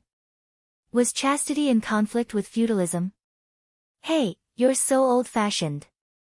Are you living in ancient times? Hey, what's there to be pretentious about? Only after marriage can, hey, it's shameful to be a virgin, an old virgin. Kai Enchi's behavior should be despised. Don't say that men can fool around, but women can't. Men and women are equal. Women can also be free and unfettered. In this kind of thing, women are the ones who suffer. Even now, society is still harsh on women. If you don't have to care about other people's opinions, you can pretend that she didn't say anything. Seeing that it was getting late, Kai Enchi slowly put on her clothes in front of the camera, flirting with the man on the other side of the computer. Ning Shu saved the video and put it in the USB flash drive. Ning Shu didn't know how many of these things he had collected. This thing was simply a divine weapon. Ning Shu used this trick in many worlds. He was getting more and more skilled. Ning Shu boiled medicine for Kai Enchi every meal. Kai Enchi didn't resist. After all, her body felt much better. Since there was no more medicine, Ning Shu went to grab a few more scrolls and cooked them for Kai Enchi for her 3 meals a day. Anyway, Ning Shu only made noodles. She didn't want to eat it. Ning Shu felt that he might not have a mother-in-law in this life. It didn't matter whether he could cook or not. Kai Enchi drank medicine every day and ate noodles 3 times a day. Kai Enchi's face turned blue. She threw a tantrum with Wang Bo and wanted to order food. Wang Bo could only listen to her. They were already in conflict. If this could make Kai Enchi happy, Wang Bo was also happy. Kai Enchi didn't have any oil in her stomach. Seeing that Wang Bo agreed, she immediately called to order food. She ordered sashimi, tender steak, and a table full of dishes. Anyway, Kai Enchi only ordered what she liked. She felt that it would be a waste if she didn't take advantage of the situation. Anyway, Ning Shu saw that Wang Bo's hands were trembling when he paid the bill. It was a thick stack of red notes. Wang Bo sighed. Kai Enchi ate very comfortably and felt that she had been hungry for a long time. Wang Bo looked at the dishes on the table and then looked at Kai Enchi. His face twitched. Ning Shu saw that Wang Bo didn't move his chopsticks and said, "Eat. You ordered so much. Why aren't you eating?" Wang Bo tasted the food on the table. It was not that he was reluctant to let Kai Enchi eat, but Kai Enchi's attitude made Wang Bo uncomfortable. Kai Enchi ate until she burped, looking very satisfied. Ning Shu also ate very comfortably, but Wang Bo had a bitter face. In Ning Shu's opinion, he was honest, but his heart was too heavy. Since he had already ordered the food and given the money, he might as well enjoy it. Kai Enchi ate a little too much and said to Wang Bo mercifully, "Let's go out for a walk to digest the food." Wang Bo immediately put down his chopsticks and wanted to go out with Kai Enchi. Actually, he didn't eat much. Ning Shu said faintly, "Let's eat first." Kai Enchi rolled her eyes and looked at Wang Bo.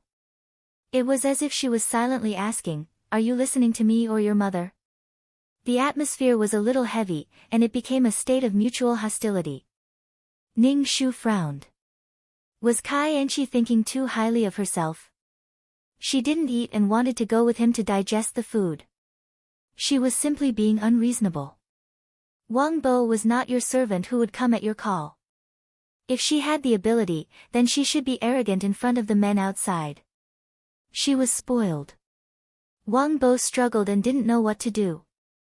Ning Shu sighed in his heart, "Let's go for a walk. I'll clear the table." Wang Bo and Ning Shu smiled and followed Kai Enchi out. Kai Enchi turned around and smiled provocatively at Ning Shu. She reached out and grabbed Wang Bo's arm and said sweetly to Ning Shu, "Granny, we're going out." Ning Shu said amiably, "Be careful." Kai Enchi curled her lips and rolled her eyes before walking away. Ning Shu looked at Kai Enchi's back view and sneered. He then cleared the things on the table. Kai Enchi and Wang Bo only came back when it was dark. The atmosphere between the two of them wasn't bad and they entered the bedroom. Wang Bo and Kai Enchi took a shower and Wang Bo asked Kai Enchi how she was feeling.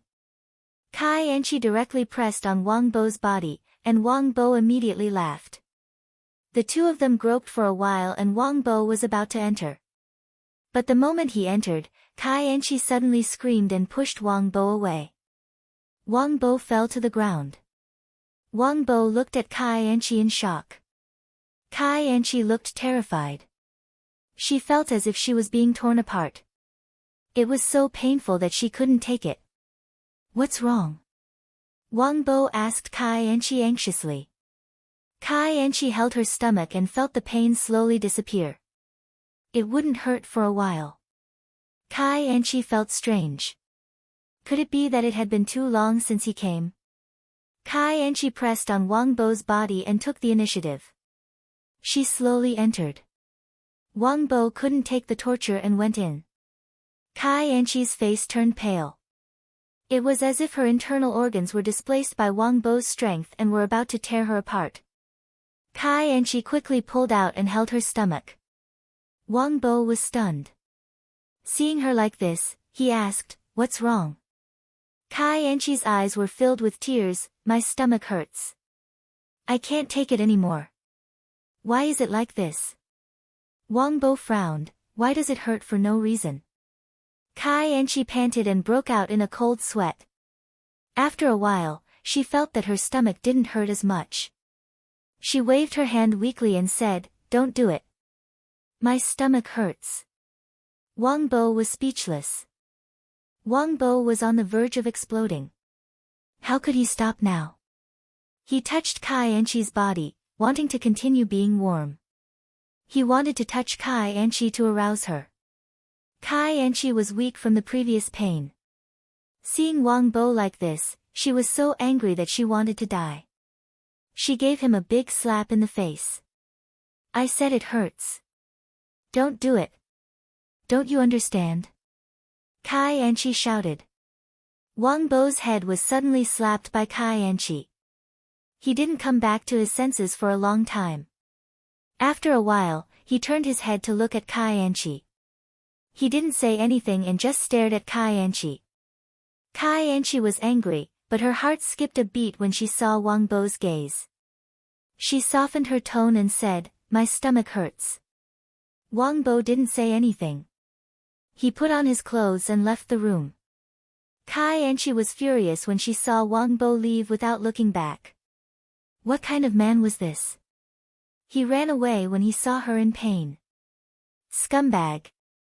Wang Bo came to Ning Shu's room and knocked on the door.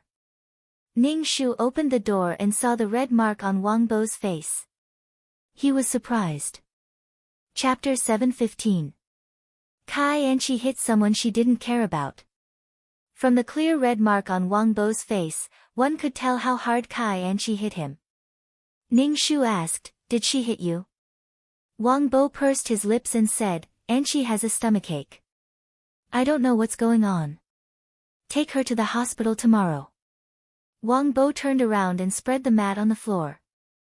Ning Shu looked at Kai Enchi's room, then closed the door and went to sleep. The next day, Wang Bo was supposed to go to work, but the red mark on his face didn't disappear. Instead, it became more obvious, and half of his face was a little swollen. Ning Shu told Wang Bo not to go to work because he couldn't go to work. He found some anti-inflammatory medicine for Wang Bo to take. Wang Bo appeared to be very quiet. He silently took the medicine given by Ning Shu. Ning Shu brought the medicine into the bedroom and woke up Kai Enchi, who was snoring loudly. Kai Enchi drank the medicine and lay down to sleep again. Ning Shu said, "Wang Bo said you weren't feeling well. Go to the hospital." Kai Enchi's body trembled at the mention of the hospital. She didn't even feel sleepy anymore. "I'm not going to the hospital. I'm fine," Kai Enchi said while touching her stomach.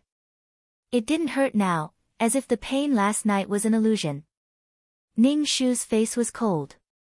"Then why did you hit Wang Bo?" "The mark on his face made it impossible for him to go to work today." "How can he go out? The mark won't disappear in a day." Kai Enchi was stunned. "She forced me. I said I wasn't feeling well." Ning Shu sneered. "Kai Enchi, don't push your luck. You've been with other men, but you didn't say they forced you. My son is honest, but it's not up to you to bully him."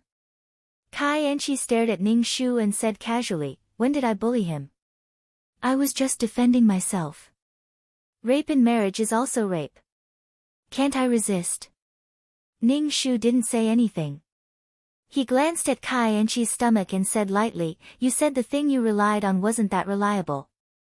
Get up and get ready to go to the hospital." Ning Shu took the bowl and went out. Kai Enchi got up and walked out of the bedroom to see Wang Bo sitting on a chair.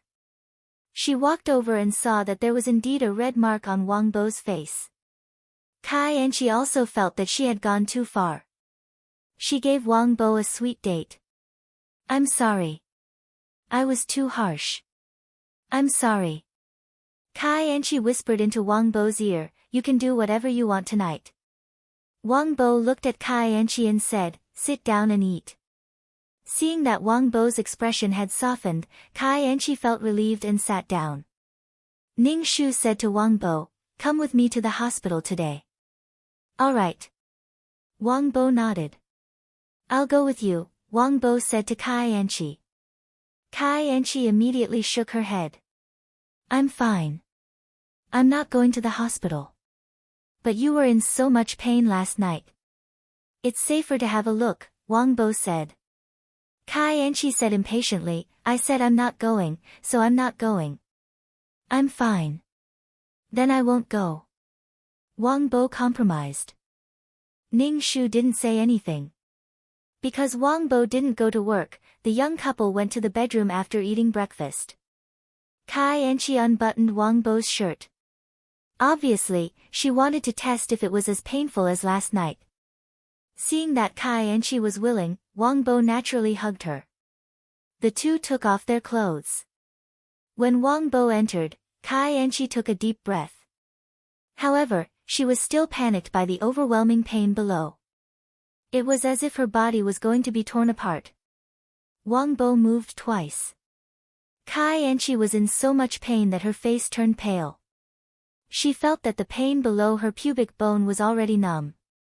Kai Enchi exerted all her strength and kicked Wang Bo away. Wang Bo was kicked to the ground. He sat on the ground and felt that his tailbone was going to break. What's wrong now? Wang Bo looked at Kai Enchi, who was holding her stomach and rolling on the bed. He ignored the pain in his body and asked, "What's wrong with you?" "My stomach hurts. It hurts down there. It hurts when I come with you," Kai Enchi said with sweat all over her head. Wang Bo didn't know what to feel. What did she mean by it hurts when she comes with him? Wang Bo put on his clothes and helped Kai Enchi put on her clothes. He said, "Let's go to the hospital." This time, Kai Enchi didn't refuse. She was really in pain. It hurt a lot. Wang Bo helped the weak Kai Enchi out of the bedroom. Ning Shu raised his eyebrows and asked, "What's wrong with her?" Wang Bo said, "Enchi has a stomachache. She wants to go to the hospital." Ning Shu nodded. "Then let's go." Wang Bo directly carried Kai Enchi downstairs. They went out of the community and got into a taxi. Ning Shu sat in the front passenger seat. He looked back and saw Kai Enchi's pale face. She was sweating and looked like she was in pain. When they arrived at the hospital, Ning Shu asked, "Where does it hurt?" "There's the heart, liver, spleen, lungs, kidneys, stomach and intestines in your stomach. Do you want to do these tests again?" Kai Enchi's face became even paler. She said, "It hurts down there. My breasts and uterus." Ning Shu nodded. "Then let's go to the gynecology department." Ning Shu went to register. Wang Bo sat on the chair with Kai Enchi. Wang Bo held Kai Enchi's hand and said, "It's all right." At this time, Kai Enchi's stomach didn't hurt so much. The pain slowly disappeared. Ning Shu registered and took Kai Enchi to the gynecology department. Wang Bo was waiting outside. "Tell the doctor about your symptoms," Ning Shu said. Kai Enchi hesitated for a while before saying, "It hurts when we're having sex. It's very painful." It was as if her body was going to be torn in half. For a moment, she was in a trance because of the pain. The doctor did a checkup and even put her finger in. Kai Enchi cried out in pain. There was nothing wrong with the body fluid test, and there was nothing wrong with the B-scan. The doctor was not sure what the reason was. She said, "There's nothing abnormal. There's no lower body spasm. It may be a fear of sex or psychological reasons." Kai Enchi was confused. How could it be fear? It was impossible. Ning Shu took Kai Enchi out of the clinic. Wang Bo, who was waiting at the door, immediately asked, "How is it?" Ning Shu shook his head. "You still need to see a psychiatrist." Wang Bo was stunned. What did stomach pain have to do with a psychiatrist? Wang Bo was confused. Kai Enchi was even more confused than Wang Bo. Anyone could have this disease, but it was impossible for her. Kai Enchi touched her stomach. There was nothing wrong with it at all. It didn't hurt anymore. It was normal. Kai Enchi looked as if she had seen a ghost. Could it be that the pain was all her hallucinations? Was it the pain she had imagined? Kai Enchi looked at Wang Bo. There was a red mark on his face, and he looked worried. Just one look was enough to make anyone lose their appetite. Was it because the subject was Wang Bo that she felt disgusted? Kai Anchi bit her lips tightly. She wondered if she should find another man to test it. Would the same thing happen? Chapter 7:16. Ning Shu then took Kai Anchi to see a psychiatrist. The psychiatrist did all kinds of psychological tests and didn't think that Kai Anchi had any psychological problems. Kai Anchi didn't think that she had any psychological problems, especially when it came to that aspect. After Kai Anchi returned home, she tested it with Wang Bo again. But as soon as she went in, Kai Anchi cried out in pain. Kai Anchi was in so much pain that her whole body trembled. Her whole body felt like it was being torn apart. She kicked Wang Bo away. Wang Bo's face didn't look good. Seeing Kai Anchi in pain, he asked, "Didn't you say that there was no problem? Why does it hurt?" "You ask me, how would I know?" Kai Anchi's face was pale. She thought that it was her illusion. She didn't expect that it wasn't like that at all. It really hurt, very much. Wang Bo got dressed in bed and went out to find Ning Shu. He said to Ning Shu, "Anchi's body is still not feeling well. It still hurts." Ning Shu was a little surprised. "Didn't you say that it's fine?" Wang Bo fidgeted with his hair. "I don't know what's going on." Ning Shu pursed his lips and said, "Go to the big hospital to have a look." Wang Bo could only nod. "Let's go and have a look." Wang Bo's work couldn't be delayed. Ning Shu could only take Kai Anchi to the hospital for a checkup. They checked again and again, but there was no problem. They repeatedly consulted the psychiatrist, but the result was that there was no problem. Kai Anchi couldn't believe that she would encounter such a thing. After such a thing happened, she couldn't enjoy the joy that a woman should have. For Kai Anchi, it was a nightmare. What was the use of having a pretty face? Kai Anchi always felt that it might have happened because the partner was Wang Bo. If it was another man, it wouldn't have happened. Kai Anchi dressed herself up and was about to go out, but she was stopped by Ning Shu. "Where are you going?" "I'm in a bad mood." "I'm going out for a walk," Kai Anchi said casually. Ning Shu took out a notebook and pen. "How many days have you not done the housework?" "I've already recorded it for you."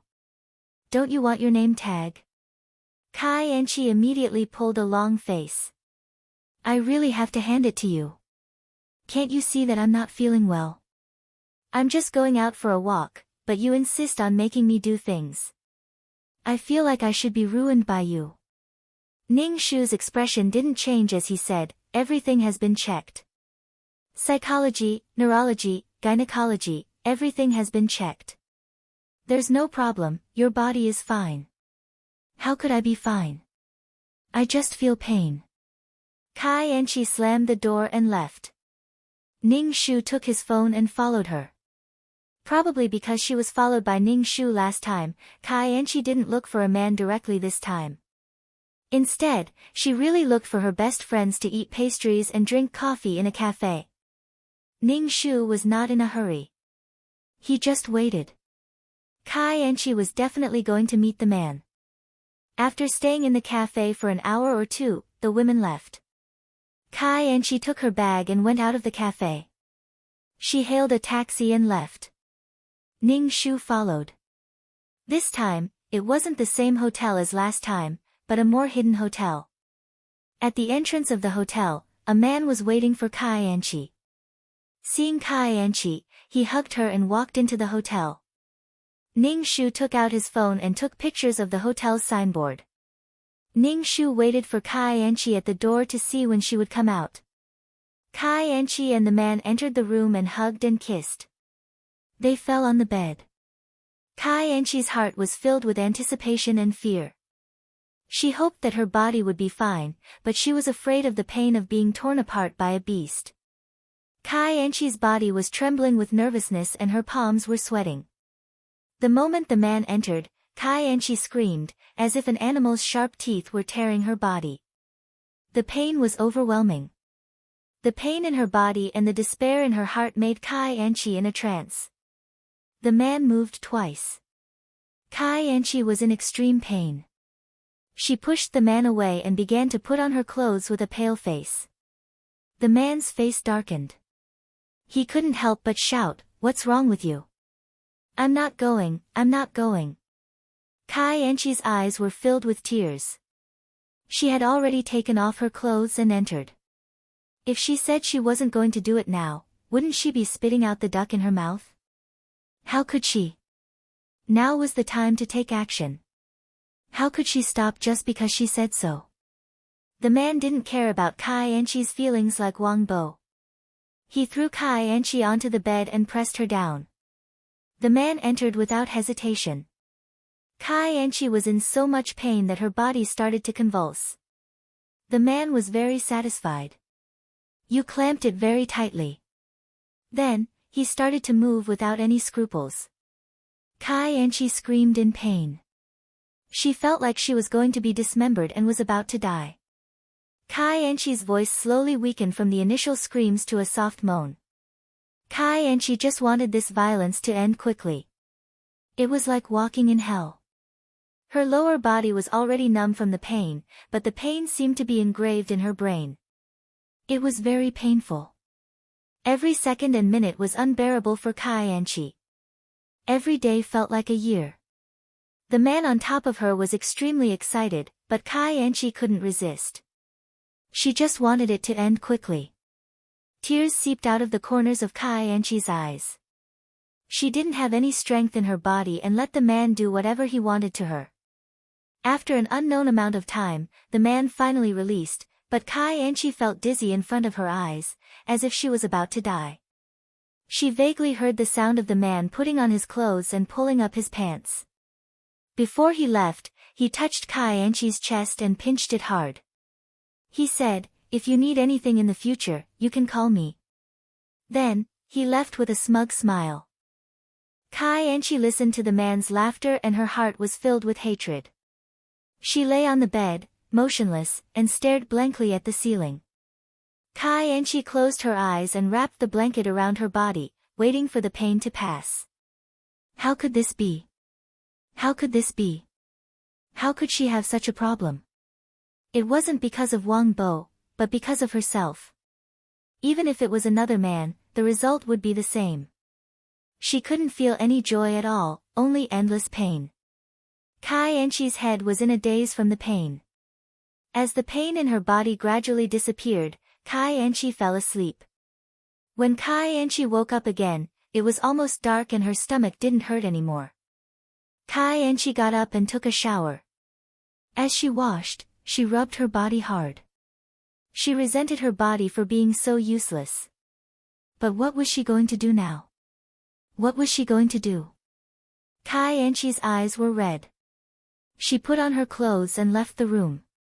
When she reached the hotel lobby, she was stopped by the waiter, who asked Kai Enchi to pay for the room. Kai Enchi was so angry that her lungs were about to explode. Why didn't that bastard die?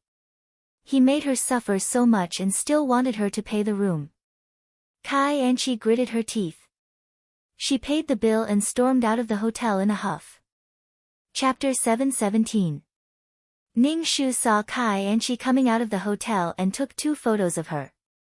Ning Shu also took photos of the man from before. Kai Enchi got into the taxi and went home. When she got home, Wang Bo sat on the sofa and looked around the room. He didn't see Ning Shu and asked, "Where's your mother?" "You're asking me? I also want to know where my mother went.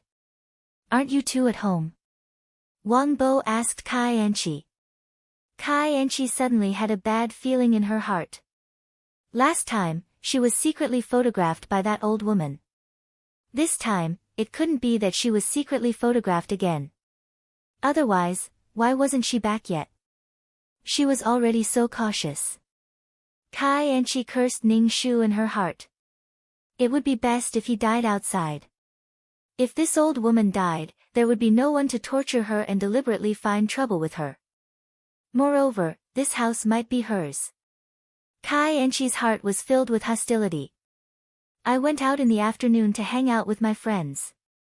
How would I know where your mother went? Kai Enchi said unhappily. Wang Bo's face was filled with worry. Kai Enchi looked at him and said, "Your mother is so old. How could she get lost? Wang Bo heard her say that and looked unhappy. How can you say that? She's my mother. Not my mother. Kai Enchi rolled her eyes and went into the bedroom. Wang Bo took out his phone and called Ning Shu. The phone rang at the door. Ning Shu opened the door and saw Wang Bo. He said, "I'm back." "Mom, where did you go? It's already dark." "I was very worried." Wang Bo let out a long sigh. Ning Shu smiled and said, "It's nothing. I just went out for a walk." Wang Bo scratched his head. Both of them went out for a walk and it was so late. Ning Shu made 3 bowls of noodles. Wang Bo called Kai Enchi out to eat. Kai Enchi looked at the noodles and turned around to go back to the room without saying anything. Today's matter had already made her very tired and painful. She still wanted to eat this kind of food. Wang Bo saw Kai Enchi like this and called out to her, "Let's eat." "You're not eating." "I don't want to eat." "I'm not eating." Kai Enchi closed the door, and then there was no movement at all. No one knew what she was doing inside. Wang Bo's expression was ugly. He couldn't stand Kai Enchi's willfulness. She had no scruples and didn't care about others at all. She only cared about her family. Ning Shu said to Wang Bo, "Wang Bo, there are some things that you don't need to endure at all. As a person, there is always advance and retreat.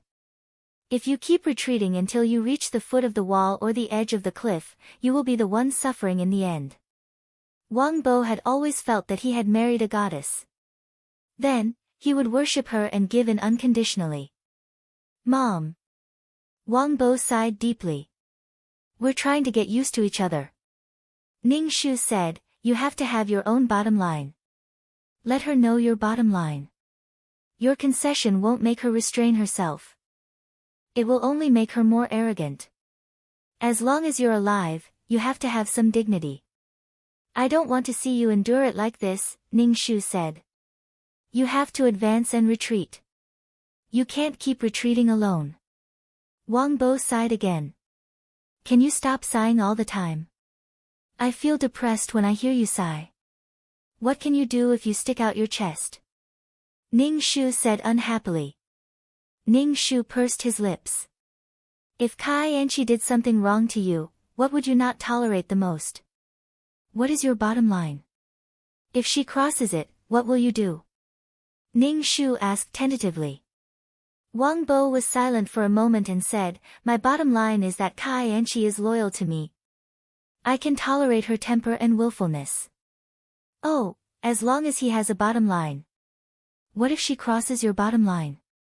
Ning Shu asked. "I don't know," Wang Bo said. Ning Shu slapped his face. A bottom line was not to be challenged. If the bottom line was crossed, what would he do? Ning Shu was speechless. "If, and I'm saying if, she crosses your bottom line, what will you do?" Ning Shu asked Wang Bo. Wang Bo thought for a moment and said, "I will divorce her." Ning Shu looked at Wang Bo and said, "I hope you can understand your wife well. Her personality is too flamboyant, and your personality is too honest."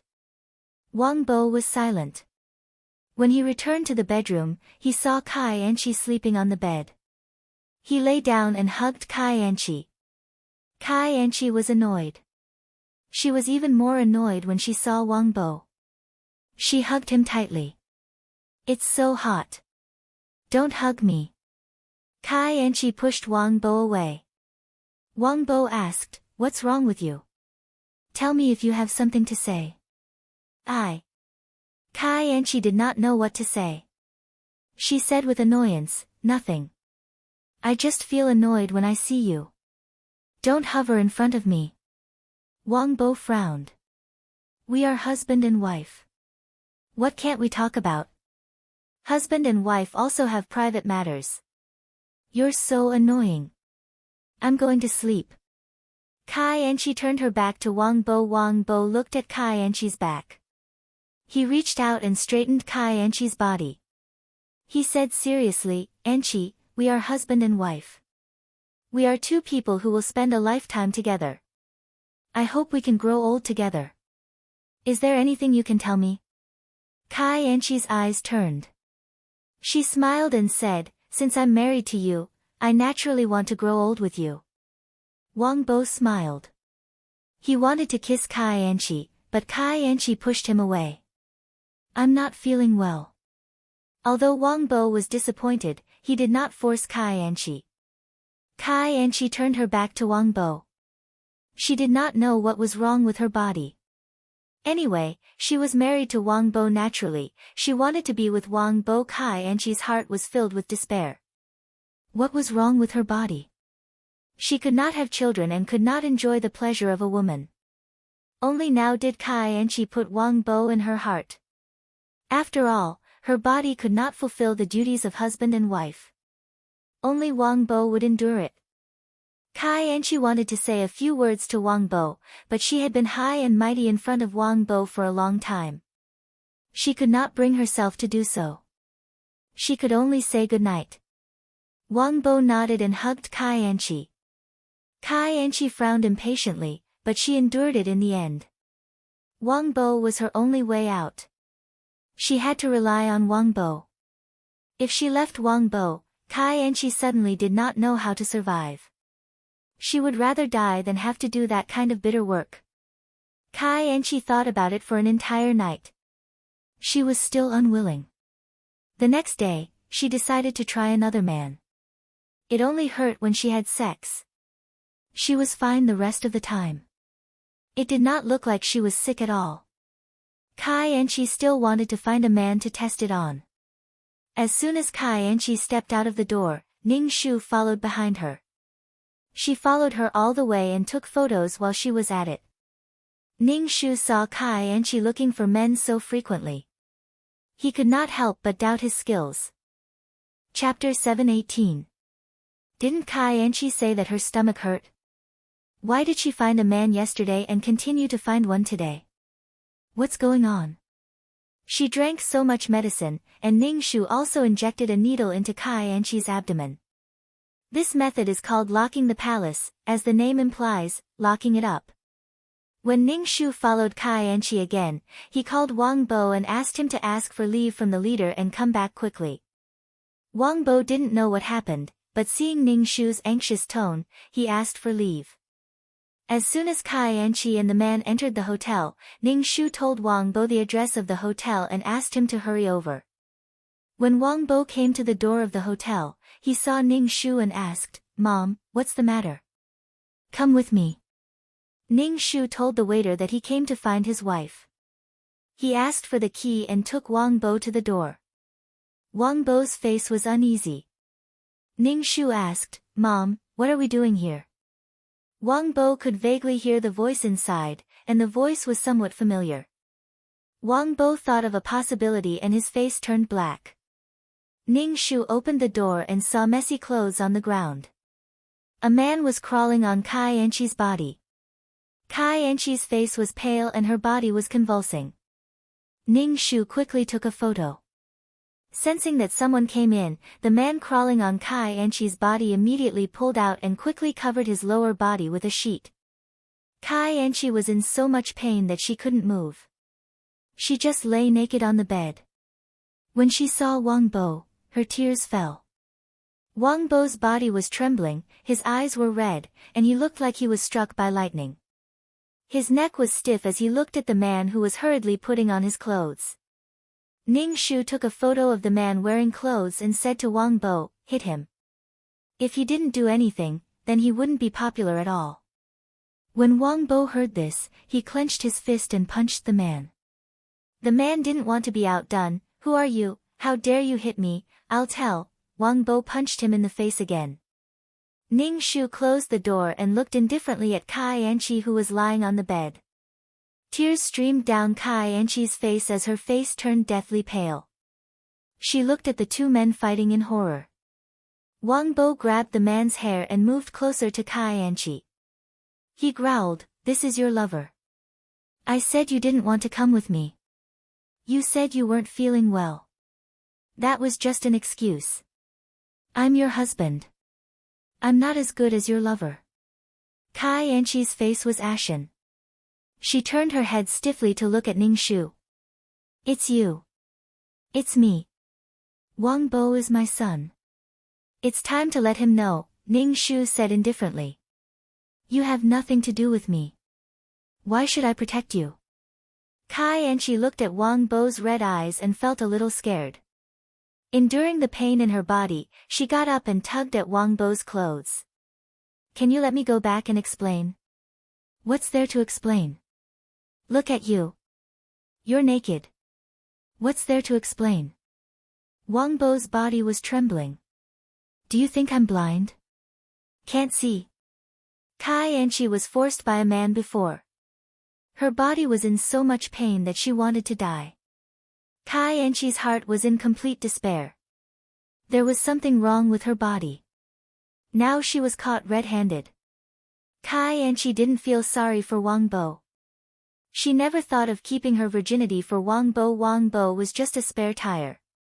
Kai Anchi was afraid of her future. Her body was her weapon of survival. Now she didn't have this weapon and Wang Bo found out about it. Wang Bo saw the traces of abuse on Kai Anchi's body. There were 3 people in the room. She was naked and shameless. But in front of him, she was noble and inviolable.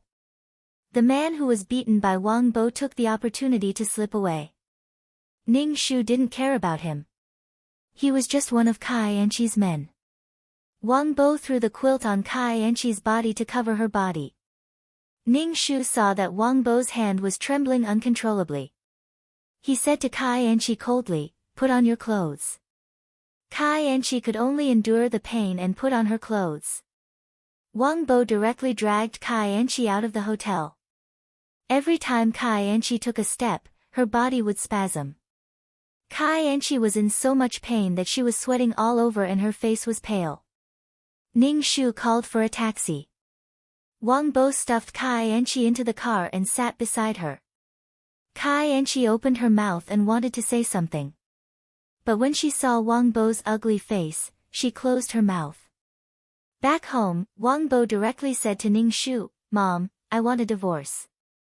He thought he married a good wife, but he didn't expect that she would cheat on him. "I won't divorce. I won't divorce even if I die," Kai Anchi said immediately. Wang Bo was furious. "Why won't you divorce? You can't divorce like this. You don't want to live with me. You can go find other men you like. Just once, just once." Kai Anchi tried to defend herself.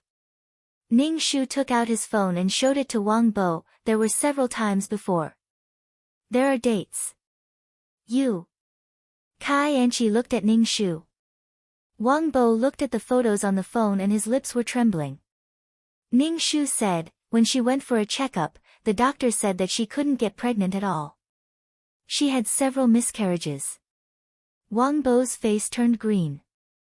He looked at Kai Anchi with red eyes.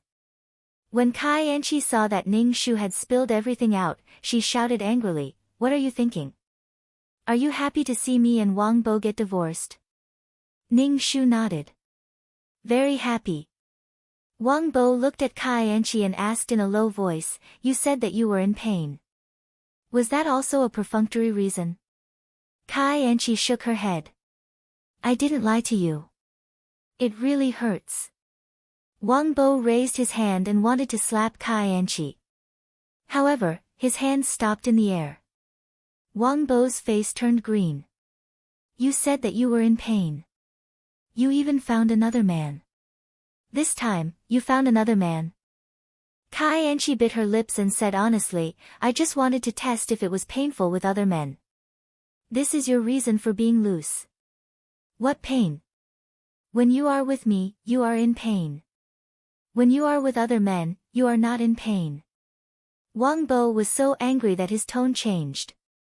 Kai Anchi didn't know how to explain. Her body was in pain. Wang Bo staggered and sat on the chair. He rubbed his forehead. "Divorce. We must divorce."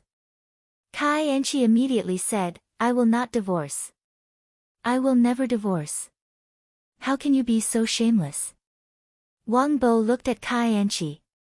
His lips were trembling. His face was twisted with anger and sadness. No matter what I say, I will not divorce. Kai Anchi said domineeringly. Her body was no longer in pain, and her spirit had also recovered a little. Wang Bo, are you sure you want to divorce? Don't you love me? Kai Anchi looked at Wang Bo. Wang Bo couldn't help but cover his chest. He was so angry that he gasped. You have been lying to me from the beginning. I don't know about your past. I can ignore it. But why do you still want to marry me? Chapter 719. Wang Bo caught Kai Anchi with another man on the spot and was determined to divorce her. Wang Bo was angry. He respected Kai Anchi and never forced her, but Kai Anchi was with another man. It was as if she was protecting her chastity for another man. They were clearly husband and wife. Wang Bo was so angry that the veins on his head were throbbing. He looked at Kai Anchi with red eyes. Kai Anchi said again, I won't divorce you. In her situation, she couldn't remarry after the divorce. Kai Anchi hurriedly promised Wang Bo, this is the last time, really the last time. If there's a next time, even if you kill me, I won't complain. I want to kill you right now. Wang Bo roared in a low voice. You're still treating me like a fool. Wang Bo clenched his fists, I really want to kill you, shameless bitch. Kai Anchi heard Wang Bo's insults and felt angry. Why didn't he look at himself? How could he be worthy of her giving up a large forest for him? Kai Anchi took a deep breath and asked, do you have to divorce me? Do you have to divorce me? Yes. Wang Bo said resolutely. Kai Anchi looked at Wang Bo's resolute expression and sat on the sofa. She said indifferently, anyway, I won't divorce you. She said, I won't divorce you. Let's see what you can do to me. Wang Bo trembled with anger at Kai Anchi's attitude. Don't you feel any shame at all? Kai Anchi's face didn't show any guilt or shame. She didn't show any apology to Wang Bo. Wang Bo felt that his heart was trampled into a pile of flesh and blood. Mom, I want to divorce her. Now, immediately, right now. Wang Bo almost couldn't suppress the anger in his heart. Ning Shu looked indifferent and said calmly, calm down. Ning Shu looked at the fearless Kai Anchi and asked coldly, what conditions do you have for divorcing Wang Bo? Kai Anchi sat on the sofa and said, give me 200,000 yuan or give me this house. Impossible. Wang Bo bellowed. Wang Bo was so angry that he staggered and used his hand to support himself on the table. This woman had no sense of propriety. She wanted money and a house for a divorce. How could she be so shameless? Now, Kai Anchi's image in Wang Bo's heart had taken a 180-degree turn. It was completely overturned. He used to think that Kai Anchi was a good woman, although she had a bad temper. But he didn't expect her to be such a person. He had done something wrong, yet he was being overbearing. Ning Shu raised his eyebrows when he heard Kai Anchi's request. You're the one at fault in this marriage. Are you sure you can get 200,000 yuan and still covet this house? It's fine if you don't want a divorce. Kai Anchi crossed her arms and looked at Ning Shu and Wang Bo, if you want a divorce, you have to give me 200,000 yuan. Ning Shu had 200,000 yuan in his hands. This was the savings of the original owner, Yang Zi, over the years. It also included Wang Bo's salary. Yang Zi had saved all this money. When she couldn't take it anymore, she would give it to the young couple. However, if she really gave it to Kai Anchi, this 200,000 yuan would make her and Wang Bo's life much more difficult.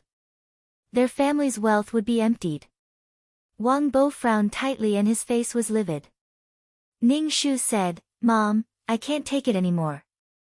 I want a divorce. Even if you give me money, I want a divorce with her. Ning Shu pushed the agitated Wang Bo away and looked at Kai Anchi. Since you don't want a divorce, then don't divorce. Mom. Wang Bo looked at Ning Shu in shock and pointed at Kai Anchi. I won't live with such a woman. Kai Anchi was also a little surprised. Then she curled the corner of her mouth and sat steadily on the sofa. Ning Shu looked at Wang Bo's shocked, disappointed and sad face and said, "We'll talk about the divorce later. You're too agitated now. You're not in the mood to deal with things." Kai Anchi stood up and stretched. She said casually, "Since there's nothing else, I'll go back to my room and rest. Call me when it's time to eat." After they shed all pretense of cordiality, Kai Anchi seemed to have no scruples. Kai Anchi walked towards the bedroom gracefully. Wang Bo grabbed Kai Anchi's arm. Kai Anchi turned her head and looked at Wang Bo with her chin raised. "What's the matter?" Wang Bo clenched his fist and loosened it. His eyes were fixed on Kai Anchi. Kai Anchi was a little impatient and asked, "What's the matter?" Wang Bo's nose twitched. Then he gave Kai Anchi a slap. Kai Anchi was slapped to the ground by him. Kai Anchi covered her face and looked at Wang Bo in shock. "You hit me." Wang Bo's hand was shaking badly. "I hit you, bitch. Who do you think you are to hit me? You're not even a man. What's the point of hitting a woman?" Kai Anchi got up from the ground and rushed towards Wang Bo to scratch him. Ning Shu grabbed Kai Anchi and flung her away. Kai Anchi was thrown to the ground by Ning Shu. She groaned and couldn't get up for a while. "I want to call the police. You guys are intentionally hurting me. This is domestic violence." Kai Anchi shouted. Ning Shu nodded. "You can call the police. Hurry up." Ning Shu entered his room and threw a tattered dress at Kai Anchi's face. Kai Anchi looked at the dress and her face turned green. "Old woman, you cut my dress. I've said it before. I've remembered it all. I've only cut your dress now. Tomorrow it will be your bag." Ning Shu said indifferently. "You." Kai Anchi's face twitched. She was holding the dress with several holes in it. The dress was full of holes and the sleeves were too short.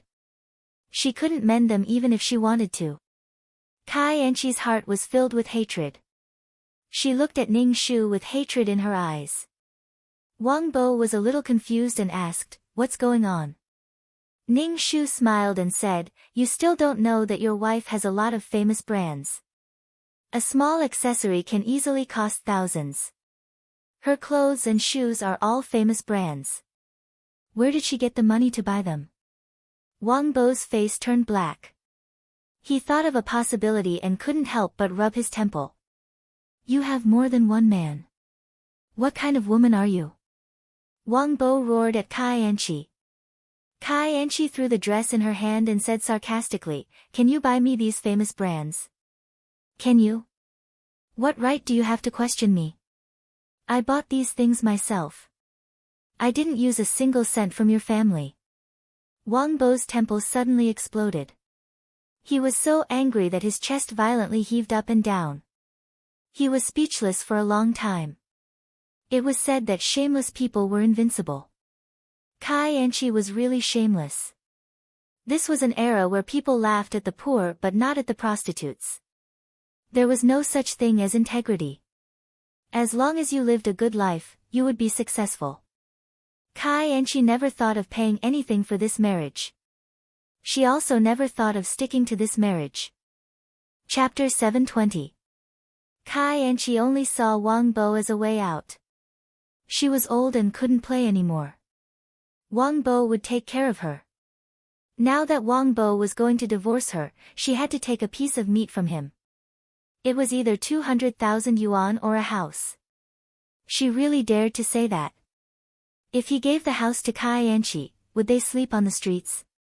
Besides, a house was more than 200,000 yuan. It would be demolished in the future, and the price of the house would only be higher. Kai Anchi went back to the bedroom to pack her luggage and was ready to leave. She didn't want to live under the same roof with this mother and son.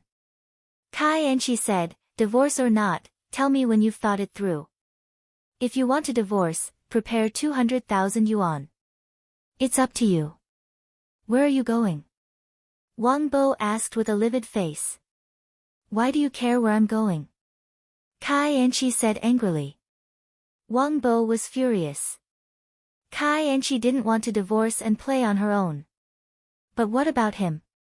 Was this woman going to be his wife for life? His wife was in the arms of other men. She was free, but he couldn't start a new life. Ning Shu said to Kai Enchi, if you step out of this door, I'll destroy all your things.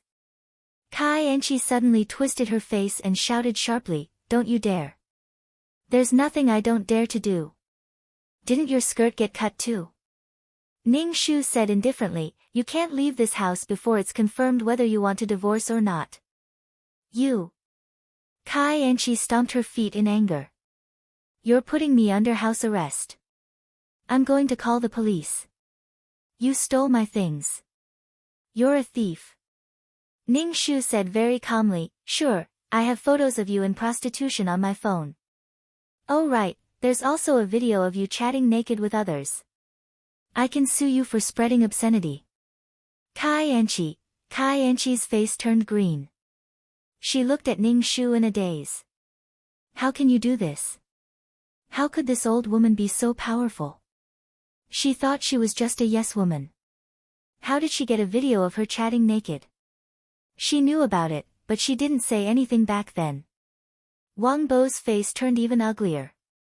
Of course he knew about it. He looked at Kai Enchi in disbelief. What kind of woman are you? How can you be so slutty? Kai Enchi first sneered and then said, if you men didn't want to see it, would I take it off? If a man wants to see, you can take it off. Kai Enchi, you woman. Wang Bo roared. Kai Enchi didn't care at all. You men can play and be unrestrained. Why can't women? Why? Wang Bo choked on Kai Enchi's words and didn't know what to say. Ning Shu lightly said, do you want to leave or stay? Have you thought about it? Kai Enchi snorted and stayed. Her branded goods could not be ruined by old women who did not know what was good for them. Now that she was sick, those men who wanted to please her would not buy her anything anymore. Kai Enchi dragged the suitcase back to the bedroom and slammed the door. Wang Bo stared blankly at the door. Ning Shu asked, are you hungry? Get us something to eat. Wang Bo turned to Ning Shu and said, Mom, I want a divorce. I must get a divorce. Even if you give me money, I will divorce this woman. Wang Bo's face was resolute. Ning Shu was speechless. No wonder Kai Enchi took away the family property. It was because of Wang Bo. For her son, Yang Zi would naturally give any amount of money. Ning Shu said, I will let you two divorce. You can't give her 200,000 yuan, and you won't give her the house. Ning Shu looked at Wang Bo, are you willing to be called a cuckold? After you divorce Kai Enchi, you have to start a new life. You can't always be under Kai Enchi's shadow. Wang Bo tightly frowned and said somewhat dispiritedly, what can I do? Other than giving her money, what else can I do to get rid of Kai Enchi? Take it slow. There will be a way. Ning Shu went into the kitchen and cooked noodles. Wang Bo said, you don't have to cook for her. She knows how to order food. Since Wang Bo said that he wouldn't cook for Kai Enchi, Ning Shu wouldn't cook. He could only cook 2 bowls of noodles. When Kai Enchi came out and saw that there was no food for her, her face turned ugly. She directly took out her phone to order food. After the delivery man came, Kai Enchi said to the delivery man, they will pay. Then she carried the things into the bedroom. The delivery man looked at Ning Shu and Wang Bo. Wang Bo's face was extremely ugly. Seeing the delivery man looking at him, he very unwillingly paid the money. Ning Shu was silent. Looking at Wang Bo's hateful expression, he said, take it slow. Wang Bo shook his head in annoyance. He looked very dispirited. Ning Shu comforted him. All the pain is the suffering before happiness. A happy life is precious. Just like her, living in the hospital and being tortured by illness. Her life was unfortunate, but these illnesses tempered her soul. After death, because her soul was qualified, it was captured by the system and started a new life. You will meet better people in the future. Who didn't meet a few scumbags when they were young? Ning Shu patted Wang Bo's shoulder and transmitted a stream of qi to Wang Bo. It was not worth torturing himself for Kai and qi. Wang Bo tightly pursed his lips. Ning Shu said, "Don't always sleep in the living room. Go back to the bedroom. This is our home. Why can't you sleep in the bedroom?" Wang Bo shook his head. "But I don't want to see her." "Then it's up to you," Ning Shu said. The more Wang Bo thought about it, the angrier he became. In the middle of the night, he directly went into the bedroom and pressed on top of Kai and qi. He was so worried about Kai and qi's feelings, but Kai and qi rolled around with other men. Wang Bo's heart was filled with anger. The more he thought about it, the more it was not worth it. Wang Bo violently went in, causing Kai and qi to scream in pain. She beat Wang Bo to get out and tell him to get out. Wang Bo looked at Kai and qi's twisted face and suddenly felt very bored. What did he get by doing this? He knew what kind of person Kai and qi was. Did he think he could take revenge on her like this? Wang Bo put on his pants. He did not even look at Kai and qi, who was lying on the bed in pain. He turned around and went out. Kai and qi was a promiscuous woman. Who knew how many men she had? What he did was insulting himself. Kai and qi was a woman who was worse than a prostitute. Ning Shu heard Kai and qi's screams in the next room. He opened the door and saw Wang Bo coming out of the bedroom. Wang Bo saw Ning Shu. Ning Shu said, "Mom, I'm fine. I want to get a divorce as soon as possible." Ning Shu saw that Wang Bo was calmer than before. It was as if he was relieved. Anger and sadness were because he cared. Only a person who was as calm as a stranger truly did not care. Although Wang Bo did not completely let go of Kai and qi, it was a good start. Chapter 721. The next day, Wang Bo had to go to work. There were dark circles under his eyes. Apparently, he hadn't slept the whole night. Ning Shu saw that he didn't look good and said, "Rest for a while. There's no rush to go to work. It's not efficient for you to go to work in this state." Kai and qi came out of the bedroom. Wang Bo looked at Kai and qi and nodded. "Then I'll rest for a while." Kai and qi's face didn't look good. She asked Wang Bo, "Why did you do that to me?" Wang Bo said, "We're husband and wife. Isn't it normal for us to do that kind of thing? You can do it with other men. Why can't you do it with me?" Kai and qi was furious. "I'm not feeling well. It hurts. You still forced me. Then it doesn't hurt when you do it with other men. It's still up to you whether it hurts or not." Wang Bo calmed down and spoke more logically. Kai and qi looked at Wang Bo in a daze. "How dare you talk to me like that?" Wang Bo was always careful with her. Now that he spoke to her like that, Kai and qi was not used to it. She felt offended. Wang Bo ignored Kai and qi and sat down to eat. Kai and qi angrily stomped her feet and sat down to eat breakfast. Ning Shu said to Kai and qi, "Come with me to buy groceries later." "Why buy groceries? Now you should consider whether to divorce and give money or not." Kai and qi deliberately used the divorce to provoke Wang Bo. However, she saw that Wang Bo's face was cold and had no reaction at all. This made Kai and qi feel frustrated and uneasy. She relied on Wang Bo's liking and concession. Moreover, there was something wrong with her body. She didn't have two weapons. Kai and qi was a little flustered. Ning Shu said, "As long as you're not divorced, you're the daughter-in-law of this family." After breakfast, Ning Shu took the basket and stuffed it into Kai and qi's hands. Kai and qi said coldly, "I'm not going." "Then you can only see the corpse of the shoes," Ning Shu said. Kai and qi was furious. She could only carry the basket and go to buy groceries with Ning Shu. Kai and qi was smart this time. She didn't wear high heels and followed Ning Shu out. She was sweating from the sun and her face was burning. Ning Shu wandered back and forth in the market. Kai Anchi could only follow him. She was carrying a basket of vegetables, which was extremely heavy. Kai Anchi glared at Ning Shu's back. As long as she got her hands on the item, she would definitely make this mother and son suffer. Now, Kai Anchi was afraid of breaking the vases. Previously, one of her dresses had already been cut, which made her heart bleed. These things were not cheap. Kai Anchi carried her things and followed behind Ning Shu. On the way home, they met acquaintances and chatted endlessly. It's so hot outside. Fuck, this old woman doesn't seem to feel it. Kai Anchi saw Ning Shu saying that she was filial and came to buy groceries with her. He was really hypocritical. Now they were obviously divorcing, but he still acted like a harmonious mother-in-law and daughter-in-law.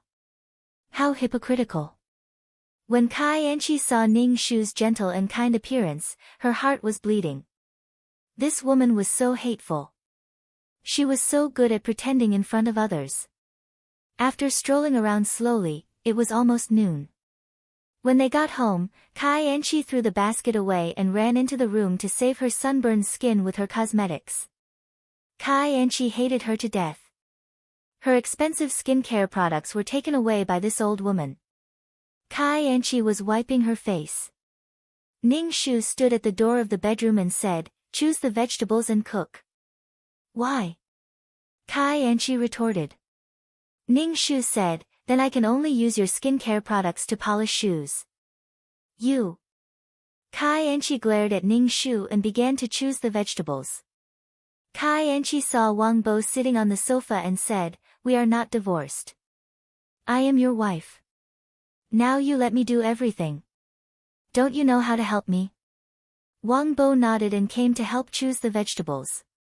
He was not angry with Kai Anchi anymore. Kai Anchi was happy to see Wang Bo so obedient. Ning Shu smiled provocatively. After choosing the vegetables, Ning Shu asked Kai Anchi to cook. Kai Anchi gritted her teeth and went to cook.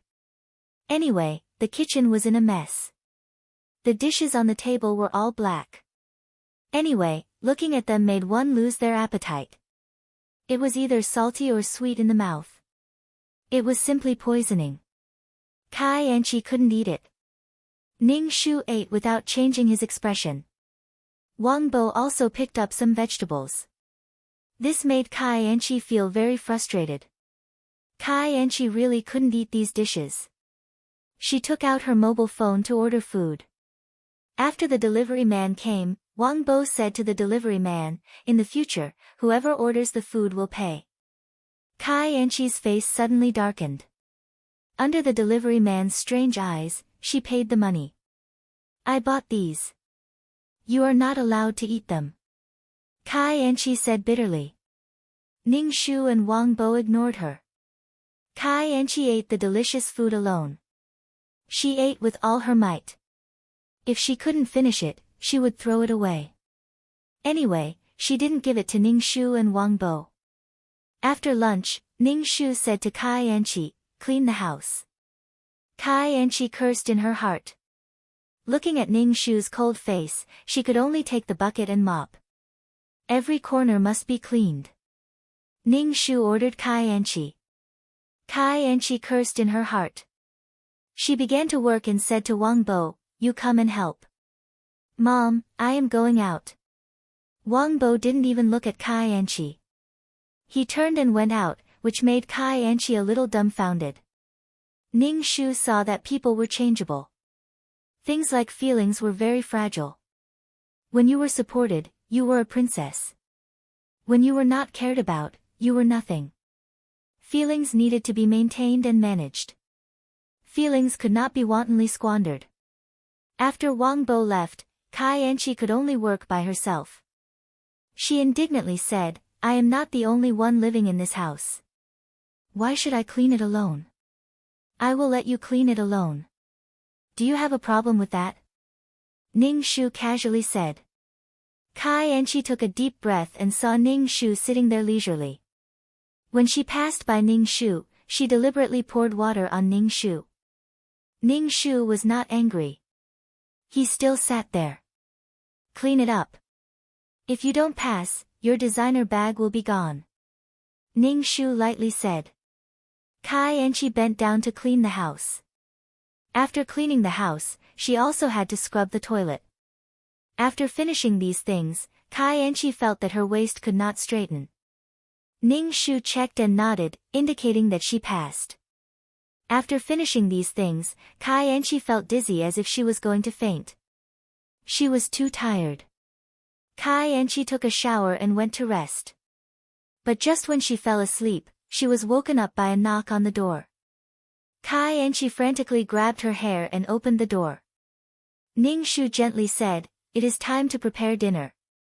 Kai Enchi, Kai Enchi really hated Ning Shu. This old woman is too hateful, hateful, hateful. Chapter 722. After a few days, Kai Enchi felt like she was going to die. When she got up in the morning, she would go grocery shopping with the old woman and then prepare lunch. After lunch, she would start to clean the house. Kai Enchi felt that her face was dark, her skin was rough, and her hands were rough.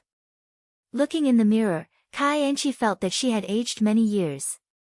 What Kai Enchi couldn't stand the most was that Wang Bo ignored her, as if she was a stranger, plain and indifferent. Kai Enchi would rather Wang Bo be angry with her and come up to talk to her than ignore her like now. Kai Enchi looked at herself in the mirror and felt that she had been destroyed by the old woman too miserably. It couldn't go on like this. She didn't divorce because she felt that Wang Bo liked her and couldn't bear to leave her. It would be fine after the quarrel. But now she was not so sure. Could it be that she was going to stay here and be tortured by the old woman? Kai Enchi kept thinking. In particular, the old woman destroyed another pair of shoes. Just because she resisted and refused to do anything, a pair of broken shoes was thrown in front of her. Her shoes. Kai Enchi felt that she was suffocating. Her heart ached so much that she couldn't breathe. Why didn't this old woman die? She got married for the sake of her retirement, but now it seemed that it was impossible. She was going to be tortured to death by the old woman. Kai Enchi thought about it for a whole night and decided to divorce. The next morning, at the dinner table, Kai Enchi said, "I agree to the divorce." Wang Bo turned to look at Kai Enchi and asked suspiciously, "Do you really agree?" "I agree to the divorce." Kai Enchi looked at Ning Shu. "My request is for you to return my things to me and give me another $200,000 as my alimony." Ning Shu didn't speak and continued to eat the buns. Hearing Kai Enchi's words, Wang Bo didn't say anything. He drank the porridge in his bowl and was about to go to work. Kai Enchi said impatiently, "What do you mean? It was you who wanted a divorce. Now that I agree to the divorce, you don't say anything." Ning Shu said lightly, "Why should I give you alimony? Have you given birth to a child? Will the child live with you? Why do you need alimony?" Kai Enchi flew into a rage out of humiliation. "Then I'll have to live in the future too." 200,000 was not much at all. She did not know how to live with her health condition. 200,000 was not enough for her to live for the rest of her life. 200,000 was nothing. "We are not responsible for your future life."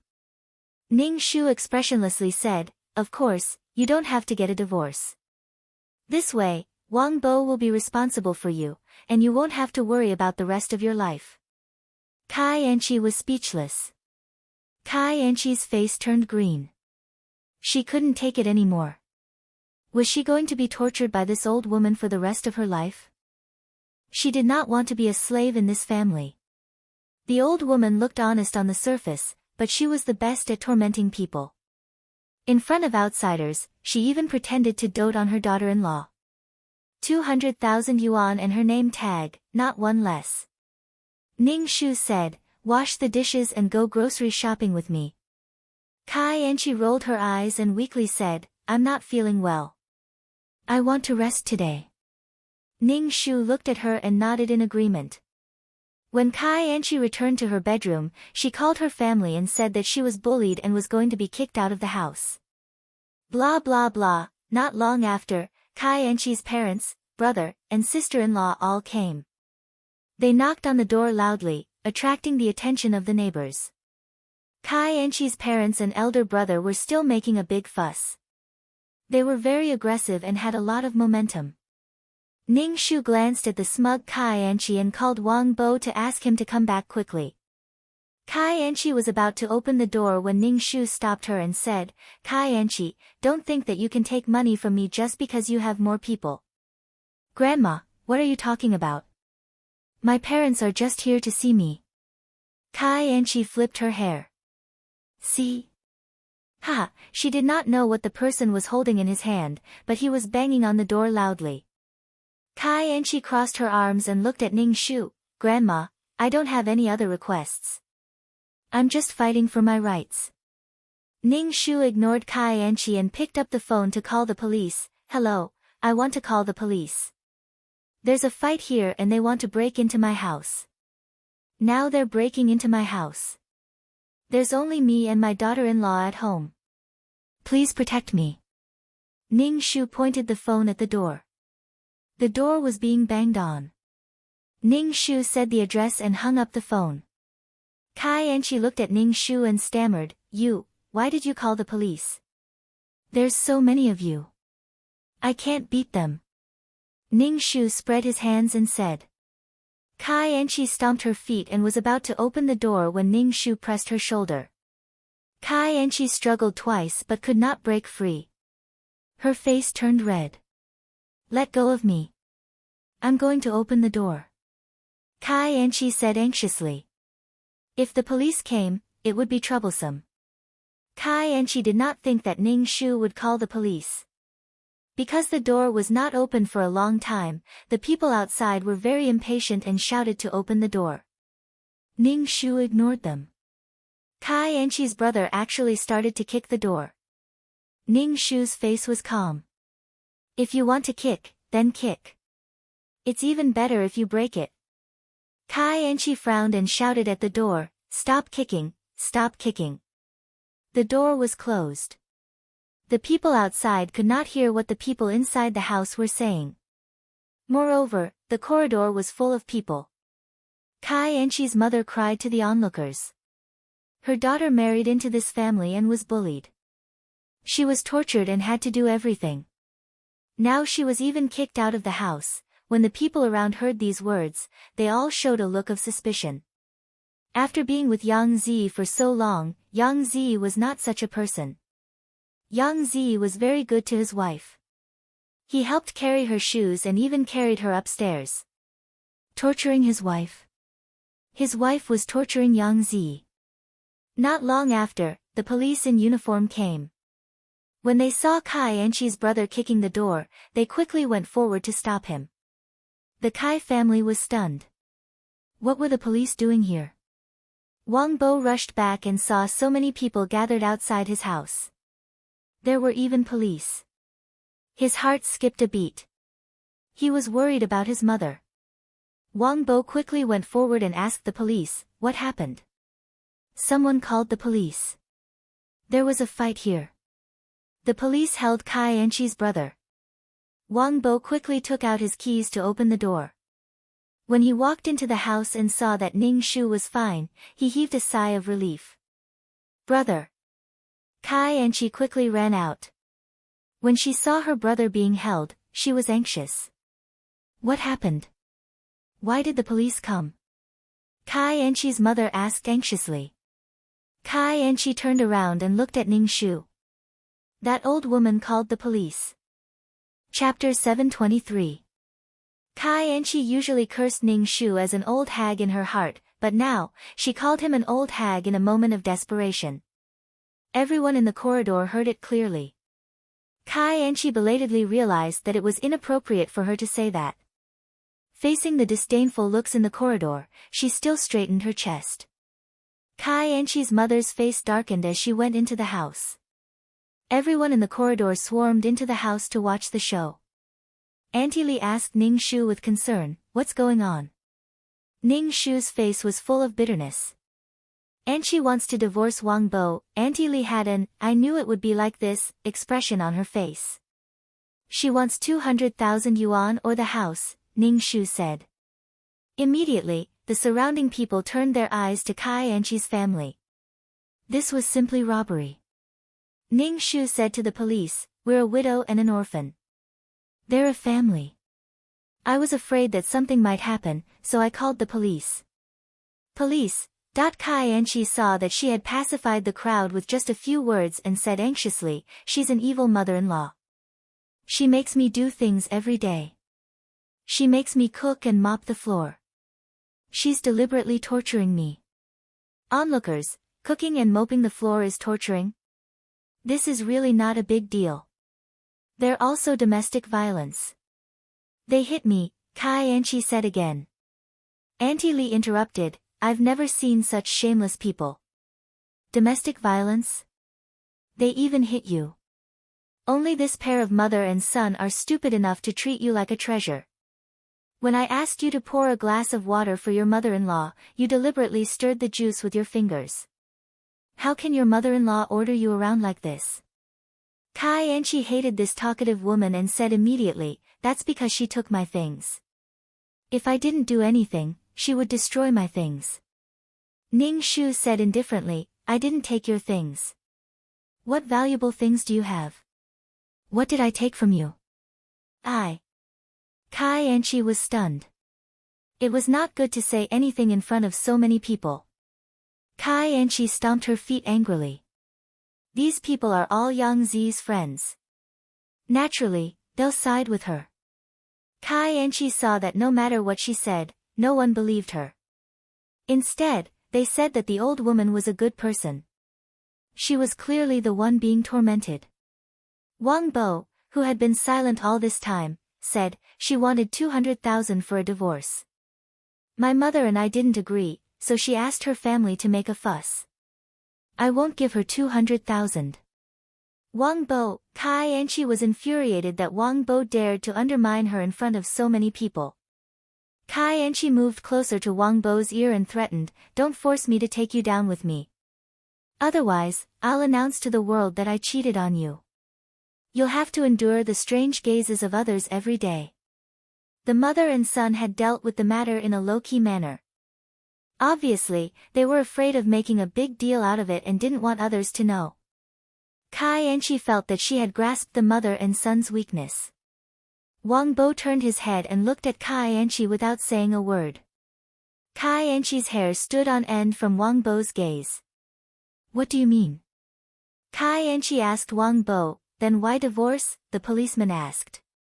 Kai Anchi looked at Wang Bo from the corner of her eyes. Clearly, she was threatening Wang Bo. Wang Bo coughed and said, "Because Kai Anchi cheated on me, and it wasn't the first time." Kai Anchi was stunned. She looked as if she had been struck by lightning. She had threatened Wang Bo. Why did Wang Bo take the initiative to say it? Was he crazy? Kai Anchi looked at Wang Bo in a daze. Wang Bo's expression was extremely calm, but there was a hint of madness in it. When the people around heard Wang Bo's words, they immediately became noisy. They whispered to each other and looked at Kai Anchi without restraint. One look and you can tell she's not a good woman. She's married and still went out to seduce men. One look and you can tell she's a vixen. Ning Shu also looked at Wang Bo in a daze. Her original intention was to not let Wang Bo suffer the rumors. Wang Bo's actions were out of Ning Shu's expectations. Looking at the calm Wang Bo, she felt that Wang Bo had really walked out of this incident. Perhaps Wang Bo was too angry and wanted to go all out to make Kai Anchi suffer. Wang Bo might be able to bear the rumors, but he was a man. And Kai Anchi was a woman. She could bear more than Wang Bo. People who knew her would point fingers at her. People's gossip was a fearful thing. The public opinion could melt gold. Kai Anchi's face turned pale when she noticed the eyes of the people around her. She was just threatening Wang Bo. She never thought that Wang Bo would say it out loud. "I didn't." Kai Anchi said loudly. Kai Anchi's mother immediately explained, "My daughter wouldn't do that. My daughter married into your family with a clean record. In order to get a divorce, you slandered my daughter.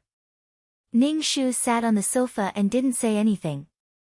She wanted to see how Wang Bo would deal with this matter.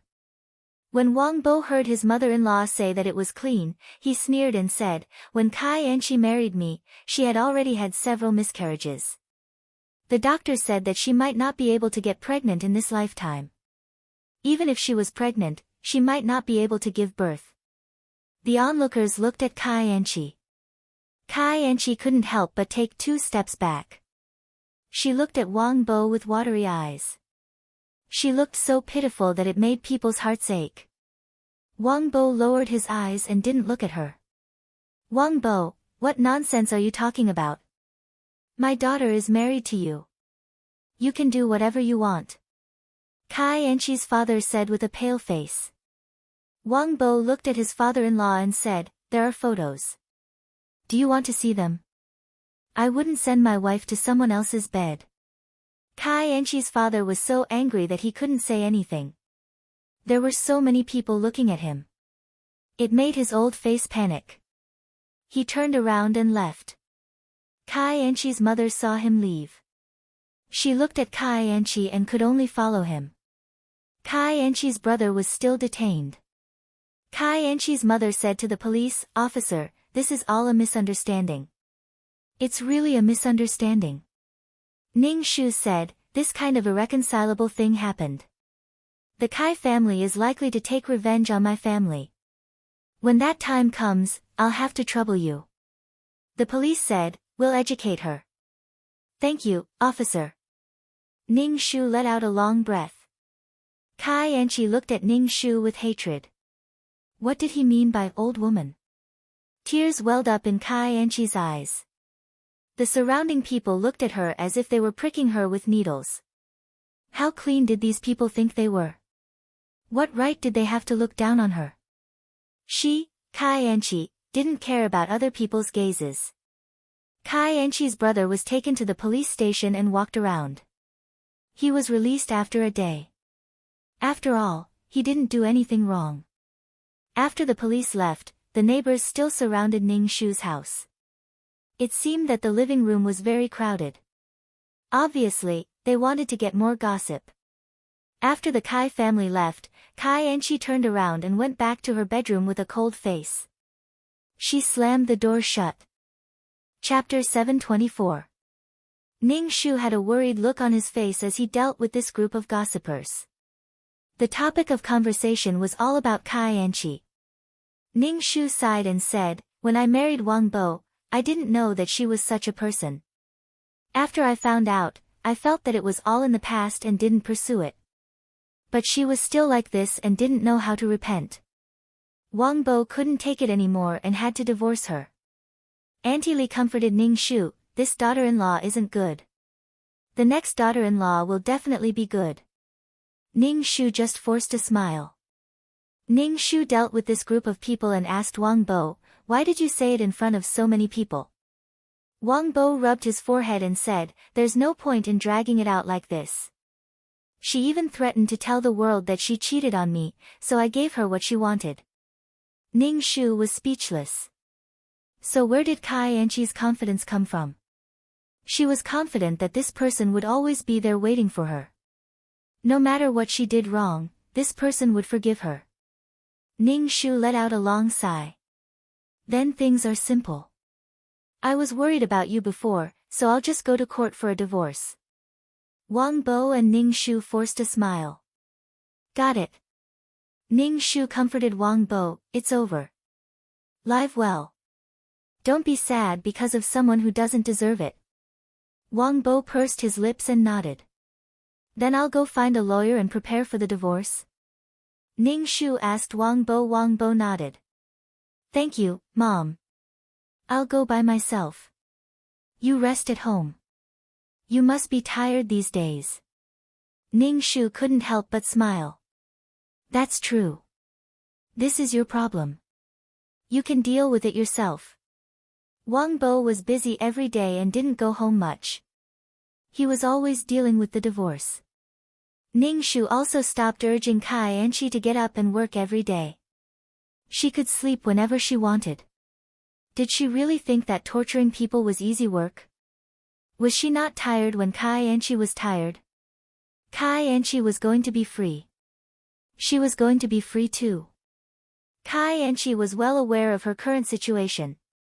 Ever since Wang Bo had exposed her affair, she had lost her advantage in front of Wang Bo.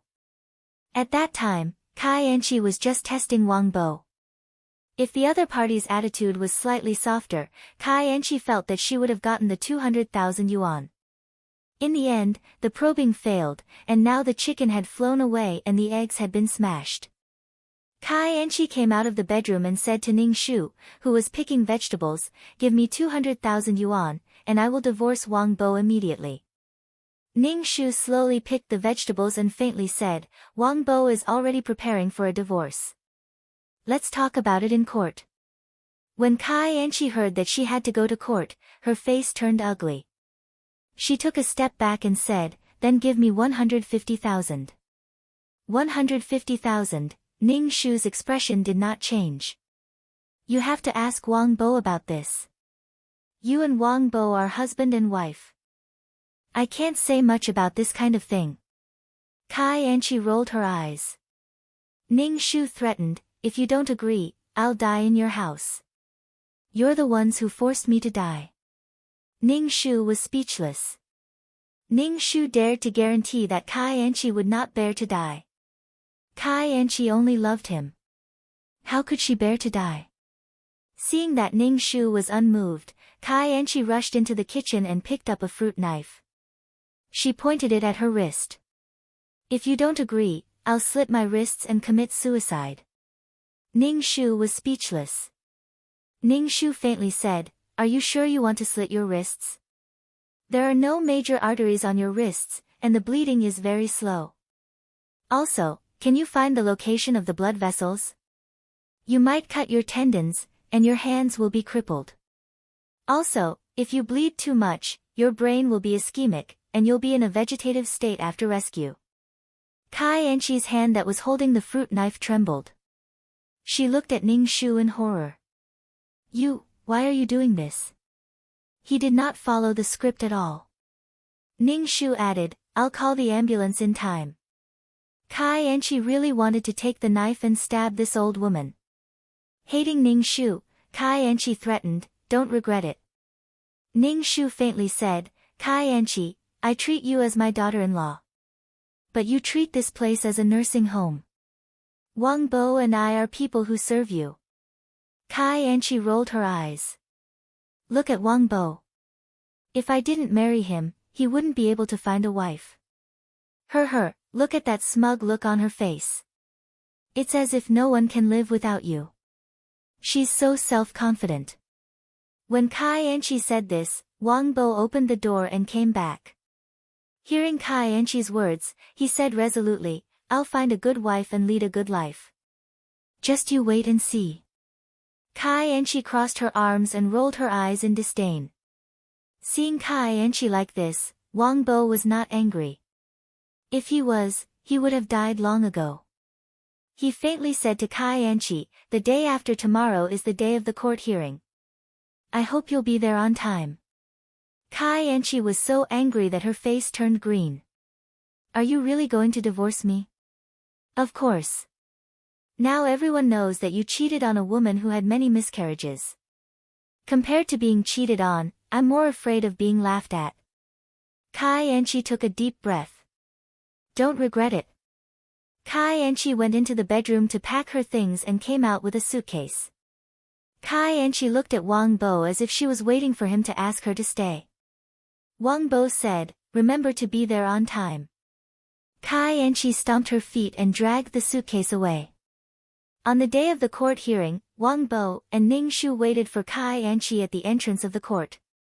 After waiting for a long time, Kai Anchi finally arrived. The whole Kai family was there. Ning Shu and his mother seemed weak. Their momentum was suppressed by the Kai family. Ning Shu's lips curled up.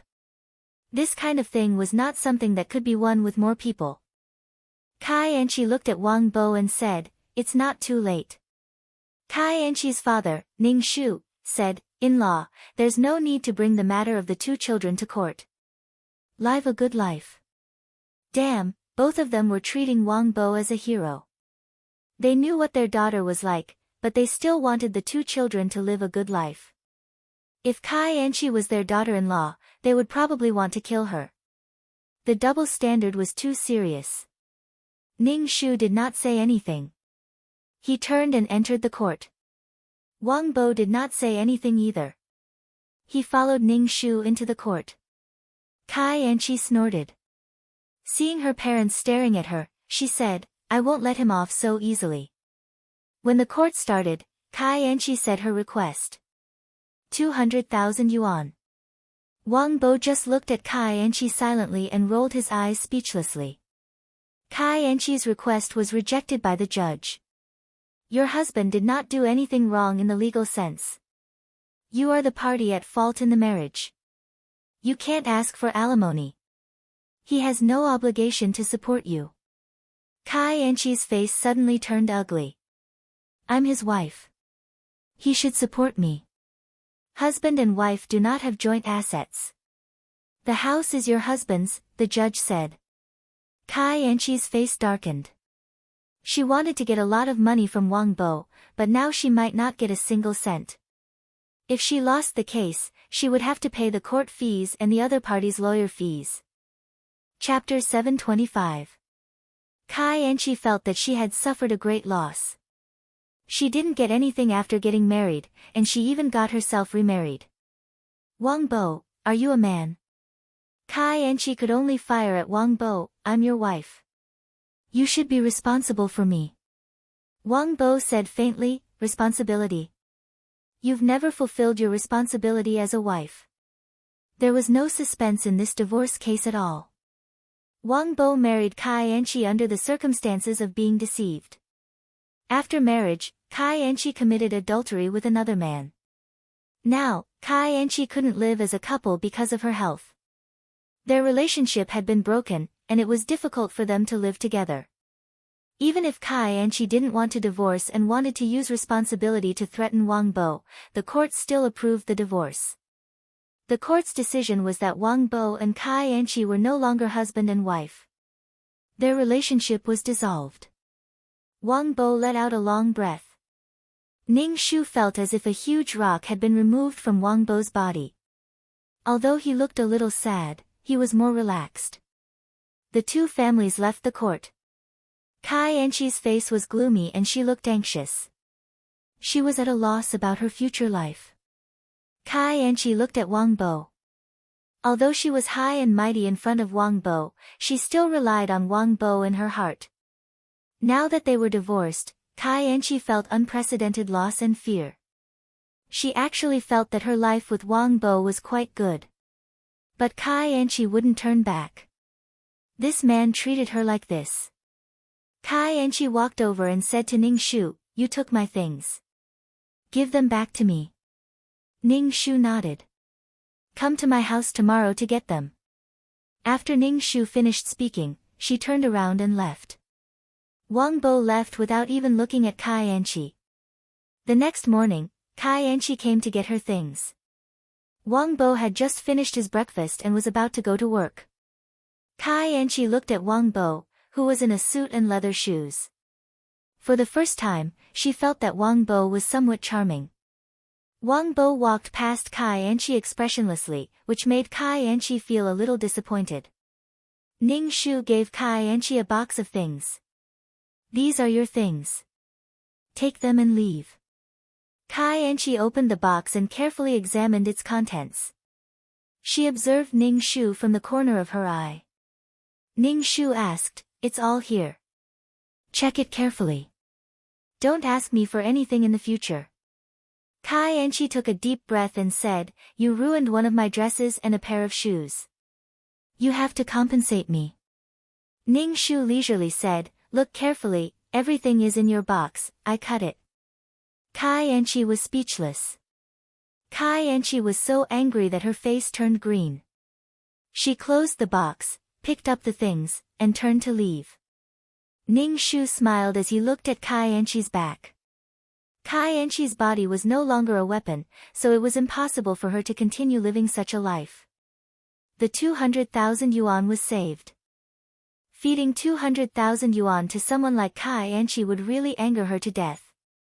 After Kai Anchi and Wang Bo divorced, Auntie Li often visited Ning Shu and asked him what kind of wife he wanted to find for Ning Shu. A wife needs to be chosen by an old man. As long as her personality is suitable, it's fine. Don't think about love and other useless things. Look at your previous wife. Your son liked her, but she turned out to be such a person. Auntie Li told Ning Shu. Ning Shu gently said, they just got divorced. There's always a transition period. It's impossible to get married immediately. Auntie Li Ning Shu said, if there's a suitable girl, I'll introduce her to you. She's a good wife and 3 generations of good children. A vicious wife will harm 3 generations of children. Men want to find a beautiful woman with a beautiful face, big breasts, and a slim figure. You have to be careful. Ning Shu nodded. Thank you. If Wang Bo wants to get married again, you have to help me. Auntie Li smiled. That's for sure. Wang Bo came back from work in the evening. During dinner, Ning Shu asked, Kai Anchi already took the things away. Wang Bo nodded and continued eating. When he saw Ning Shu hesitating to speak, he said, Mom, just say what you want to say. Ahem. Ning Shu coughed. You and Kai Anchi have divorced and are about to start a new life. Well, I just want to ask, how's work recently? Wang Bo said, it's pretty good. Recently, there's a promotion. I can fight for it.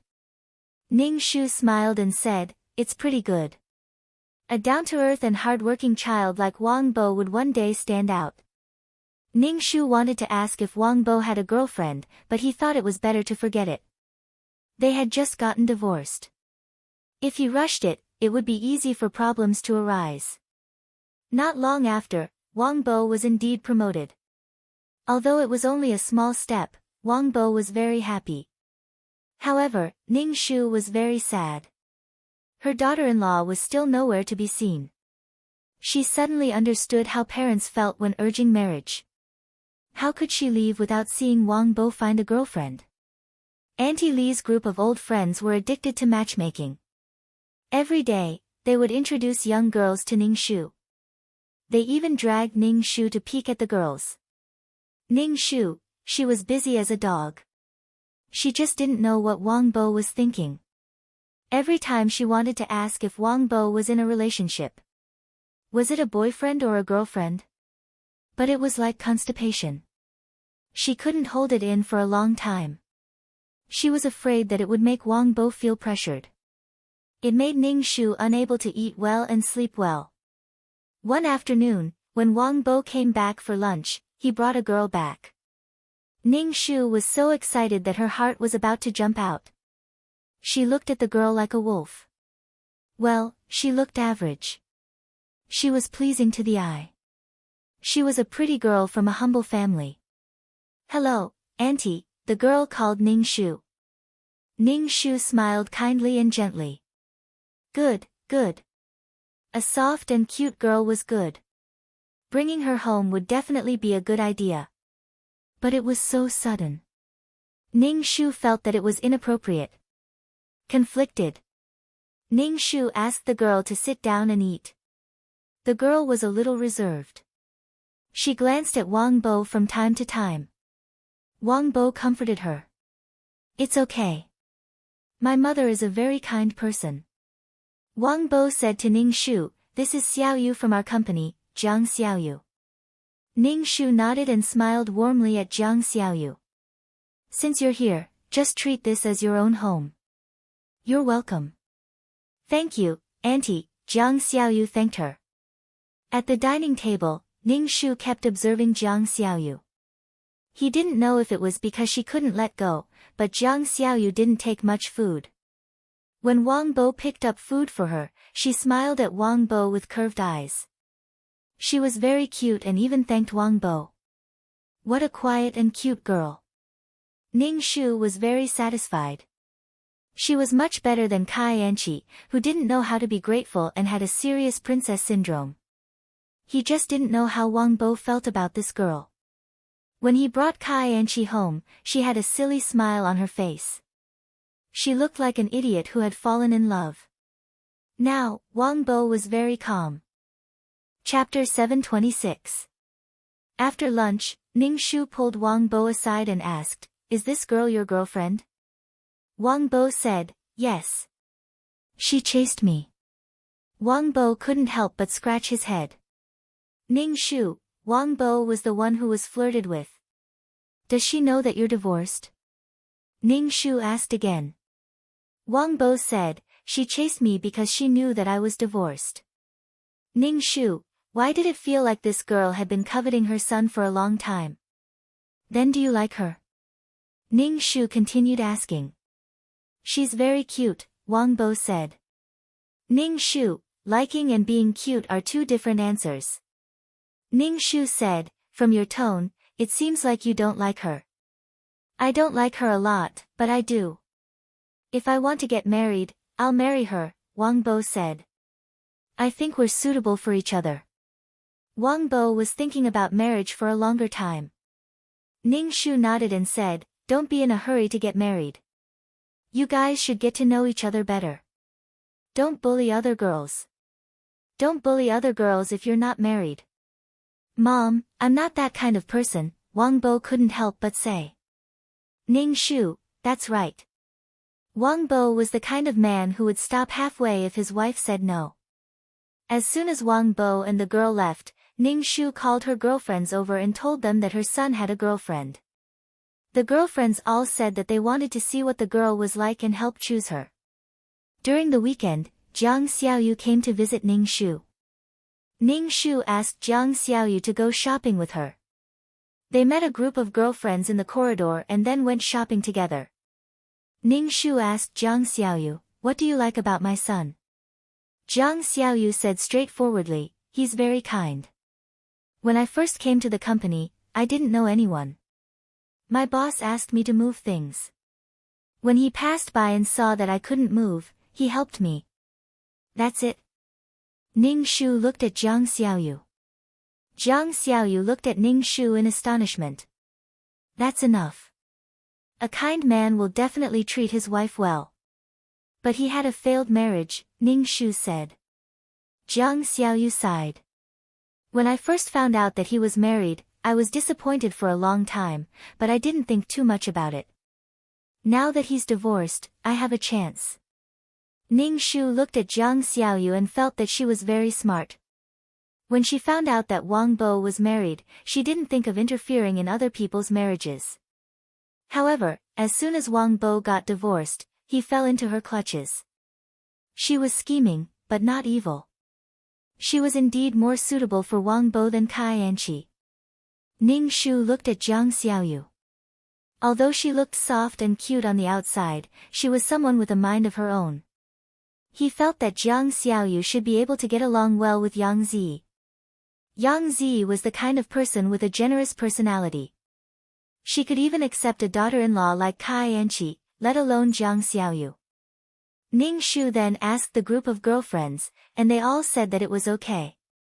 Auntie Li said that this girl obviously had a mind of her own. Everyone had their own ideas. It was fine as long as they could get along well. Jiang Xiaoyu often came to visit Ning Shu. When Wang Bo looked at Jiang Xiaoyu, there was a smile on his face and a gentle look in his eyes. The relationship between the two was getting better and better.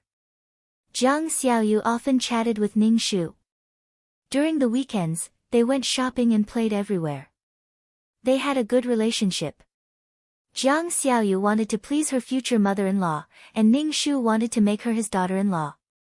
The two hit it off. Ning Shu took Jiang Xiaoyu to buy groceries.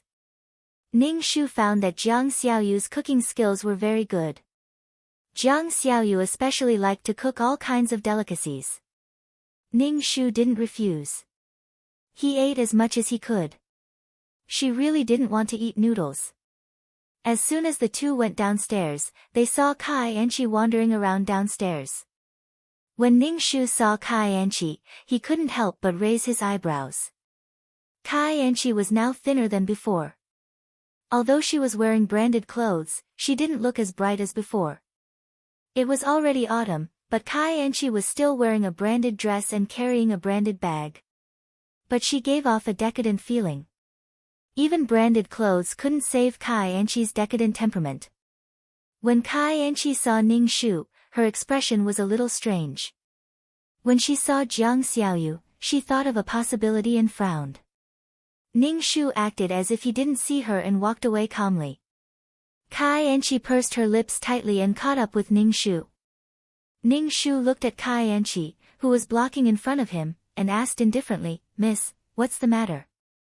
Kai Enchi glanced at Jiang Xiaoyu. Ning Shu shouted, "Mother-in-law. Don't call me mother-in-law. You and Wang Bo are divorced." "We are no longer mother-in-law and daughter-in-law," Ning Shu said. Jiang Xiaoyu said to Ning Shu, "Auntie Yang, I'll wait for you over there." Ning Shu nodded. Jiang Xiaoyu carried the basket and stood far away, leaving Ning Shu and Kai Enchi alone to talk. Ning Shu looked at Kai Enchi and said, "Why are you looking for me? I've returned your things to you."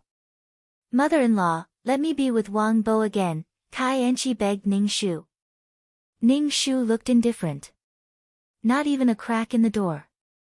Kai Enchi's face was decadent. She didn't look good. After divorcing Wang Bo, Kai Enchi's life was in an abyss of suffering. Kai Enchi's parents felt that this daughter of theirs was too embarrassing and wanted to marry her off far away. The most important thing was that they couldn't afford to raise their daughter, who was a spendthrift. The house was only so big. When their daughter came back, they had to make a room for her. It was very crowded. Kai Enchi was used to being arrogant. She didn't get along well with her sister-in-law. Kai Enchi complained that her sister-in-law's cooking was not good and tasteless. Then, she asked her sister-in-law to wash her clothes. She completely treated her sister-in-law as a servant. There was always some discord between her sister-in-law and her sister-in-law. And when they quarreled, it made the whole family uneasy. Her sister-in-law despised and hated Kai Enchi. She urged the family to quickly marry Kai Enchi off. Kai Enchi's parents were now looking for a husband for Kai Enchi. The person they were looking for was a foreigner.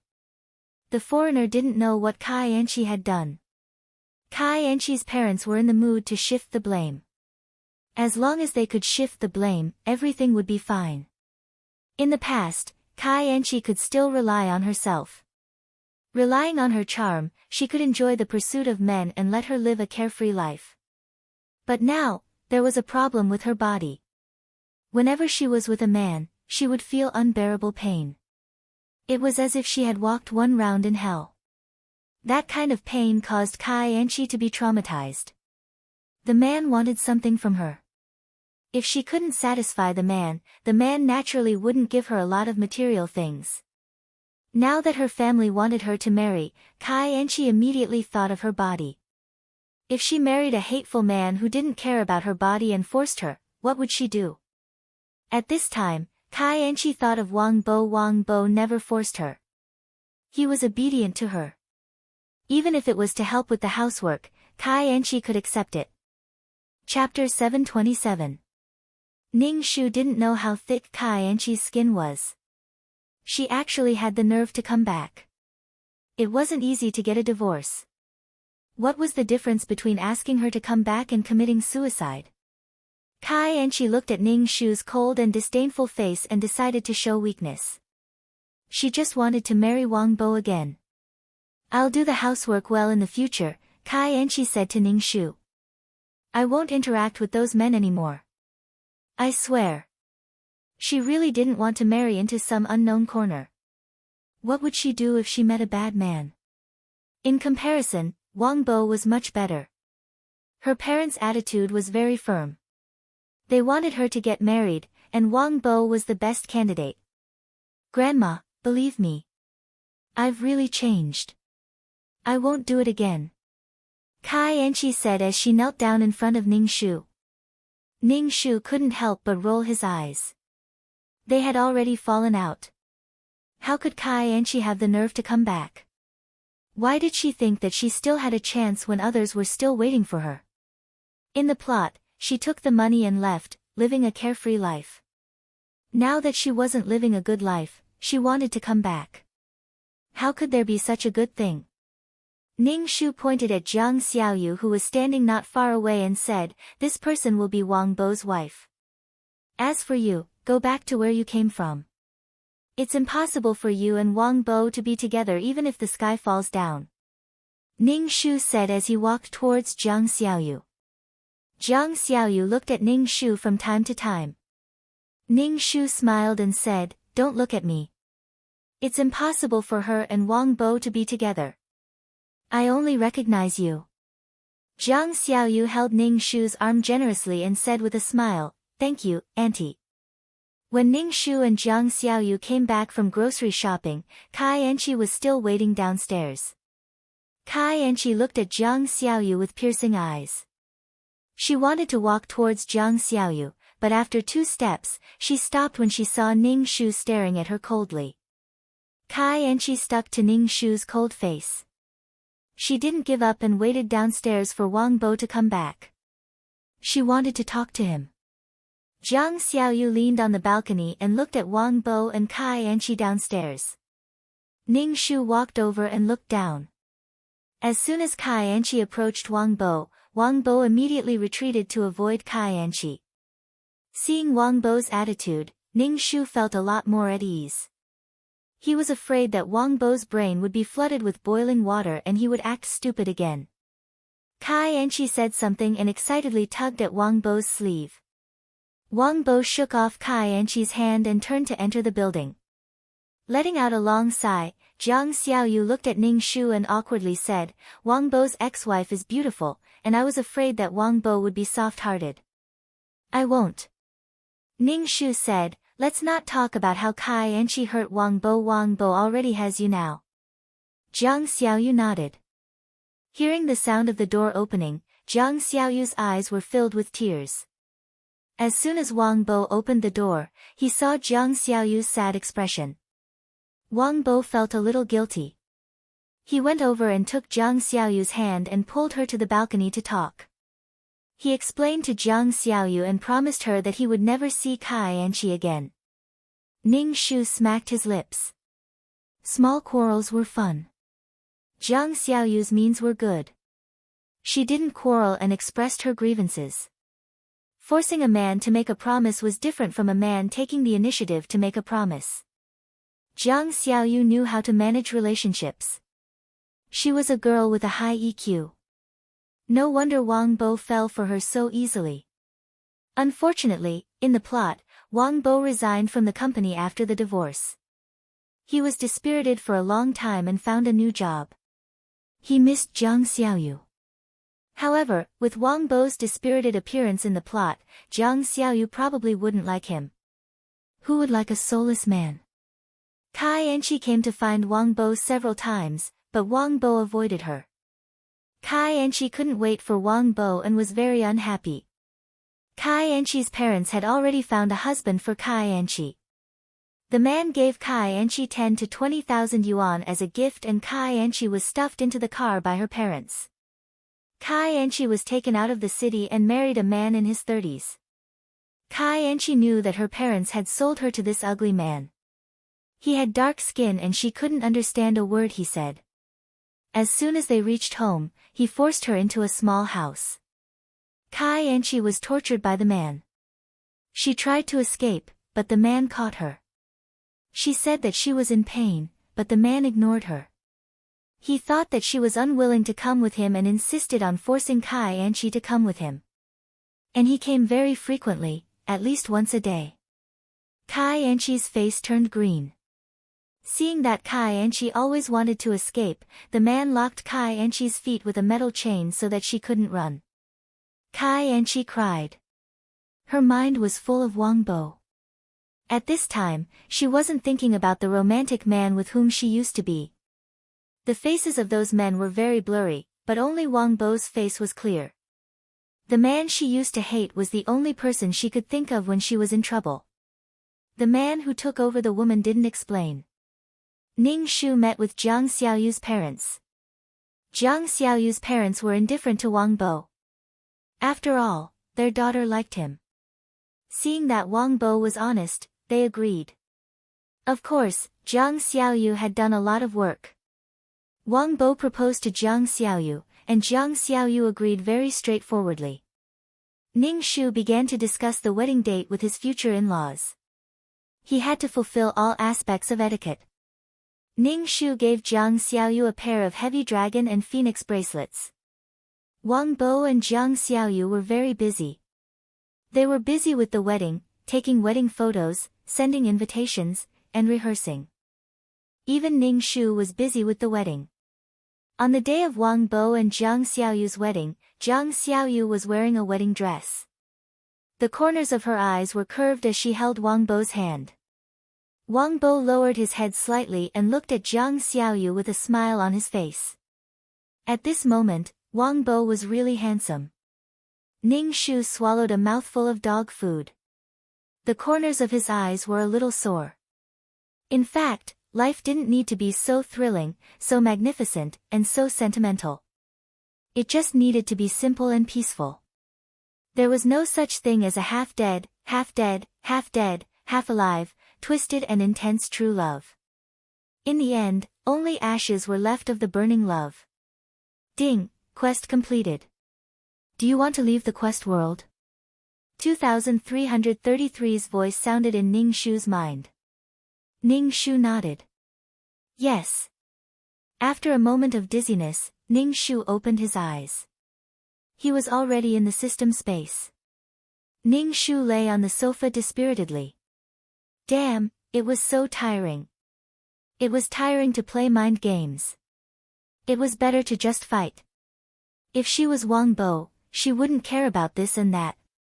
She would just kick Kai Anchi. 2333 said, Yang Zi asked me to thank you. She said thank you for what you did for her and her son. Ning Shu said, oh, where is she? She went back. She went back to her body. 2333 said. Hearing this, Ning Shu was relieved. He lay on the bed and slept. Chapter 728. Ning Shu slept comfortably. When she woke up, she sat cross-legged on the bed and began to cultivate her peerless martial arts. After he finished cultivating, Ning Shu opened his status panel and looked at the points and attribute points he received from this mission. Number, 2333 Name, Ning Shu, Intermediate Mission Taker, Age, 27 points, 5. 15 million/1. 5 million Soul, 300 Health, 71 Wisdom, 224 Charm, 10 Luck, 54 Spirit, 130 Faith, 106450 Martial Strength, 142 Aptitude, 59 Merit, 103010 Skills, 5th Ring Shooting Technique, Trash Fighting Technique, Beginner Level Ultimate Martial Arts, Beginner Poison Technique, Beginner Business Management Knowledge, Beginner Code Programming, Beginner Lawyer Skills Honorary Title, Goddess of War, Selfless Ancestor Items, Calm Aura, Faith Aura, Talisman 5 Aura, Mother of the World, Queen's Blessing, Model Worker, Chen. She's Blessing, Leader Aura, Grass Blessing, Best Friend, Meow Meow Meow's Blessing, Life-Saving Hand, Zhu Sunyang's Blessing, Completed Yang Zi's Wish. Mission Completion, 100. Received 1. 5 million points, 40 attribute points, 50 faith, 10 merit points. This mission was not bad. Looking at the points now, he had more than 6 million, not far from 20 million. Ning Shu distributed the 40 attribute points to Wisdom, Luck, Martial Strength, and Spirit. Number, 2333 Name, Ning Shu, Intermediate Mission Taker, Age, 27 points, 5. 15 million/1. 5 million Soul, 300 Health, 71 Wisdom, 22410 Charm, 10 Luck, 5410 Spirit, 13010 Faith, 1114 Martial Strength, 14210 Aptitude, 59 Merit, 10040. After distributing the attribute points, Ning Shu said, I want to see Yang Zi's life back home. 2333 said okay, and the screen showed the life of Yang Zi's family. Yang Zi and Jiang Xiaoyu got along well. There was no tension between them. Everyone said that Jiang Xiaoyu met a good mother-in-law. Jiang Xiaoyu straightened her back and said that her mother-in-law was the best. This made Yang Zi a little embarrassed. She told everyone that her daughter-in-law was a good daughter-in-law. Others mocked Yang Zi, saying that as long as Yang Zi was a daughter-in-law, she would be a good daughter-in-law. Not long after Wang Bo and Jiang Xiaoyu got married, Jiang Xiaoyu got pregnant. Yang Zi took good care of Jiang Xiaoyu and made soup for her every few days. Yang Zi took Jiang Xiaoyu for a prenatal checkup. 9 months later, Jiang Xiaoyu gave birth to a girl. Yang Zi was not angry. At least, she did not have a granddaughter before. Yang Zi helped to take care of the child, and the mother-in-law and daughter-in-law took care of the child. Their views on educating the child were different, and there would be a little conflict. Wang Bo said that he would take care of the child. The mother-in-law and daughter-in-law immediately rolled their eyes. He couldn't even carry the child properly. How could he take care of the child? He could help, but if it was about taking care of the child, forget about it. Wang Bo learned how to change diapers for the child. When he made the milk powder, he let it warm.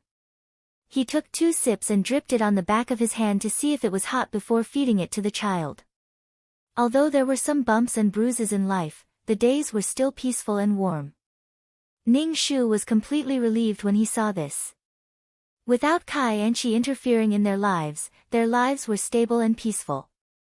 Yang Zi and Wang Bo, who were honest people, could not get along with an arrogant woman like Kai and Qi. The auras of the two sides were incompatible. Yang Zi and Wang Bo were suppressed. After reading the rest of this world, Ning Shu took out the secret book of his peerless martial arts. He opened the secret book and added some chi force patterns to it.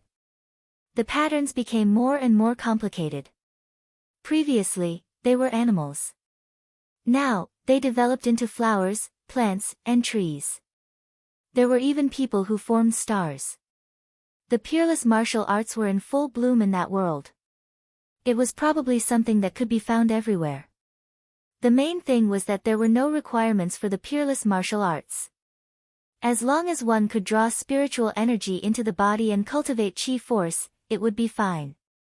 Ning Shu closed the secret book and lay on the sofa with his limbs spread out. Ning Shu asked, "How do you feel about this counterattack?" Ning Shu rolled his eyes. "It's quite tiring." 2333 said, "Counterattack is to counterattack the sad fate of the client. You can't destroy the client's advantage. If the client has a good reputation, you can't ruin the client's reputation. Do you understand?" Ning Shu said, "Oh, fortunately, this mission did not ruin Yang Zi's reputation. Otherwise, the mission would have failed again." 2333 said, "Mission givers could not take revenge on others. The client gave their soul and wanted a good life. They could not leave a mess for the client." Ning Shu let out a long breath. Yang Zi was an honest person. She could not suddenly become vicious and torture her daughter-in-law. If she left behind a bad reputation, who would dare to marry Wang Bo, even if Wang Bo was a good person? However, marriage was a matter between two families. If the future mother-in-law was a bad mother-in-law, no matter how good the man was, she would not marry. Ning Shu planned to go to the virtual space to see if there were any items, flower shop points, or faith power to exchange for some. It would be better for the mission. Ning Shu first opened the exchange store and browsed for a suitable item. Then, he went to the virtual space to look for the same item. Maybe it would be cheaper. Ning Shu's finger swiped across the screen, browsing a variety of goods. Ning Shu's eyes were fixed on an item. This item was an upgraded version of the amulet. Not only could it resist the fate of being erased if the mission failed, but it could also prevent one from leaving the mission world. In other words, if one encountered an irresistible danger, one could still stay in the mission world and continue the mission. However, the price made Ning Shu's heart beat faster. It was too expensive. It actually cost 100 merit points. A normal amulet only cost 30 merit points. Ning Shu decisively closed the exchange store and went to the virtual space to see if it could be cheaper. After a moment of weightlessness, Ning Shu stood on the street in the virtual space. Ning Shu went to the item store to browse. He saw that the upgraded amulet in the store also cost 100 merit points. 100 merit points. Ning Shu asked the shop owner, "Can the upgraded version of the amulet be cheaper?" The shop owner sized up Ning Shu and asked tentatively, "You have so many merit points." Ning Shu said, "Actually, it's still a little short of 100 merit points, so I'm asking if you can make it cheaper." "How many merit points do you have?" Ning Shu asked. Ning Shu thought for a moment, 80 merit points. "No, the price difference with the exchange store is too big. It's impossible to exchange it for you." The shop owner refused directly. Ning Shu saw her firm attitude and knew that it was impossible to get this item for 80 merit points. He asked, "How much do you want?" "At least 95 merit points," the shop owner said. Chapter 729. In the end, Ning Shu bought this item with 95 merit points. After exchanging for this item, Ning Shu planned to go to the restaurant to eat. The food in the restaurant was really good. In the previous world, he ate noodles all the time. Ning Shu felt that he didn't want to see noodles for a long time. Walking into the restaurant, Ning Shu picked an empty table and ordered a lot of dishes. As he was chewing on a drumstick, he felt some tremors under his feet. Ning Shu didn't pay much attention to it. However, the tremors were getting stronger. The plates on the table were shaking and the table kept shaking. Ning Shu couldn't help but press on the table. It felt like the earth was shaking. Earthquake. Run quickly. Ning Shu quickly rushed out of the restaurant and stood on the street. The bluestone slabs under his feet kept shaking and the cracks in the bricks opened. "Oh my God, what's going on?" Ning Shu couldn't help but look up at the sky. Then, he saw a man in a black windbreaker flying across the sky. Ning Shu narrowed his eyes. He looked a little familiar. This was the uncle. Perhaps he noticed Ning Shu's gaze. The uncle glanced at Ning Shu and flew away with the man beside him. Ning Shu, it was the same look of disdain again. "Sir, sir." The waiter ran out of the restaurant and said to Ning Shu, "Why did you run away?" "Earthquake." Ning Shu turned back, but he couldn't see the man in the black windbreaker anymore. The waiter smiled. "Sir, this is normal. The virtual space is a space created by a powerful person. If there's a lack of energy, this will happen. Someone from above will take care of it." Ning Shu was speechless. Ning Shu looked around. It was as if he was making a fuss about nothing. The people on the street were just doing what they were supposed to do. Even if this space collapses, the mission enforcers have the system space. They will be teleported back to the system space. "Nothing will happen," the waiter said. Ning Shu looked up at the sky. When he turned around and wanted to enter the restaurant, he heard a voice. "All mission enforcers, leave the virtual space." This voice did not belong to the uncle. The waiter looked surprised and said to Ning Shu, "Dear customer, please leave the virtual space. I'll charge you half price for your food." Ning Shu paid the bill and asked, "What's wrong?" "That's the voice of the manager of the virtual space." "Something must have happened," the waiter said to Ning Shu before turning around to get busy. The people on the street slowly left the virtual space. Ning Shu also said to 2333, "Let's go." As soon as Ning Shu finished speaking, the entire virtual space shook violently, directly throwing her out of the virtual space. Ning Shu was speechless. Ning Shu looked around. Everything around him was void. The uncle in a black windbreaker was standing in the void. Everything around him was void, which made him very obvious.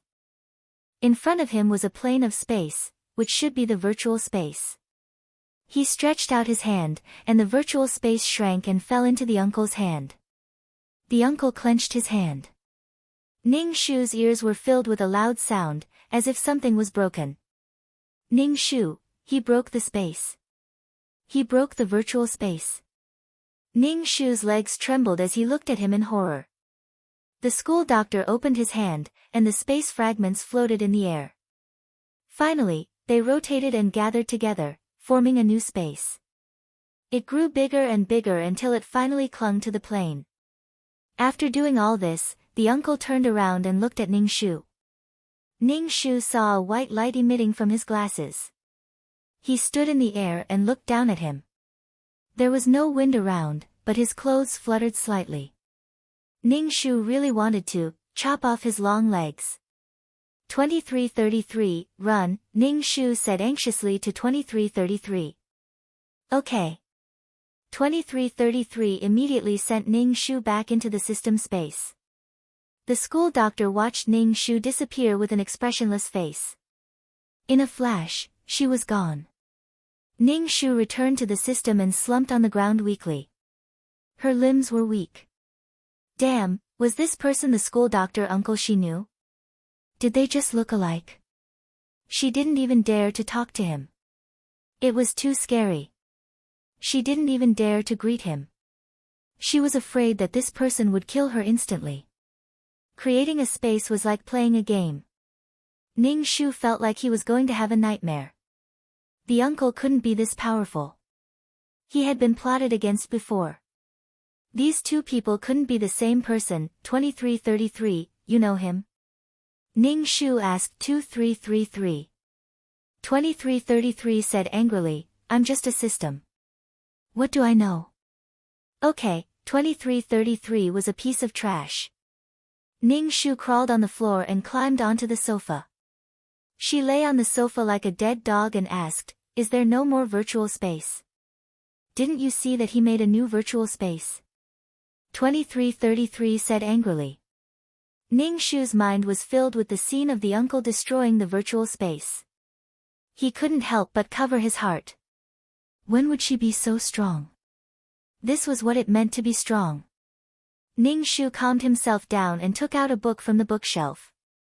After reading it, he watered the potted plant. When he had completely calmed down, Ning Shu said to 2333, let's see the next client. Okay, before you meet the client, you have to make yourself look more professional. Look more trustworthy. Don't look like an idiot. They won't let you make a comeback. 2333 said, I'm just concerned about you. Ning Shu, you're the idiot. A figure slowly appeared in the system space. It was a girl. She didn't look very old. She had neat bangs and wore loose clothes like a village girl from the 70s or 80s. She had a cloth bag slung over her body. Her eyes were very bright and there was an inexplicable aura around her. Ning Shu greeted, hello. The girl said, hello, I'm Tao Qin. I'll be straightforward. I want you to make a comeback to destroy the Ghost King. Tao Qin said, I'm a disciple of Mao Mountain. I met a human and ghost together and I tried to stop them but was destroyed by the Ghost King. Ning Shu, they were together, they were in a relationship. Why did you try to stop them? Ning Shu was a bit speechless. Fahai, you don't understand love. What are you talking about? Humans and demons are different. The Ghost King is already another existence in the 6 realms of reincarnation. They can't be together. Then why didn't you choose to be with the beast? Tao Qin said with her hands on her hips. Ning Shu, ghosts were once humans. Are all Mao Mountain Taoists so troublesome? Ning Shu couldn't help but ask. Why did they have to do such a thankless job? Tao Qin brushed her bangs and rolled her eyes, of course not. They just want to make a living with the sect. I went down the mountain to practice and got a business deal. In the end, the Ghost King was involved. I saw the Ghost King with a woman. A human and a ghost were having sex. How can that be? Ning Shu, I found a few people to make a comeback. They were supposed to subdue demons and ghosts, but in the end, they got involved with the Ghost King and fell in love with him. Fuck, Tao Qin facepalmed, that's a ghost. Although he's handsome, he's still a ghost. Chapter 730. Looking at Tao Qin's exasperated expression, Ning Shu could only say that she didn't understand love. Ning Shu said, "You're young, so you shouldn't be able to fight the Ghost King. Why did you get involved?" Tao Qin said, "I tried to get the woman with the Ghost King to leave him, so that the Yin Qi wouldn't enter my body and shorten my life. But I was killed by the Ghost King." Ning Shu, you obviously couldn't bear to see them being lovey-dovey, so you made the female lead leave the male lead. Seeing Ning Shu's strange expression, Tao Qin spread out her hands and said, "People who live in the Jianghu are bound to suffer. I can accept that I was killed because I wasn't strong enough, but the Ghost King killed everyone in my faction." Ning Shu, maybe he wanted to eliminate the source of trouble. I can accept that, but why did he devour the souls of my faction and make them disappear without a chance of reincarnation? Ning Shu, he must have wanted to eliminate the source of trouble. Tao Qin looked at Ning Shu. "Can you counterattack?" "I can't guarantee it." Ning Shu asked, "How powerful is the Ghost King?" Tao Qin said faintly, "The 1,000-year Ghost King." Ning Shu, "Help me counterattack, but don't fall in love with the Ghost King." Tao Qin told Ning Shu, "I'm telling you, the Ghost King's power isn't something that ordinary people can withstand. Don't do anything with the Ghost King, or you might not even have a chance of reincarnation." Ning Shu, why did she say that she would fall in love with the Ghost King? You didn't fall in love with the Ghost King, so how can I fall in love with him? Ning Shu said, somewhat speechless. Tao Qin said, "That's because in my eyes, he's an evil creature. He's already so old, but he's always hitting on women, as if he hasn't seen a woman in thousands of years." Ning Shu, anyway, it was true that the male lead couldn't control himself when he saw the female lead.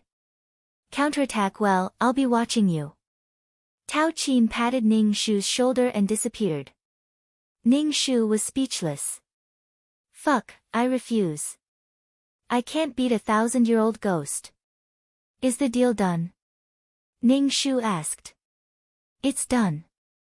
2333 said, "This is the last time she will be looking for someone to counterattack. You are the last one. If you still can't counterattack, this mid-level mission will be handed over to a high-level mission taker, who will counterattack." "Fuck, I didn't agree." Ning Shu almost jumped up. "Isn't it just collecting ghosts?" 2333 said. "If you're so good, then go ahead and do it. I'm doing the quest, and you're just watching." Ning Shu let out a deep sigh. If he wanted to complete a quest, then so be it. Ning Shu opened up the system exchange store and exchanged for fasting pills, water, and basic medicines. Thinking that there would definitely be a lot of ghosts in this world, he decided to bring the Soul Pearl with him. At least with the Soul Pearl, the ghosts wouldn't dare to get close to him. After thinking about it, he decided to see if there were any exorcism charms. It would be best if he could escape. If he couldn't win, then he had to run. If he was killed like Tao Qin, how could he counterattack? Ning Shu exchanged for some charms. Looking at the other artifacts, they were all gray. Obviously, they couldn't be exchanged. With the Soul Pearl and charms, he felt a bit safer. However, Ning Shu had a question in his heart. How heaven-defying was this Ghost King to be able to mesmerize the mission taker? She couldn't help but start a heart-wrenching human-ghost love story. After finishing these things, Ning Shu said, "You can enter the quest now." Okay. 2333 reminded Ning Shu, "Don't fall in love with the Ghost King. If you do, you will fail the quest." Tao Qin can't bear to see this. Ning Shu, "Stupid girl, Fahai, you really don't understand love." Ning Shu felt a wave of dizziness. She felt her soul entering a body. She waited until her soul had completely merged with the body. Ning Shu opened his eyes and looked around. He was lying on a brick bed. The room was very simple and had a bit of an ancient style. Ning Shu sat cross-legged on the bed. He wanted to see how much spiritual energy there was in this world. However, he was disappointed. After all, this was a modern world. Fortunately, with the support of his peerless martial arts, Ning Shu cultivated a strand of energy the size of a strand of hair. It looked very shabby. Ning Shu stopped cultivating and started to accept the plot. This was the story of a domineering ghost king falling in love with me. The female lead, Song Shihan, was a white-collar worker. She casually bought a piece of jade on the antique street. Then, she experienced a series of strange things. She was haunted by a male ghost wearing red clothes. This male ghost was always by her side. She went to work by his side, helping him to make things difficult for her boss. When she was bathing, a handsome man suddenly appeared in the bathtub. When she woke up in the morning, she saw an extremely handsome face facing her. Song Shihan was teased until her ears turned red. Her heart was rippling. She endured the ghost king Feng Yin's handsome face doing all kinds of shameless things to her. If it wasn't for his handsome face, she would have called the police. There was a reason why Feng Yin treated Song Shihan so well. This involved their past lives and the lives before them. In any case, it was unknown how many lives it had been. Feng Yin and Song Shihan were a pair of ill-fated lovebirds. They loved each other so much that the heavens fell and the earth cracked. For some reason, the female lead died in the previous life. Feng Yin committed suicide for love and became the powerful ghost king. After 1,000 years, the female lead reincarnated. Finally, the female lead appeared. Now, it was time to continue their relationship. Tao Qin, the idiot, ran to stop the touching love and was killed by Feng Yin. She even implicated her master and fellow apprentices. Tao Qin, the senior apprentice sister, felt very guilty. After Ning Shu accepted the plot, he sighed. Tao Qin didn't blame the ghost king for killing her. After all, if one was weak, they should be prepared to be killed. She couldn't accept that the people in her sect didn't hurt the ghost king and Song Shihan. The ghost king even destroyed the entire sect and caused everyone's souls to scatter. Ning Shu continued to cultivate his peerless martial arts. The stronger he became, the harder he would be to be killed. Senior apprentice sister, it's time to eat. If you're late, you won't have anything to eat. A young male voice came from outside. Ning Shu stopped cultivating. When he opened the door, he saw a boy taller than him. He was chewing on a steamed bun in his hand. Ning Shu hurried to the place to eat. If he was late, the steamed bun would really be eaten up by these calves. The place where Ning Shu stayed was an abandoned Taoist temple. It could not be said that it was abandoned, but there were no pilgrims coming here to offer incense. Only Tao Qin's master brought a group of homeless children to learn the Maoshan techniques. Life passed by bitterly. When Ning Shu reached the kitchen, he saw a group of radish heads around the table. They were of different ages. Most of them were boys, but there were also 2 little girls with braids and missing front teeth. The most eye-catching one was sitting at the head of the table. He had a beard and a shameless bun on his head. At this moment, he was burping and picking his teeth. When Ning Shu saw this old man, a sour feeling arose in his heart. Chapter 731. Ning Shu greeted his master. The old man's name was Tao Cheng, and he was the successor of Mao Mountain's ghost hunters. The disciples in the room were all adopted by him. These children were all orphans. With the development of society, Mao Mountain's Taoist techniques were all superstitions. They were all scammers. Who would want their children to learn this? Tao Cheng found orphans and passed down the Mao Mountain's Taoist techniques, which were already very weak. Life was not good. Tao Cheng looked at Ning Shu, raised his eyebrows, and chuckled. I woke up late today. I've finished eating. Ning Shu saw that the table was full of bones. The children were still eating steamed buns dipped in meat soup. The meat soup must have been caught by Tao Cheng in the mountains. Ning Shu rolled his eyes. I'll eat the steamed buns. Ning Shu reached out his hand. The last steamed bun in the big bowl was snatched by a child. Ning Shu was speechless. The kid was eating the old man dry. Tao Cheng raised more than 10 children. It was really hard. Tao Qin was also raised by Tao Cheng. From time to time, Tao Cheng would bring Tao Qin to protect, deceive, people, kidnap, cheat. Tao Cheng was also very capable. He just liked to pretend a little. He wanted people to pay him a high price. The money he earned was not even enough to feed a large family of calves. A little boy saw that Ning Shu had nothing to eat. He tore half of a steamed bun and gave it to Ning Shu. Ning Shu took it and ate it. Good boy. When senior sister comes out of the temple, I'll bring you a gift. Tao Cheng rubbed his chest. Ning Shu said, there is something I need you to do.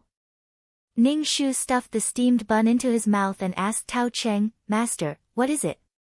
Tao Cheng stood up, burped, and walked towards the main hall of the Taoist temple. Ning Shu followed Tao Cheng into the main hall. The Taoist temple was very old and had not been repaired for a long time. The statues of the 3 pure ones in the main hall seemed to be covered with a layer of dust. There was a smaller statue next to the 3 pure ones. This should be the founder of Mao Mountain, Tao Hongjing.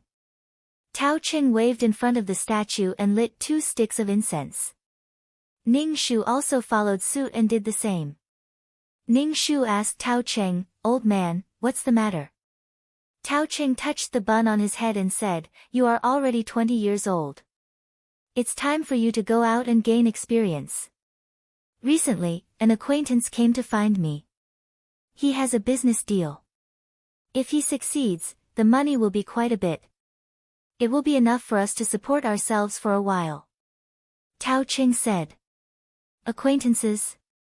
What happened? Ning Shu asked. Tao Cheng said, recently, his son has been possessed by a ghost and is half dead. His family is quite rich. Ning Shu thought for a moment. It should be related to Ghost King Feng Yin. Damn, I'm a little scared.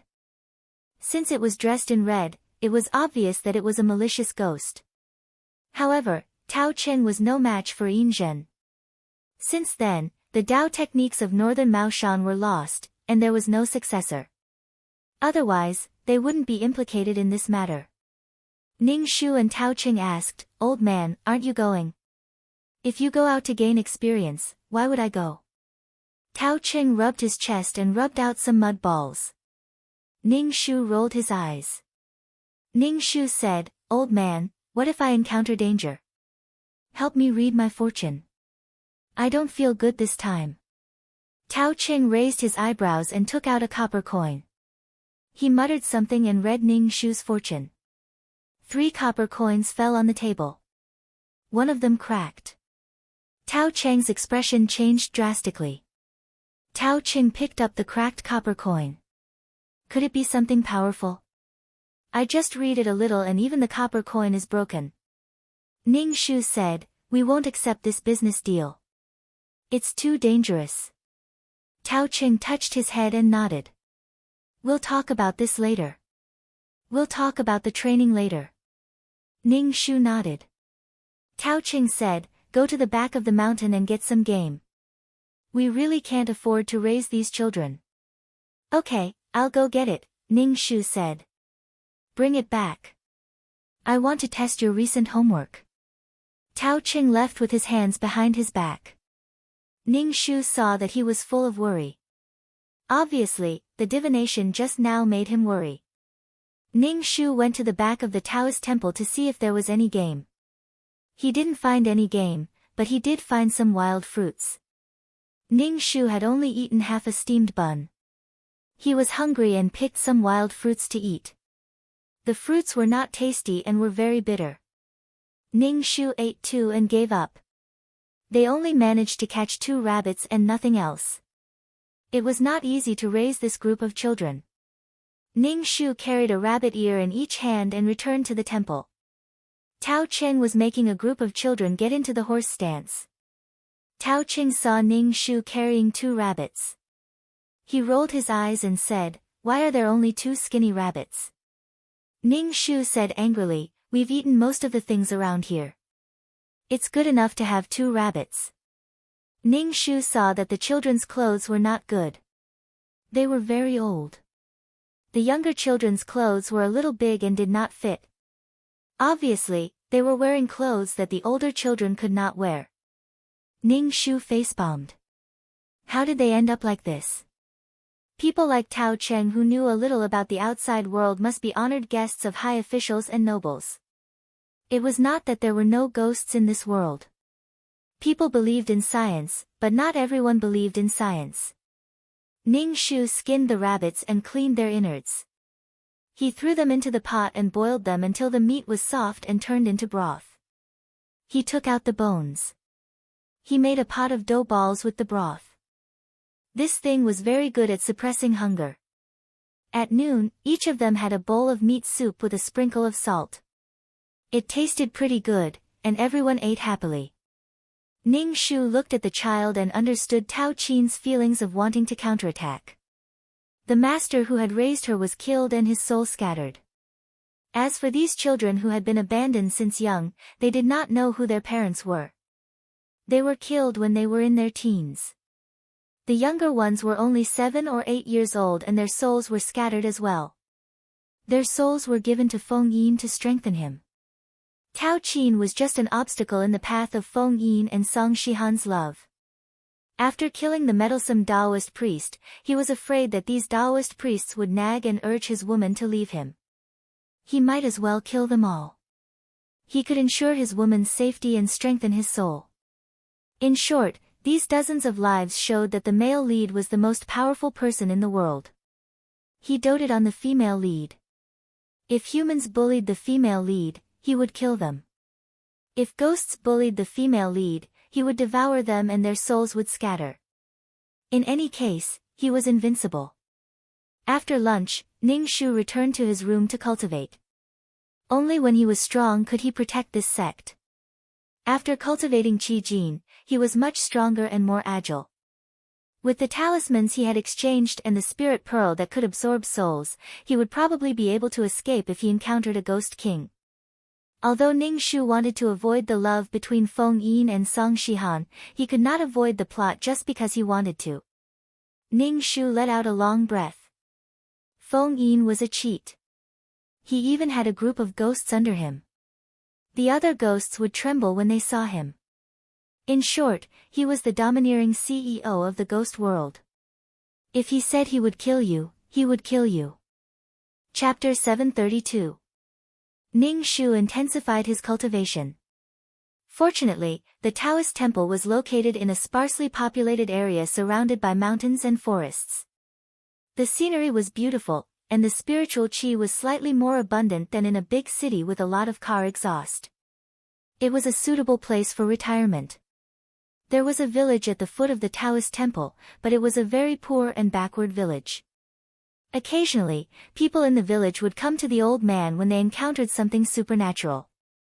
The compensation would be some sweet potatoes or pumpkins, or a chicken if they were better off. The old man would bring Tao Qin every time and let her learn how to exorcise ghosts. If it was a better family in town, the old man would put on an act and say that the ghost's murderous aura was too strong, and they had to quickly get rid of it. If they scared the people, they would be paid more. Even so, he still couldn't stand it. There were more than 10 mouths in the house, and they were all half-grown children. When they were growing, they were like bottomless pits. The old man originally wanted to mold the statues of the 3 pure ones and the Maoshan sect's ancestors into golden bodies, but the conditions were too difficult. The development of technology made the survival of metaphysics smaller and smaller. Now, the old man didn't want to carry forward the Maoshan technique. He only wanted it to be passed down so that it wouldn't completely disappear in the long river of history. The old man's painstaking efforts were ruined by Tao Qin. It was also because Tao Qin was young. If this was done by an old man with decades of experience, things wouldn't be so bad. Ghost King Feng Yin suddenly came to the Taoist temple. The old man wanted to protect the child, and Feng Yin was extremely powerful. The old man and the child were killed by the Ghost King, and their souls scattered. Ning Shu sat cross-legged on the bed and cultivated. He felt fine spiritual chi flowing into his pores and finally gathering in his energy center. "Girl, come here." The old man's voice was very loud. Ning Shu heard it in the room. He stopped cultivating and went to find the old man. When he arrived at the main hall, he saw the old man wearing a half-new Taoist robe. His hair was also combed into a new bun. He looked like a righteous old Taoist. Seeing him like this, Ning Shu knew there was business. Ning Shu asked, "What business is it this time?" The old man said, "It's about what happened in the village. I don't know what's bothering him, but he hasn't woken up yet." The old man looked at Ning Shu and rolled his eyes. "This time, you're the host. See what you've learned." Ning Shu braced himself and said, "Oh, okay." Now, was she going to become a ghost-catching Taoist? The old man brought him down the mountain and arrived at a house. As soon as he entered the courtyard, Ning Shu felt a cold aura and his hair stood on end. The old man stood in the yard and observed his surroundings. Ning Shu also looked around. This was an ordinary farmyard. There was a locust tree in the yard, and there was a well under the locust tree.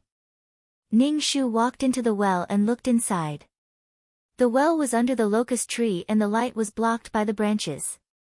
It was dark inside and he couldn't see the well water. The locust tree was a little big and almost covered half of the small yard. Standing under the tree, it was very cool and even cold. The owner led the old man and Ning Shu into the house. When they entered the house, they saw a woman lying on the bed.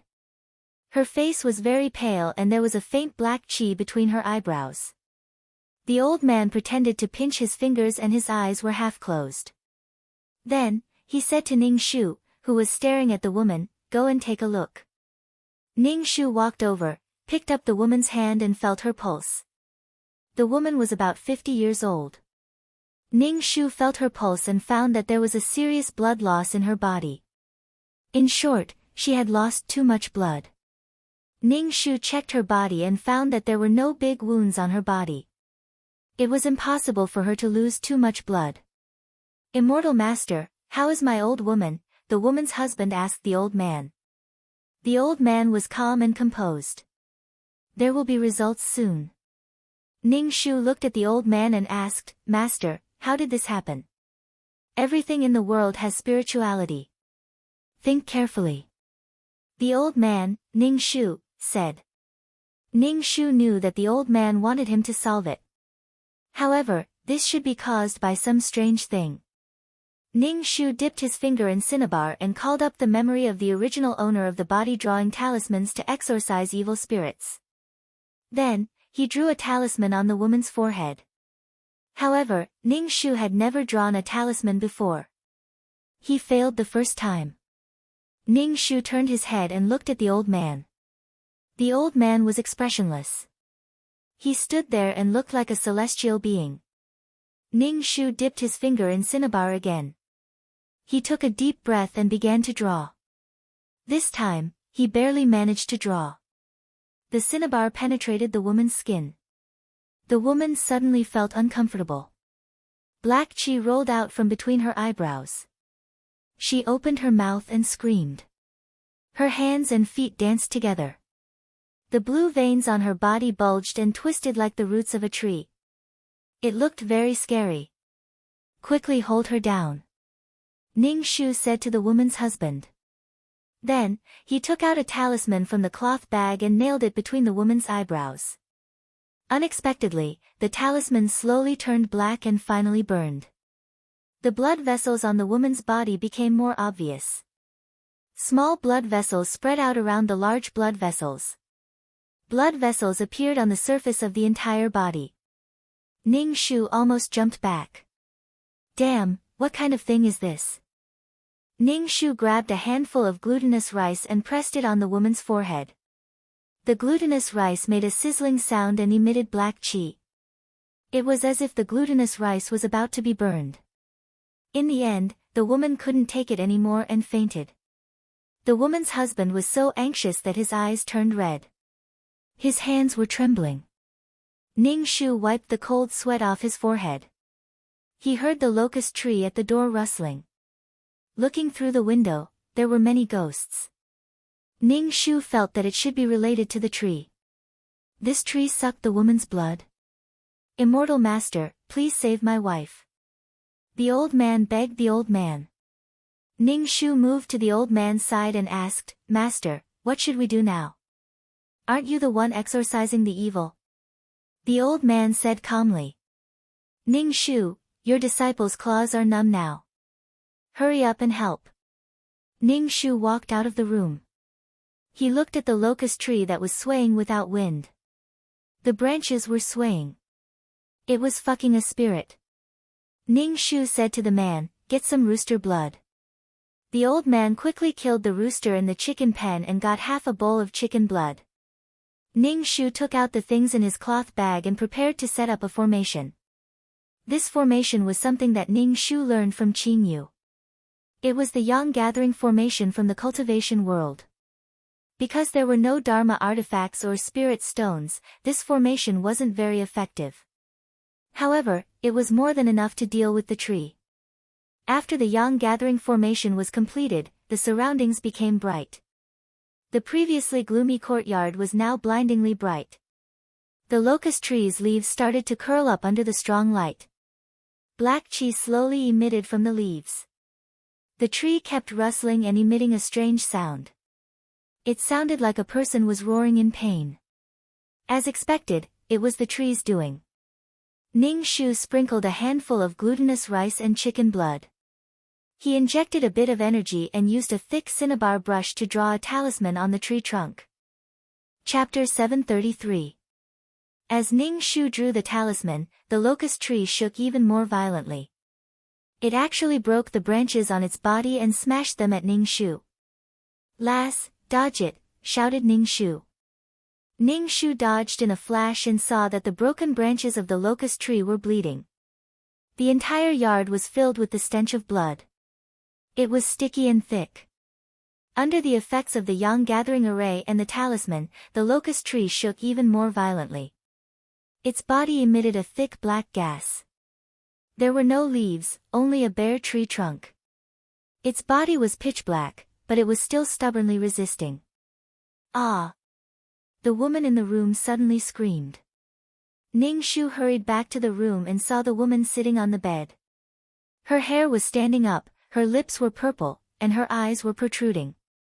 Her eyeballs were bloodshot. She vomited smelly blood. The old man saw that something was wrong and pushed Ning Shu away. He reached into the bowl of chicken blood and pressed his blood-stained hand on the woman's face. He said to Ning Shu, dip it in blood and draw a talisman on her foot. Ning Shu didn't say a word. He held the woman's ankle tightly with one hand and drew a talisman on her foot with the other. The woman struggled violently, trying to break free from Ning Shu's hand. She kicked Ning Shu with her other foot, but the man beside her hurriedly pressed down on the woman's foot. Draw on her foot and her leg, said Ning Shu as the old man tapped the woman's forehead. Ning Shu drew a dense number of talismans on her leg as black gas emitted from her body. The locust tree outside suddenly creaked and split in half. The woman's eyes rolled back and she fainted. Ning Shu was still drawing talismans. The black gas emitted from the woman's body became thicker and thicker, but the blood vessels on her body slowly disappeared. Ning Shu wanted to train his talisman drawing ability, so he drew talismans on every part of the woman's body. Dig up this tree and uproot it, said the old man. The old man said, the locust tree is the ghost of the wood. It's a ghost tree. The heavy yin energy will easily attract ghosts. Don't plant this kind of tree around the house. The man first asked the old man, is my old woman okay? Rest well. Stick these talismans on the door. Ning Shu took out 2 talismans from the cloth bag. The man took the talisman and looked for a few men in the neighborhood. Some of them held hoes, while others held shovels. They began to dig the roots. The locust tree's roots were deeply rooted, extending across half of the courtyard. When the tree bark was broken, it would bleed black blood. This black blood was something that even flies wouldn't bite. It smelled fishy and evil. The old man tidied up his Taoist robe and said, "This poor Taoist will leave first." The man immediately thanked the old man and asked, "How did my wife get targeted by this tree?" Actually, Ning Shu was quite curious. Why did the locust tree find a woman? Could it be because women had yin attributes?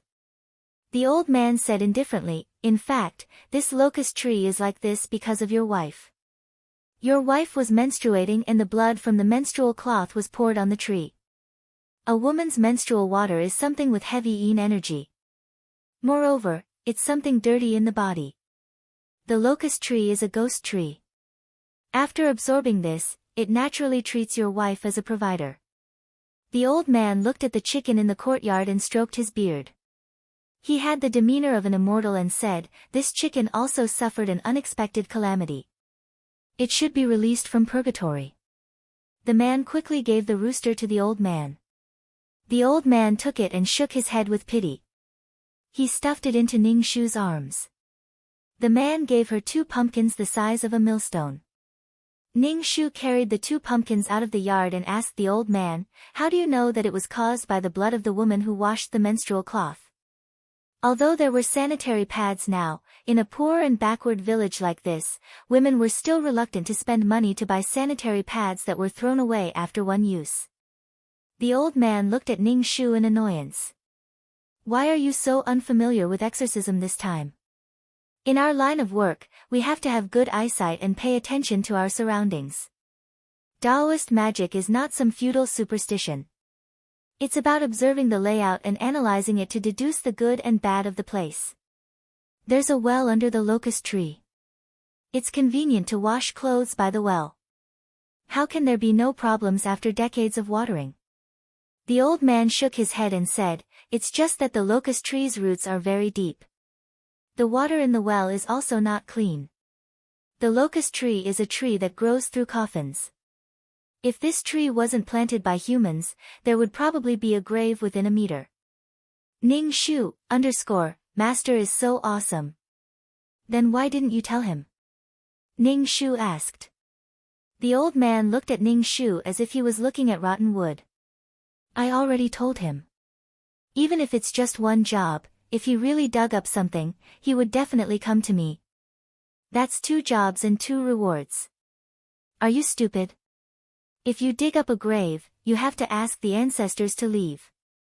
If you want to look at feng shui, it's a big business. You have to dig up a grave." Ning Shu was speechless. As expected, he was still too inexperienced. What happened just now made Ning Shu feel that the world was very dangerous.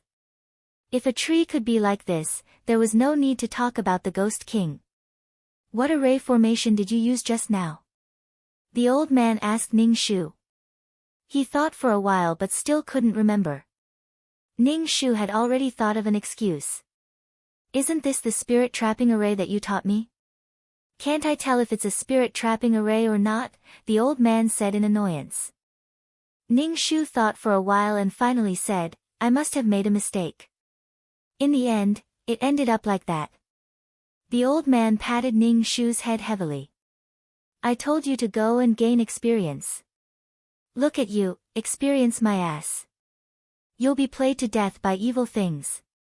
Ning Shu sighed. When they returned to the Taoist temple, the old man asked Ning Shu to hurry up and stew the rooster with the pumpkin.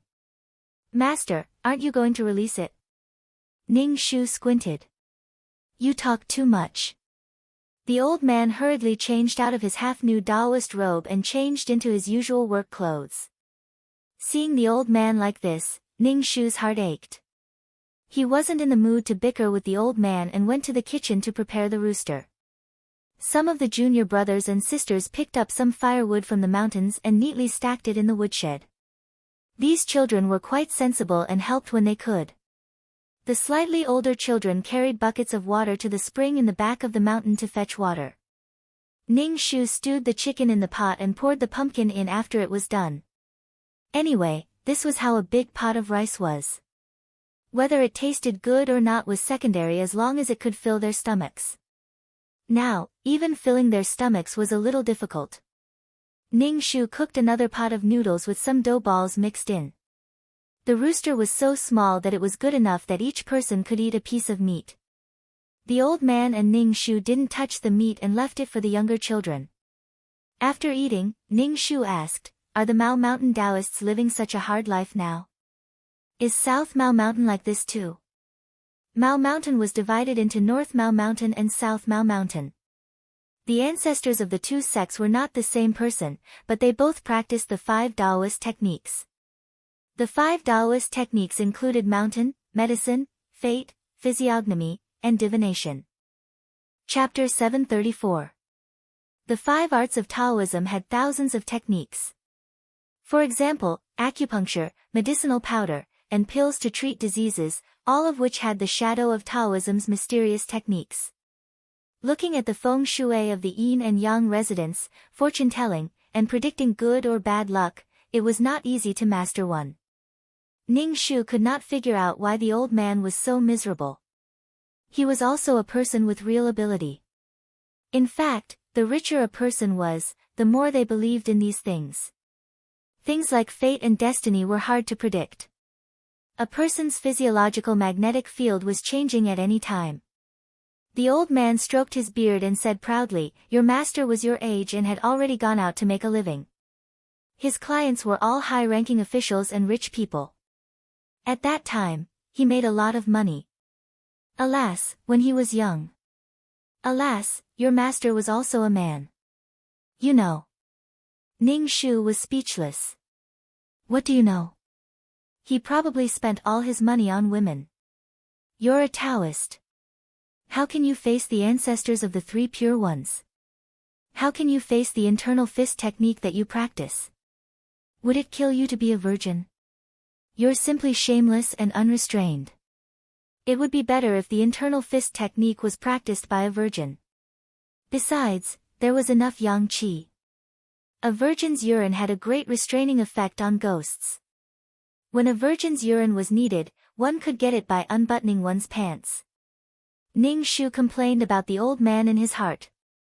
People in this line of work are all divulging the secrets of heaven and offending the 5 evil spirits. Most of them are alone.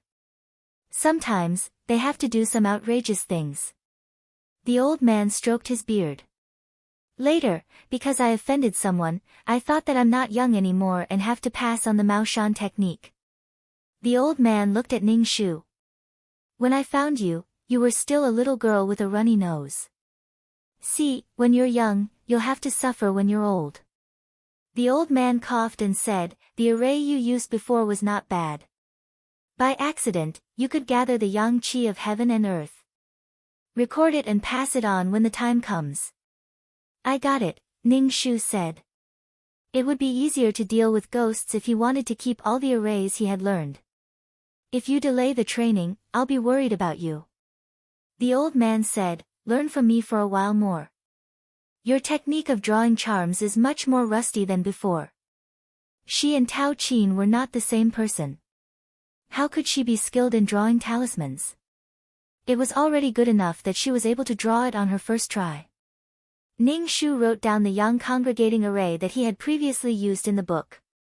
Then, he flipped through various Taoist books. All kinds of knowledge were recorded in Ning Shu's mind.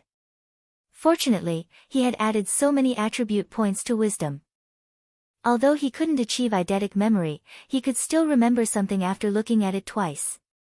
Ning Shu was reading when a hand suddenly patted her shoulder. She turned around and saw a boy who was taller than her and had fluffy lips. He was still in puberty. The boy's name was Tao Sheng. Tao Qin was the oldest, and he was the second oldest. Usually, Tao Qin would go out with the old man to earn money, and Tao Sheng would take care of the matters in the Taoist temple. He was the king of children. "Senior sister, what are you looking at?" Tao Sheng's voice was not pleasant to hear, but he deliberately lowered his voice, which made it even worse. Although her looks were not bad, her voice was unbearable. "I'm reading," Ning Shu said. Tao Sheng sat next to Ning Shu and asked, "What happened to master and senior sister this time?" Ning Shu said, "A locust tree that can suck human blood." Tao Sheng said, "Oh." Ning Shu said, "Senior sister, I want to go with you and Master next time. Tell Master about this. Bear with it for a while. I'm going to experience it soon. At that time, you and Master will go out to do business. Ning Shu knew that Tao Xing also wanted to exorcise evil spirits and catch ghosts. Tao Xing picked up a book and flipped through it quickly. He didn't even read it. Less than 2 days later, the old man who had turned the locust tree into a spirit in the yard came again. He found Tao Cheng and said that he had dug up something at the foot of the yard wall. It was a rotten coffin. The old man was suddenly in high spirits. He put on his Taoist robe, picked up the peachwood sword and compass, and called Ning Shu to prepare for a big deal. Tao Xing said to the old man, Master, take us with you. We can take a look. Ning Shu said, take them with you. I'll take care of them. Besides, Tao Xing is not young anymore. He can help out. The old man glanced at the group of uneven turnips and said to Ning Shu, take good care of them. Don't bump into anything. The group of people immediately cheered and followed behind the old man. The old man suddenly felt that these children had ruined his sage-like charm and professionalism. When they arrived at the old man's house, the locust tree had been dug up. The soil of the whole yard had been dug up again. The rotten coffin was exposed under the yard wall. Only a corner of the coffin was exposed. Obviously, the old man didn't dare to dig anymore. The old man asked someone to prepare a table. On the table, there was an incense burner, a peachwood sword, a compass, glutinous rice, chicken blood, and talisman paper. Ning Shu looked at the things on the table and silently memorized them. This was the first time the children had seen such a scene. They were nervous and afraid. They knew that they would have to do such things in the future, but they were still afraid of ghosts. The old man called the few families that were next to the old man's house over and said, although this coffin was discovered here, it's still next to your house. You have to invite the ancestors to leave together. The surrounding families agreed and said that they would pool money together to find a place with good feng shui for the ancestors. Ning Shu watched from the side and felt that the old man was definitely afraid that the old man's family wouldn't have enough money, so he had deliberately pulled a few families to pool money together. The old man began to perform the ritual with a sage-like demeanor.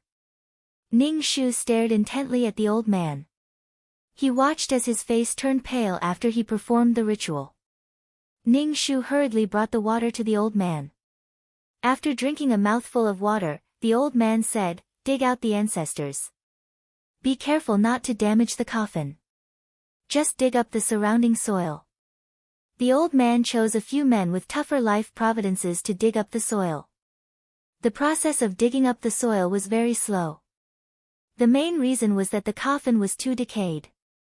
It felt like it would shatter with a single touch. The bones in the coffin were probably the same. It wasn't easy for a coffin to be dug out, but another coffin was dug out.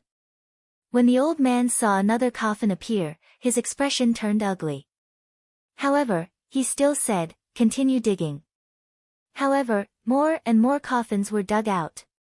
Up to now, there were already 5. Furthermore, some of the coffins even had skeletons under them. The deeper they dug, the more skeletons there were. There were also bows, rusty sabers, and helmets scattered around. Now, even the courtyard walls had been pushed down, but there were more and more skeletons. The old man pinched his fingers as they trembled. He hurriedly stopped them from continuing digging. Stop digging. This might be a burial of 10,000 people. The old man hurriedly performed the ritual. His expression was extremely ugly. Ning Shu frowned as well. A burial of 10,000 people meant that many people were buried together. It would distort the magnetic field in this place, forming an exceptionally terrifying scene. Chapter 735. No one had expected so many bones to be dug out. Even the old man did not expect it. There was no way to move so many bones. Furthermore, the bones were mixed together. It was impossible to tell whose thigh bone was whose. There were also long centipedes crawling out of the black eye sockets. The air was filled with an unpleasant smell. The old man hurriedly got people to disperse and cover their noses to avoid the smell. Ning Shu led the group of children far away. The old man's face turned green. He could not help but rub his forehead. After dispersing the smell for a while, he got someone to fill the hole. The old man asked the old man, "What should we do with these bones?" The old man furrowed his brows. "Bury it. The safest thing now is for you to move. Don't live here anymore," the old man said.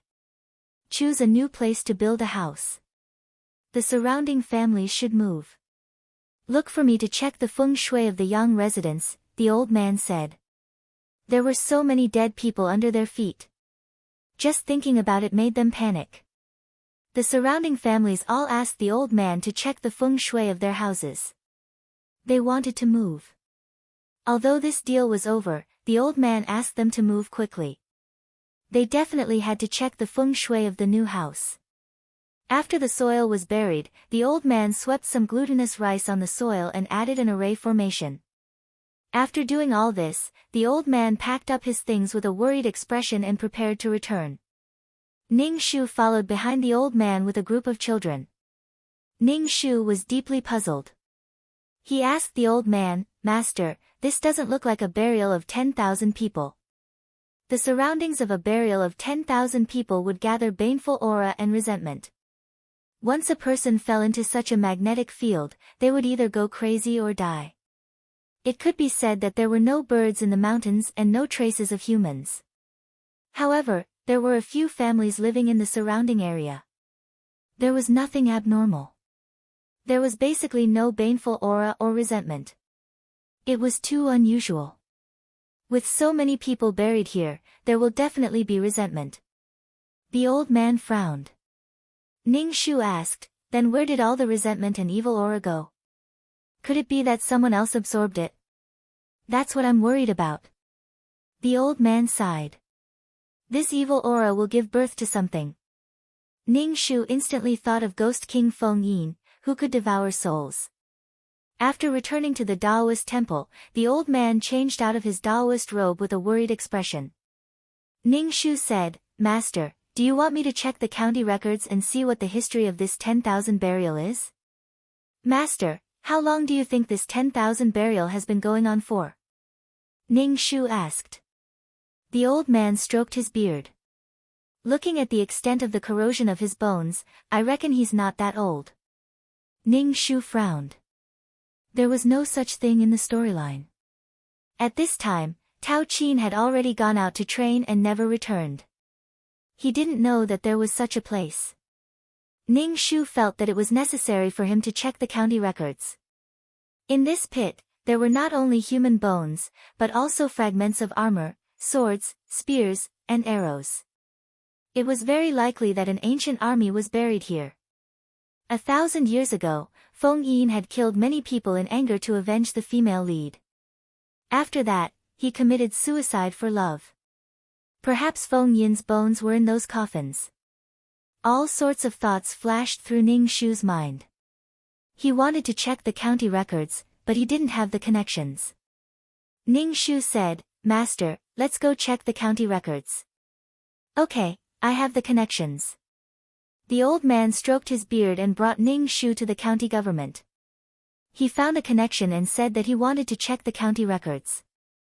Ning Shu and the old man were brought to the county government's archives and told to check it themselves. There was a computer. Ning Shu turned on the computer and searched through the files for information regarding the mass burial of the army. It was to see if an army had passed through here 1,000 years ago. When the old man saw that Ning Shu knew how to use a computer, he was surprised. "You know how to do this?" Ning Shu chuckled and said, "Actually, I often go to internet cafes to surf the net." The old man, he couldn't even afford to eat at home. Wouldn't it be great if he could use the money to surf the net to buy some biscuits? Ning Shu entered the search keyword and a lot of documents appeared. Ning Shu opened the documents one by one and browsed through them. The old man looked at him and asked, "Did you find it?" "No, maybe there's no record at all." Ning Shu moved the mouse. The old man said, these people basically died at the same time, which is why they were buried together. There must be a record of such a large-scale killing. Ning Shu opened the document. It didn't say much. It only said that an army had fled here after being defeated and there were pursuers behind them. The two sides fought fiercely and seemed to have perished together. Okay, there wasn't much value. The documents didn't mention who the generals were or what the situation was like at the time. Too much time had passed and a lot of things were blurred. Master, these corpses should be from two sides? Ning Shu asked. The old man looked even more worried. Since they were enemies, even after they died, the two sides would still fight each other. The murderous aura and yin qi should be stronger, but I didn't notice it. I thought I was old. The old man stroked his beard. Where did the yin qi go? Ning Shu's eyes darted around, but he didn't say anything. According to all the signs, Feng Yin's corpse must be in the 10,000 burial. Perhaps the corpse of the female lead, Song Shihan, from her previous life was also inside.